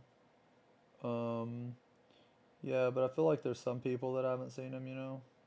It's just something, I don't know, man. I really like having this up as like background. I don't know if you guys have, I mean, we can watch a different one if you guys want, but me, I kind of just like, I kind of just like, I guess like cycle through them, you know? Oh, you haven't watched it? Okay. It's there for another 3 minutes. The detectives will now enter the room to commence the interrogation. The time is 9:08 p.m. Sir, I'm Detective Sprague. Can I get your first name? First name is David. David? Okay. We're gonna grab another chair. Okay. Did you need something? I was just asking for a bottle of water. Okay, so we can grab you. Thank you. Have you been to the restroom? I just want. You just want? Okay. How about anything else? Anything else? I'm starving. A cracker or something. Salt, right? Did you eat lunch? I did not eat lunch. Don't be fooled by the detective's Yo, disposition. Duck, thank you very They're much for the already resub. certain that David has committed either first or second-degree murder, but they don't quite have enough evidence to place him under I got arrest, you which too. is why Thank you they as need well a for the resub. confession. David, at this moment, is still free to walk out of that police station, so the detectives will keep the tone sympathetic and non-confrontational for the time being to keep him on that chair. They'll afford him the false belief they are buying into his act as the grieving husband, but as soon as he gives them his initial version of events, the pressure will rapidly accelerate, in a manner that David is in no way anticipating. What would you like to eat? And I'll run down. Just something. Just. I'm going to give you a piece of not even advice, just common sense. If you are ever involved in a murder, get a lawyer. Something simple. Just saltines or peanut butter crackers. Wait, sensory trap vids? What do you mean? No, I'm actually painting a model. Here's water, buddy. Thank you. I appreciate it. I take that. Yes.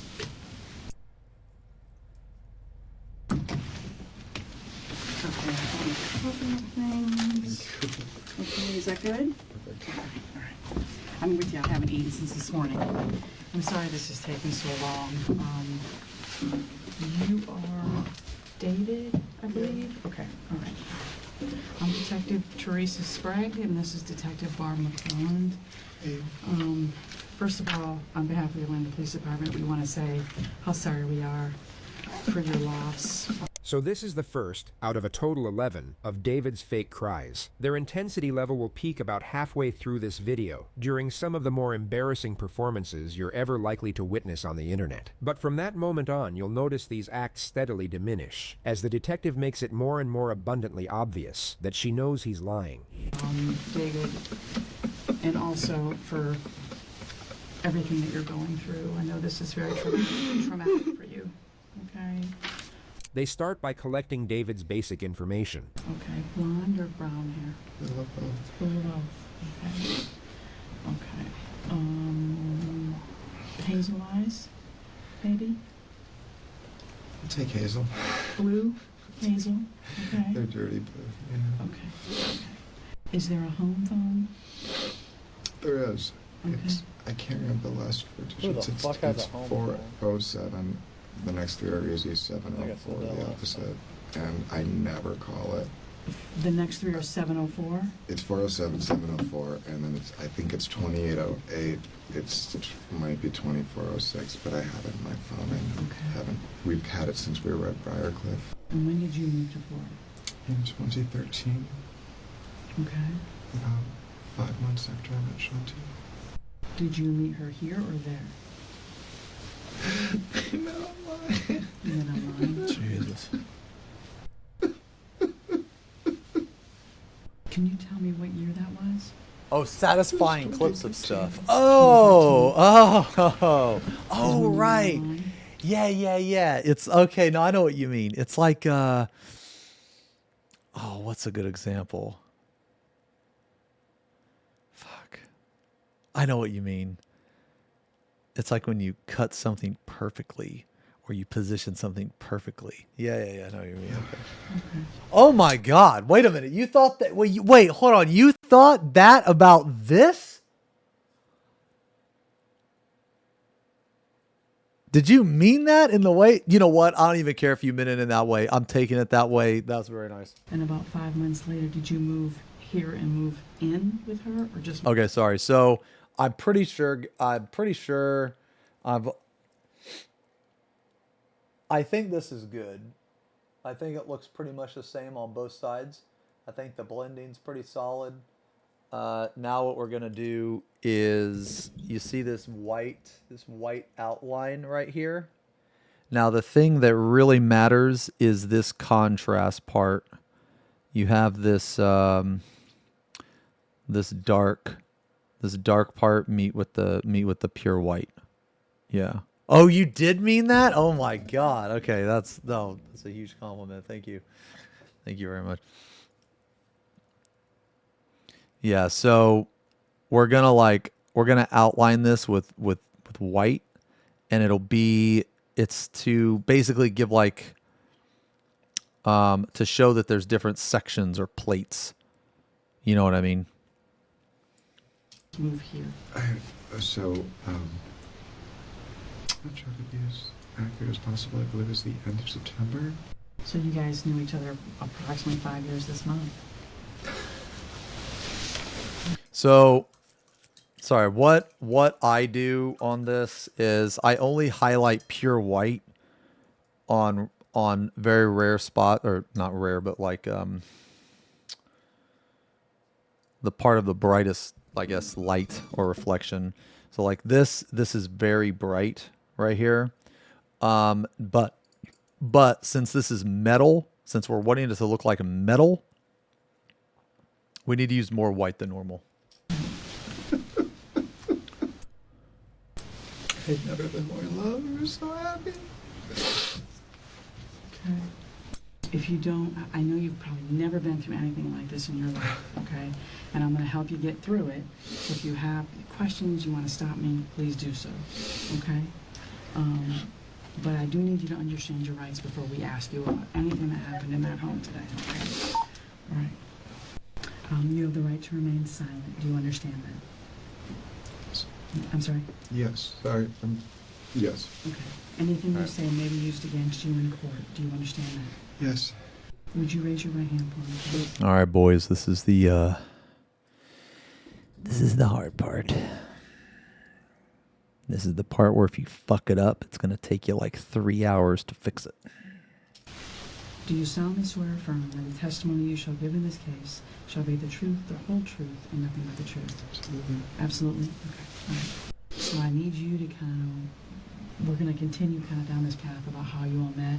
I know you met on Match.com, and about 5 months of, what would it be, telephone, text, and... We just started every other weekend. They hit it off, moved in together, then went looking for a house to buy in Florida. We had an offer on a short sale and waited and waited and waited, and it fell through. And then we closed on the house on Copeland in April of 2015. So you guys own the house free and clear. Is your name only on it, or was it both of yours? When we bought the house, we weren't married, and so we put it in a trust, and we just completed the trust paperwork. He put the house in his and his mother's names while leaving his wife out of it for, quote, planning and financial reasons. He asserts the decision was mutual, but whether Shanti actually knew about this or not is unclear. And so once you moved to Florida, you've been living together the whole time, just home to home, just first with the folks, then Briarcliff, and then this residence. But you've been together the whole time. Have you ever broken up? We had a couple fights, I think when we were living at Briarcliff. Okay. We spent a few nights apart.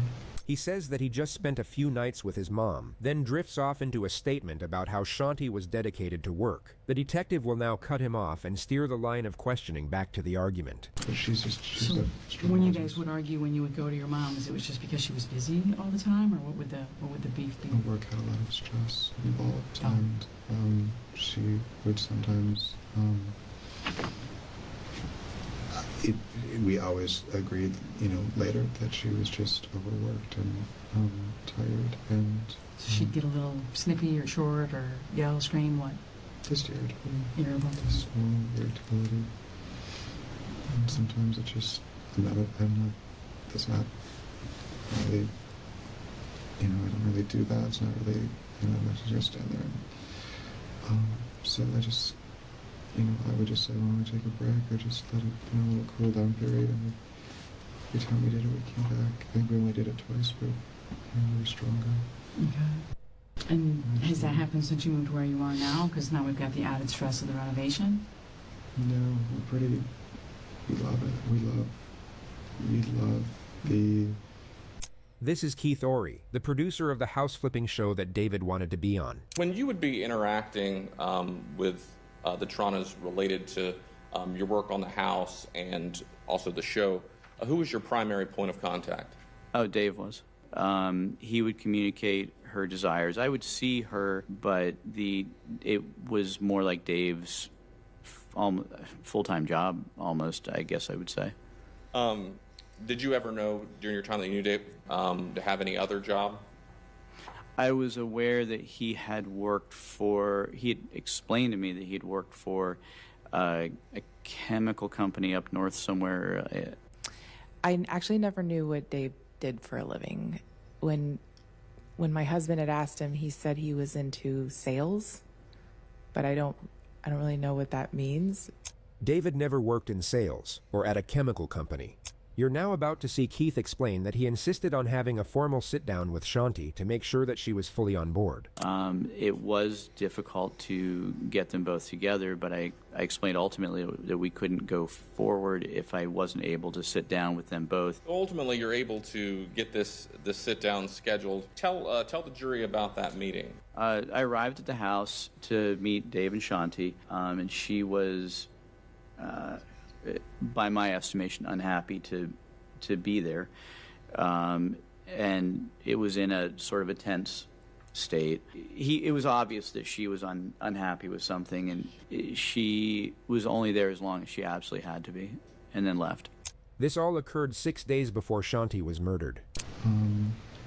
We love what we're doing to the house. We love the vision that we had for the house. It's totally,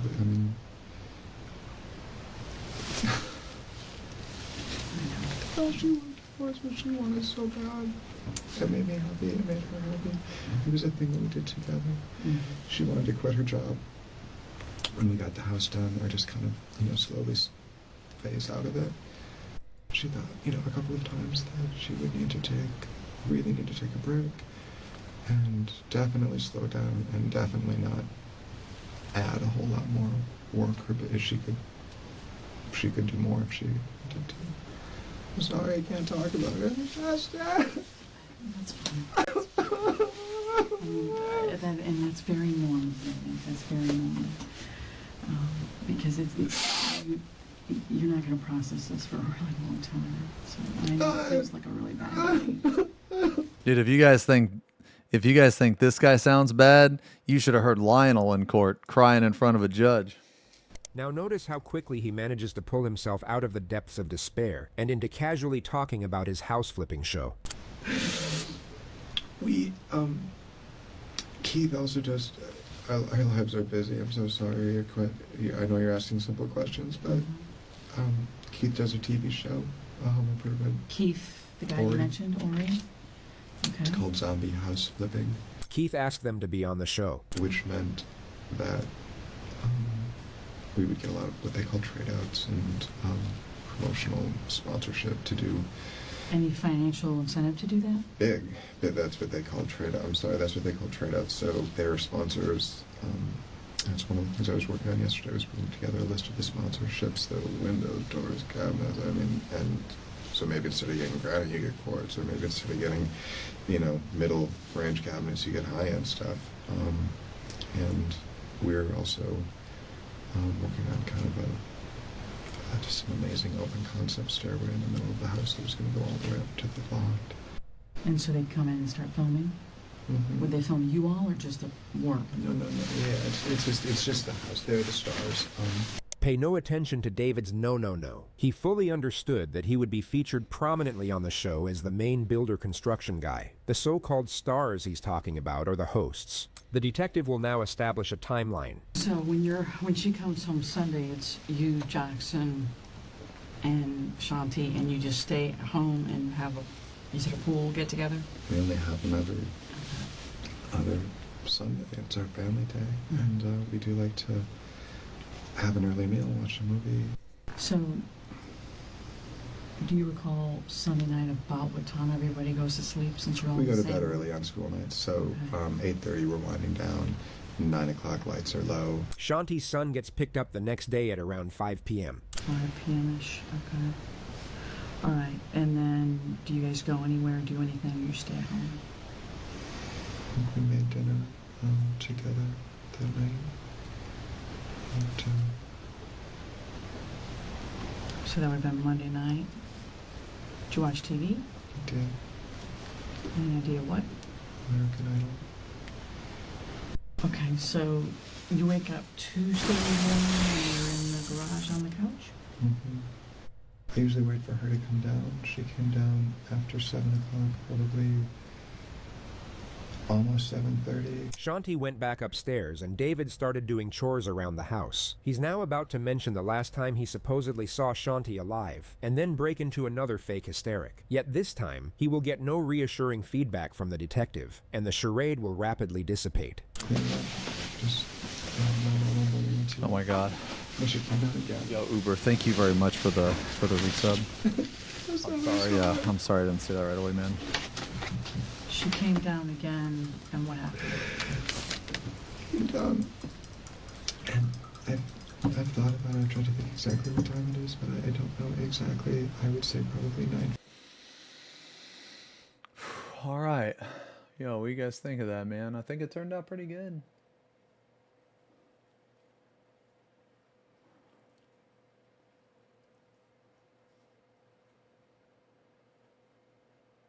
I think it turned out pretty good, man.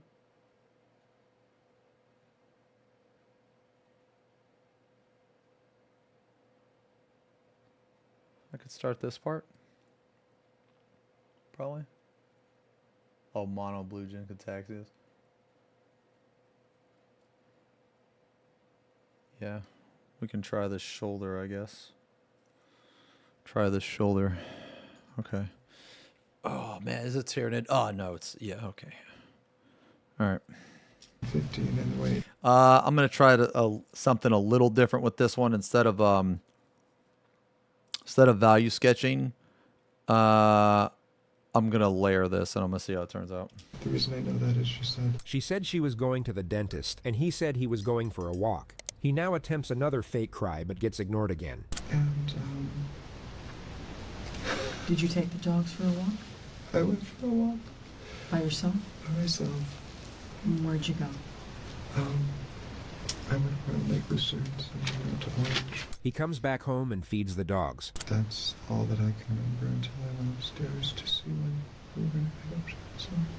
Okay, and what happens when you enter the home? Is anything unusual? When you enter the garage apartment? So, I could hear the water is running, but it's not running. It's not like the sound of the shower running. It's just, it's trickling out of the spout. Okay, and so you walk toward the water that you're hearing? Yeah, walking to the bathroom. Okay. Just in case you didn't catch the passive-aggressive nature of that response, here it is again without subtitles. And so you walk toward the water that you're hearing? Yeah, walking to the bathroom. Okay. Just look at David's face. Poor David really doesn't want to be getting grilled like this anymore. Keep in mind it's almost 11 p.m. He likely didn't get a whole lot of sleep the night before, and he's been acting his ass off all throughout the day. He'll at this point be exhausted, and want nothing more than to get out of that police station. But he doesn't want to challenge the detective directly, and risk losing her approval. Hence he throws out a weak little display of passive aggression to see if she'll pick up on the hint, but it of course gets ignored. She will simply continue pressing with an unsympathetic tone which will cause David to revert back to appeasement. He will then begin recounting the horrific circumstances under which he supposedly found Shanti. And as this unfolds, you will see a glaring disparity in David's emotional presentation. The door's open, and what happens? What do you see? I see her laying with her head in the right-hand corner, and it's just extremely awful, and it doesn't look natural. Obviously, she fell or something happened. But you did shut off the water. I did shut off the water and it drained, which tells me Jesus. I could hear it draining when I pulled her out. I could hear. So that okay. So I guess this is all weird, right? Because she's in there, the water's on, and it's draining. It doesn't make any. It just doesn't. That's crazy. And it's not on all the way. It's on how It's like lukewarm, so just past half. And she's face down. So the first thing you do is what, if you recall? I reached out and grabbed her. I reached out and touched her right arm.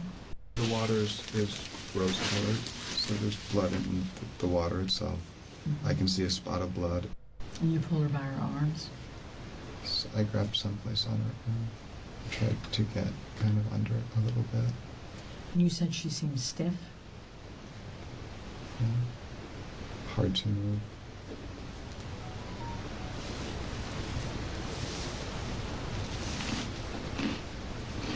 There's something so incredibly unnerving in the sound of the casual crunching of his snack as he recounts in precise detail the limp and lifeless body of his wife, so we'll spare you the rest of it. I had to pull her and turn her a couple of times. Then she felt cold. You asked how she felt. She felt cold. She felt cold. I grabbed the, You grabbed the what? We had, when we did the bedding, we took the mattress cover off to wash it. The detective asks David to draw a map for the purpose of illustrating the timeline of his movements. She will now shift the line of questioning and begin to gradually intensify the pressure. When was the last time the two of you argued?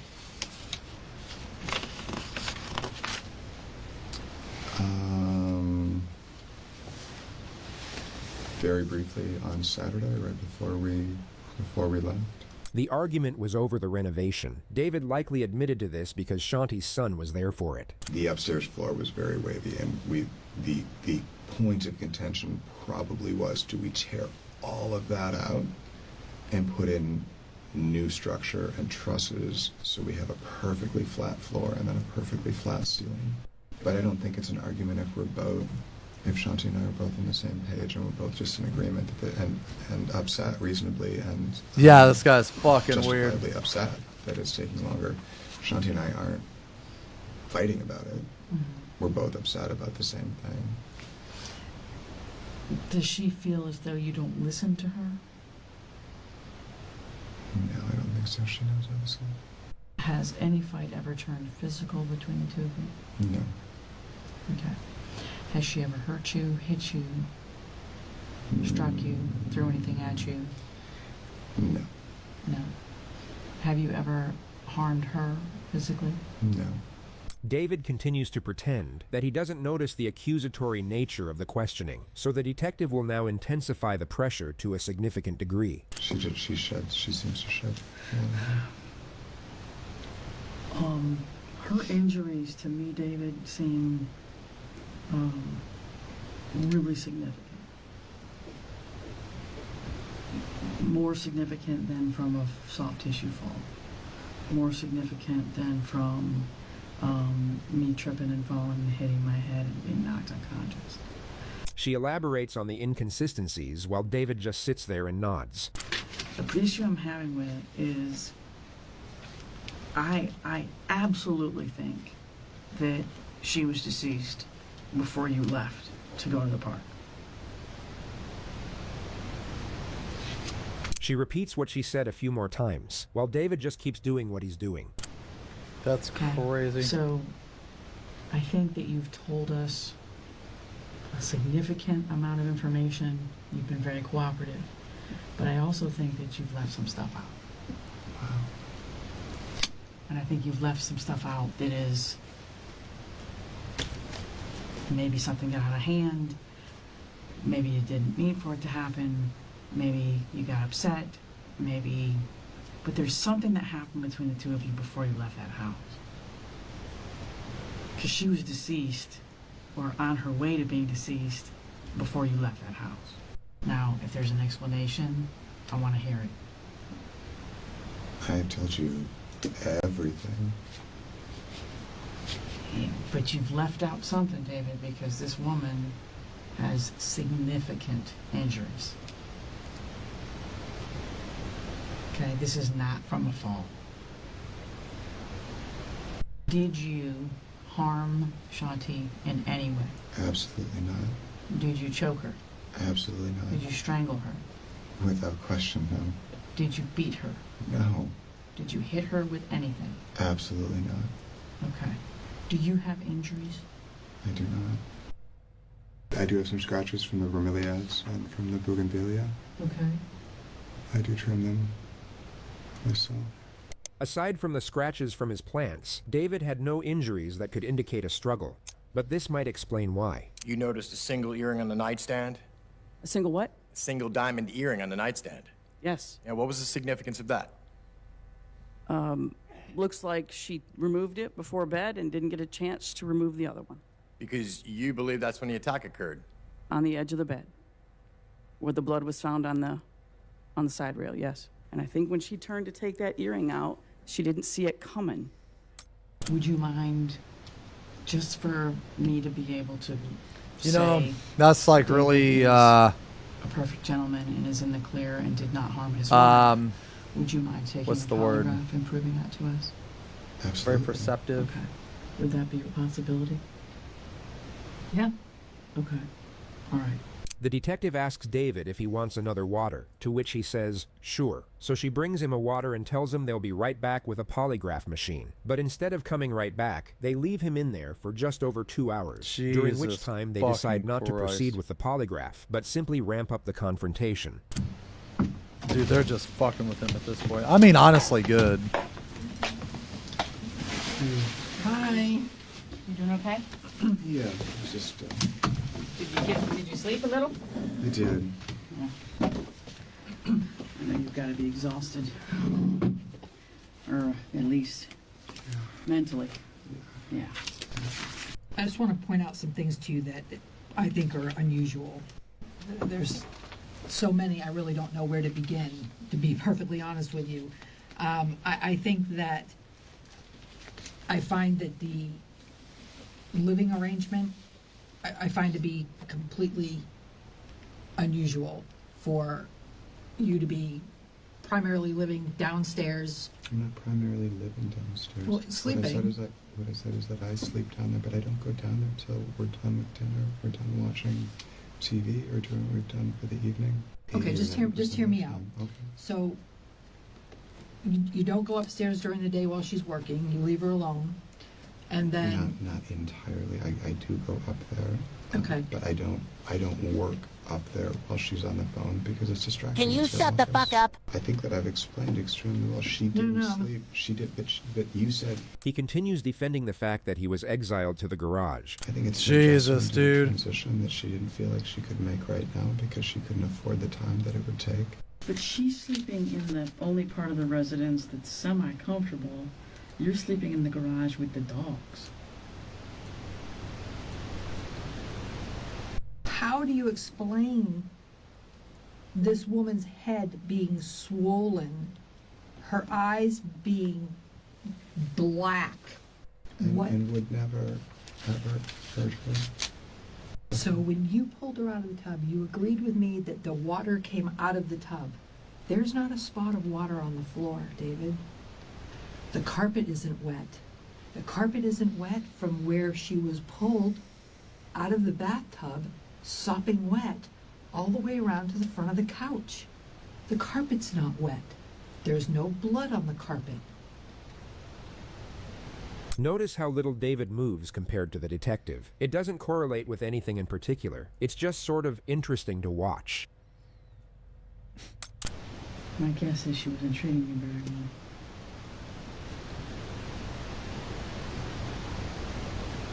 And there's only so much anyone can take before they snap. I appreciate the very kind things that you've said. This guy's so annoying because he's like trying to talk like all. What you're saying because of your suit that you're moving, but I'm missing. Fucking hard to hear. It's really loud, but I missed what you said because you're talking so loud. I'm sorry, it's falling out. I appreciate the things that you've said and the genuine consideration and thoughtfulness behind it. David, you killed this woman. I cooperated so I could give you all the information and all. You cooperated because you thought that your language would overwhelm us, and you thought you could pull the wool over our eyes. Damn. If there's any effort to do that. All of this, all these tangents, all this flowery, fancy language, answers to all the questions that you details. asked, to questions that you asked. You know, you fake cried for about 7 or 8 hours today. Not one tear came out of your eyes. Not one. Not one. Not on scene with the officers. Not in this room. You have fake cried over this woman's death since we made contact with you for hours. And every single time you fake cried, we wrote it down. Not one tear came out of your eyes. Not one. Nope. Okay? We've been extremely patient with you for a very long time. I am losing my patience at this point because there is not a lick of remorse for what you did to this woman. Not even a little bit. You're staring at a woman you're telling us you're in love with, and you've done nothing the whole time but close your eyes, huddle up, and protect your own ass. So we're just going to prove you're full of shit. Damn. And solve this case. And I'm glad you think that's funny. I'm glad you think that's funny. The investigators would exit the room shortly after this moment, at 4:56 a.m. David would then sit there for a little over 2 hours before finally asking to go home. But before being driven back by one of the officers, they asked him if they could take his photograph. He cheerfully obliged.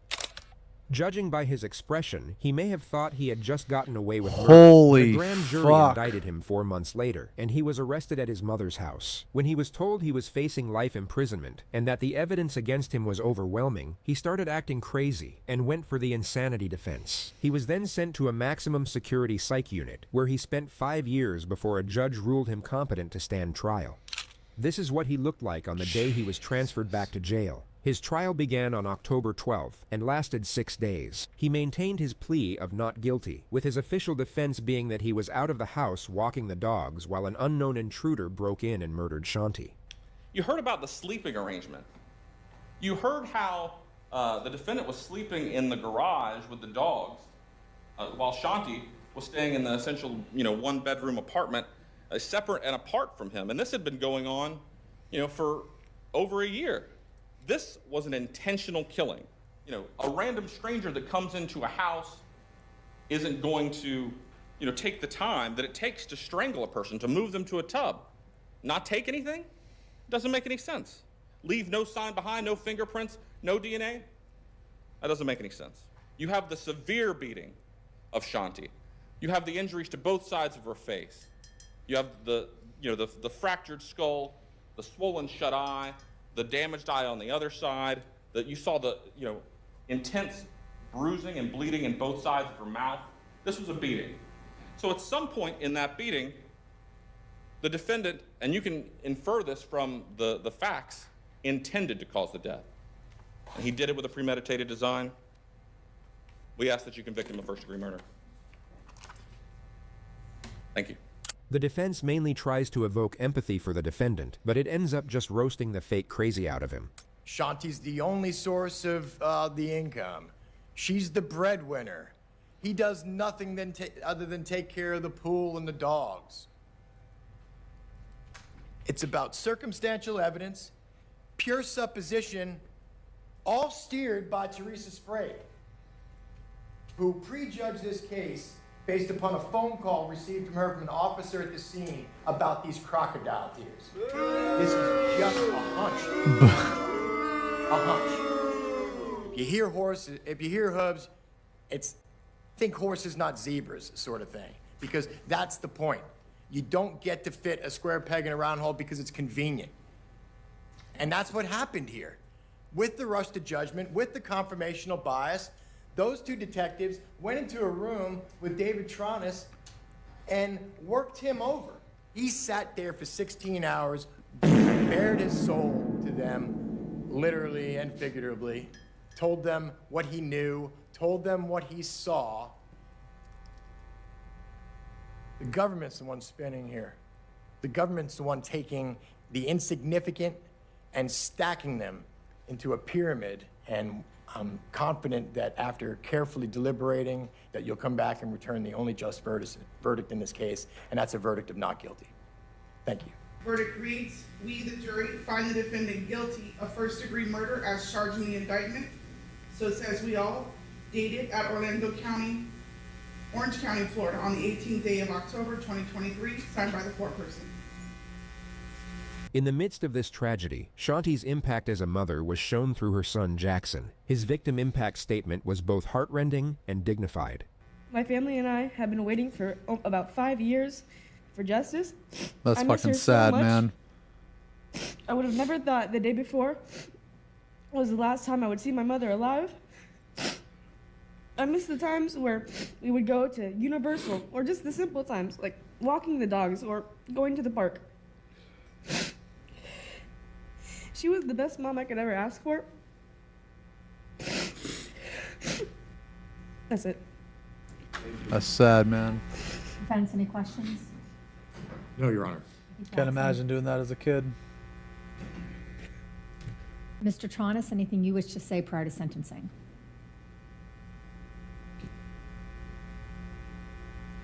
I think you just said no, is that right? Okay. Then in this case, the court will adjudicate you guilty, will sentence you to life imprisonment. Luck to you, sir. And the court will be in recess. This is his latest mugshot. He is currently being housed at the Graceville Correctional Facility in maximum security, where he is expected to remain.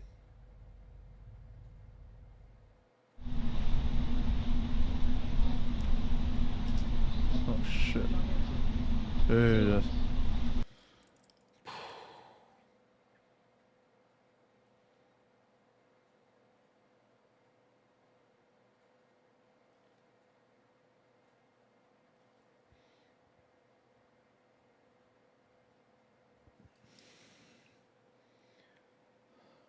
Does that look okay? Top part right there. That top part looks okay. Alright, let's put a highlight on that shit.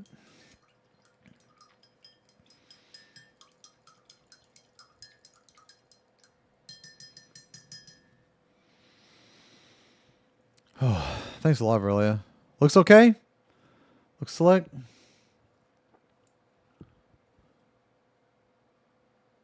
think I'll be able to finish this guy. So like this part down here is going to look like this. Thank you. Thank you. This is Jinkataxius Ashen from Magic the Gathering.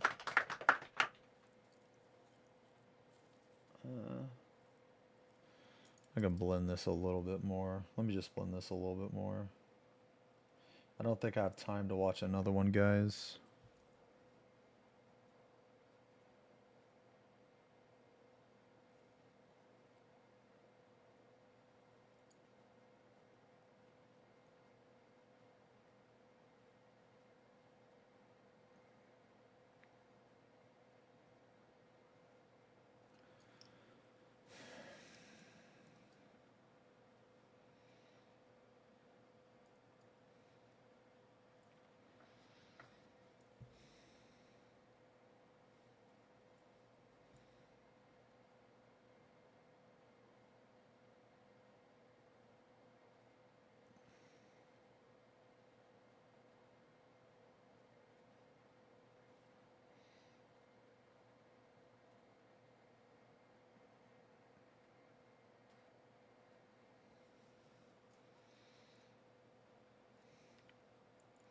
Yeah, let me just finish this one up. I'm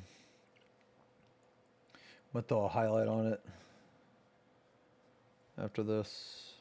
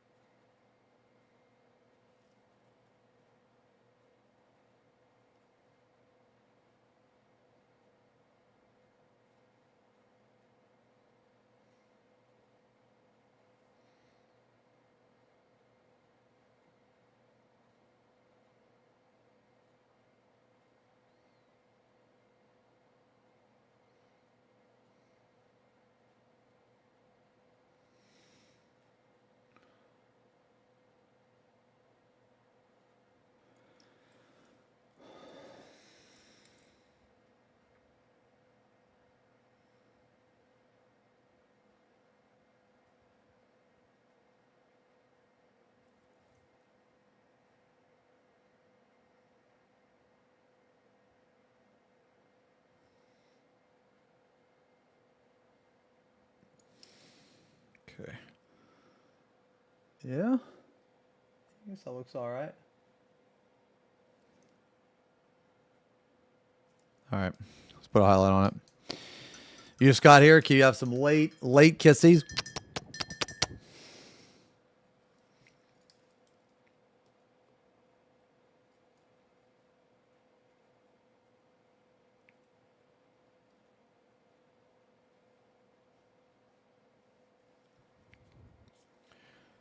All right.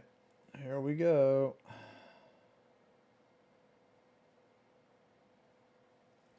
Whew.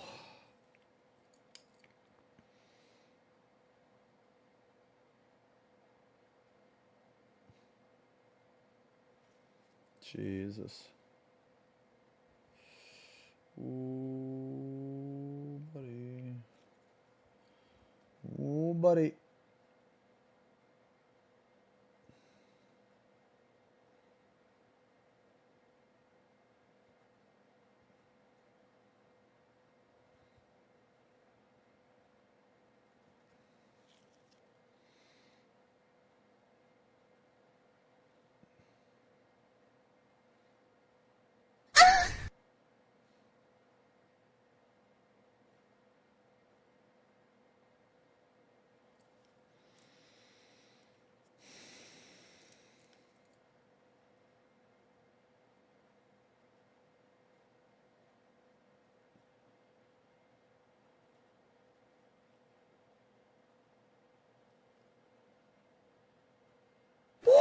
Oh my god, you guys are trying to fuck me up, man.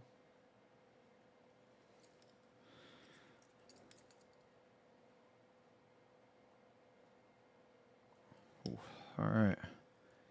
Yeah, shoulder piece looks kind of cool.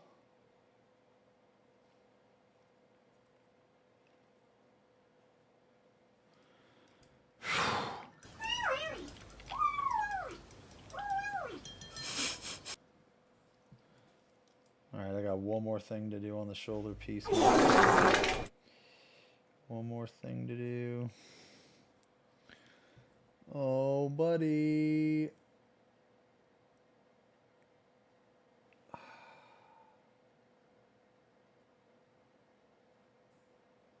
Ooh.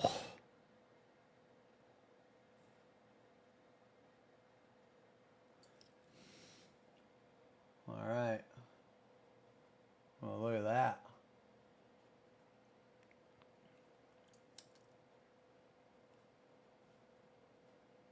Jesus. Okay.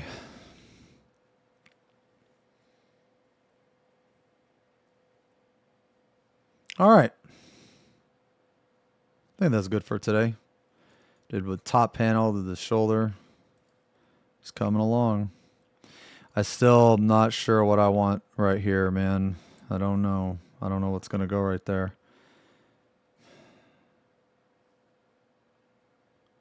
Don't know.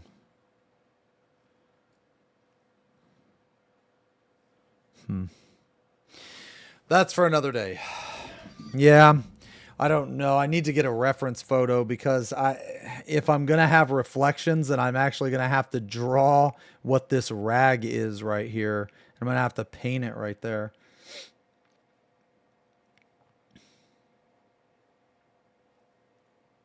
I don't know if I want to do that. I don't know.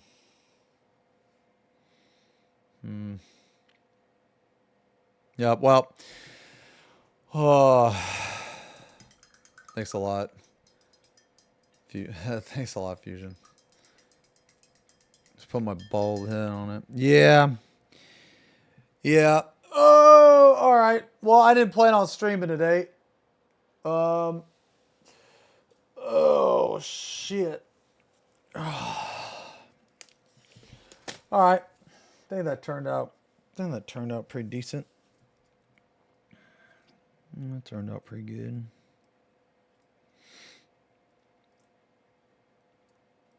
All right. Let me turn this off, man. Let me clean up. I think that might be it, boys.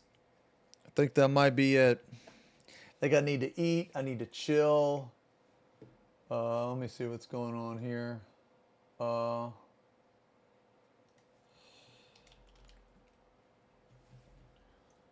on.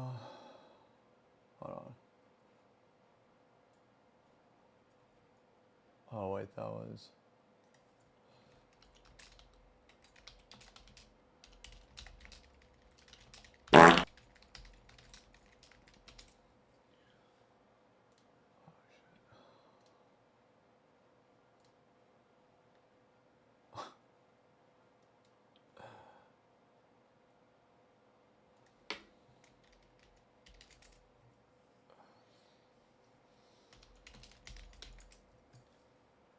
Oh my God, sorry, so many people hit me up. What is this?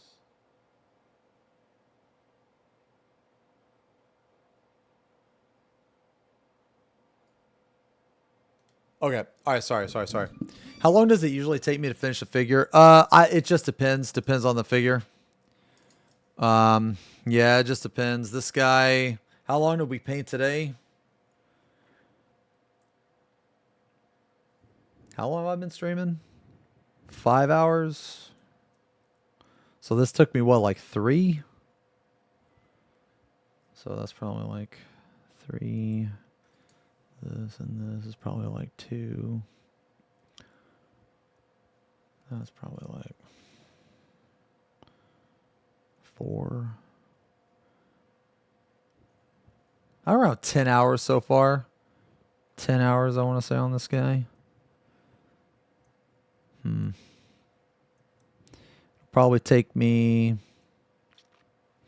This will be really easy to paint. All this stuff in here. That'll be super easy. Same with that. Same with these rags. I'm going to use contrast paint for all that. That pretty much paints itself.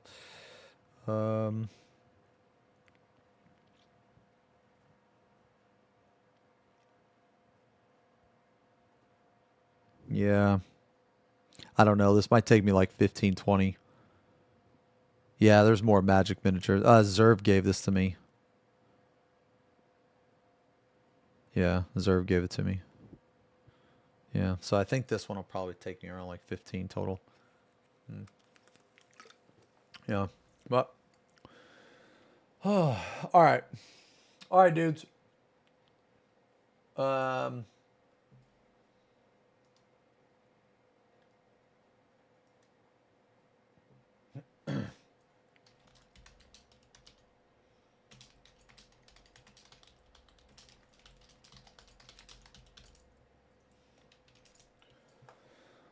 Okay, end of Strum Kisses. Yeah, so I might, I'm gonna take tomorrow off, I think. Woo. Yeah. Let me put on something so it's not so quiet. All right, just some background music or something. All right, here we go. Yeah, man, thanks a lot for hanging out today, guys. Today was super fun. Very fun. I want to do a paint stream, man. I was just craving it, you know. Craving some paint. I want to do more painting stuff with the channel. I might like VODs like this, you know. I'll probably just upload the whole VOD. So I'll probably just tell Leo to like upload the whole VOD, you know. We might have to blur out the video. I'm not sure. Like we might have to blur out the JCS. I don't want him like I mean I am like I am reacting to it, even though I've already seen it, you know. I'm trying to add some commentary.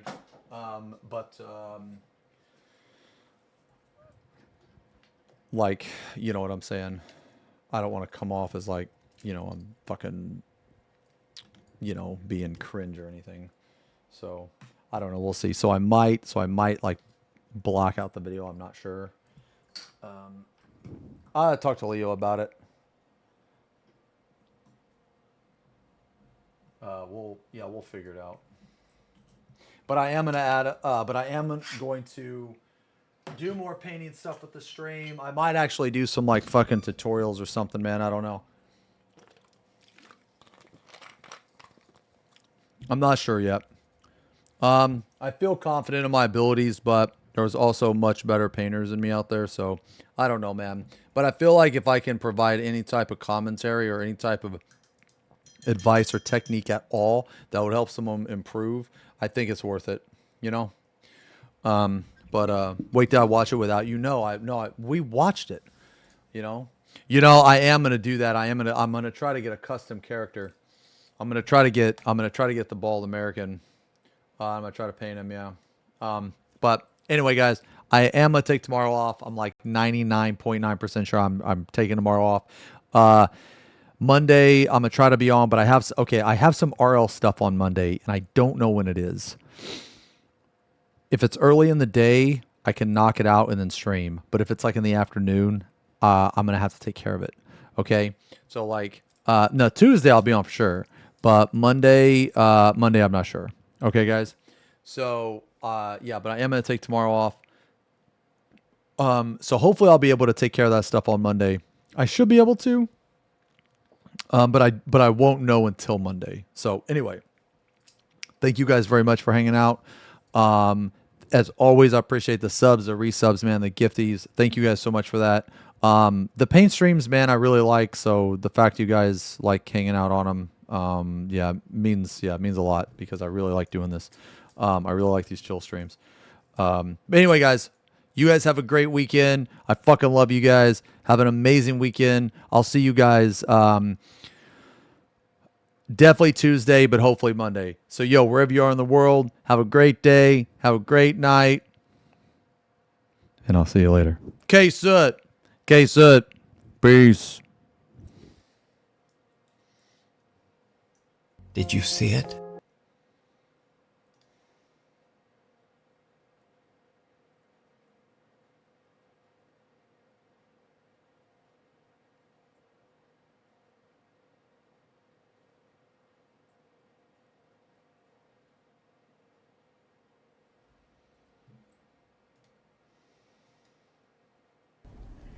Lord have mercy, I'm about to bust.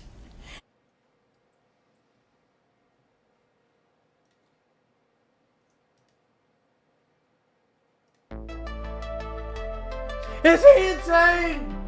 Is he insane? Aren't you forgetting something? Drummer the Kissies are critical!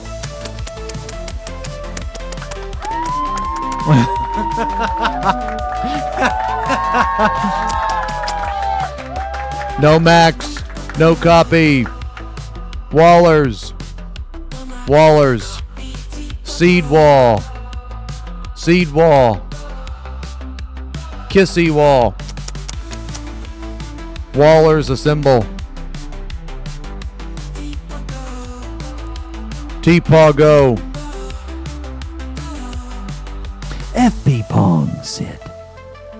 A chat time. A love? You guys. See you later! Alligator. Keep shining up there. Keep shining up there. Wall has failed. Wall has failed.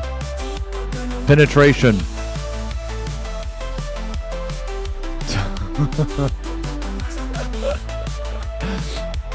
Alright. I love you guys. Who do you want to watch?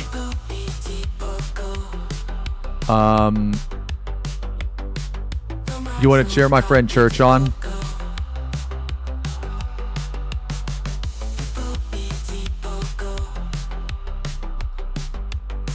Oh my god. Bro, get it off the screen. Yeah, I'm going to host my friend Church, okay? Wait, he might crash out. Wait, really?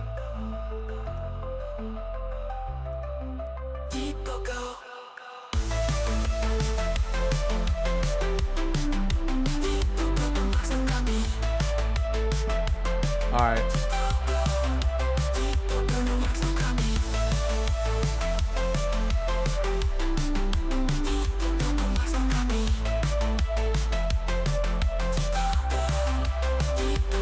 All right, boys.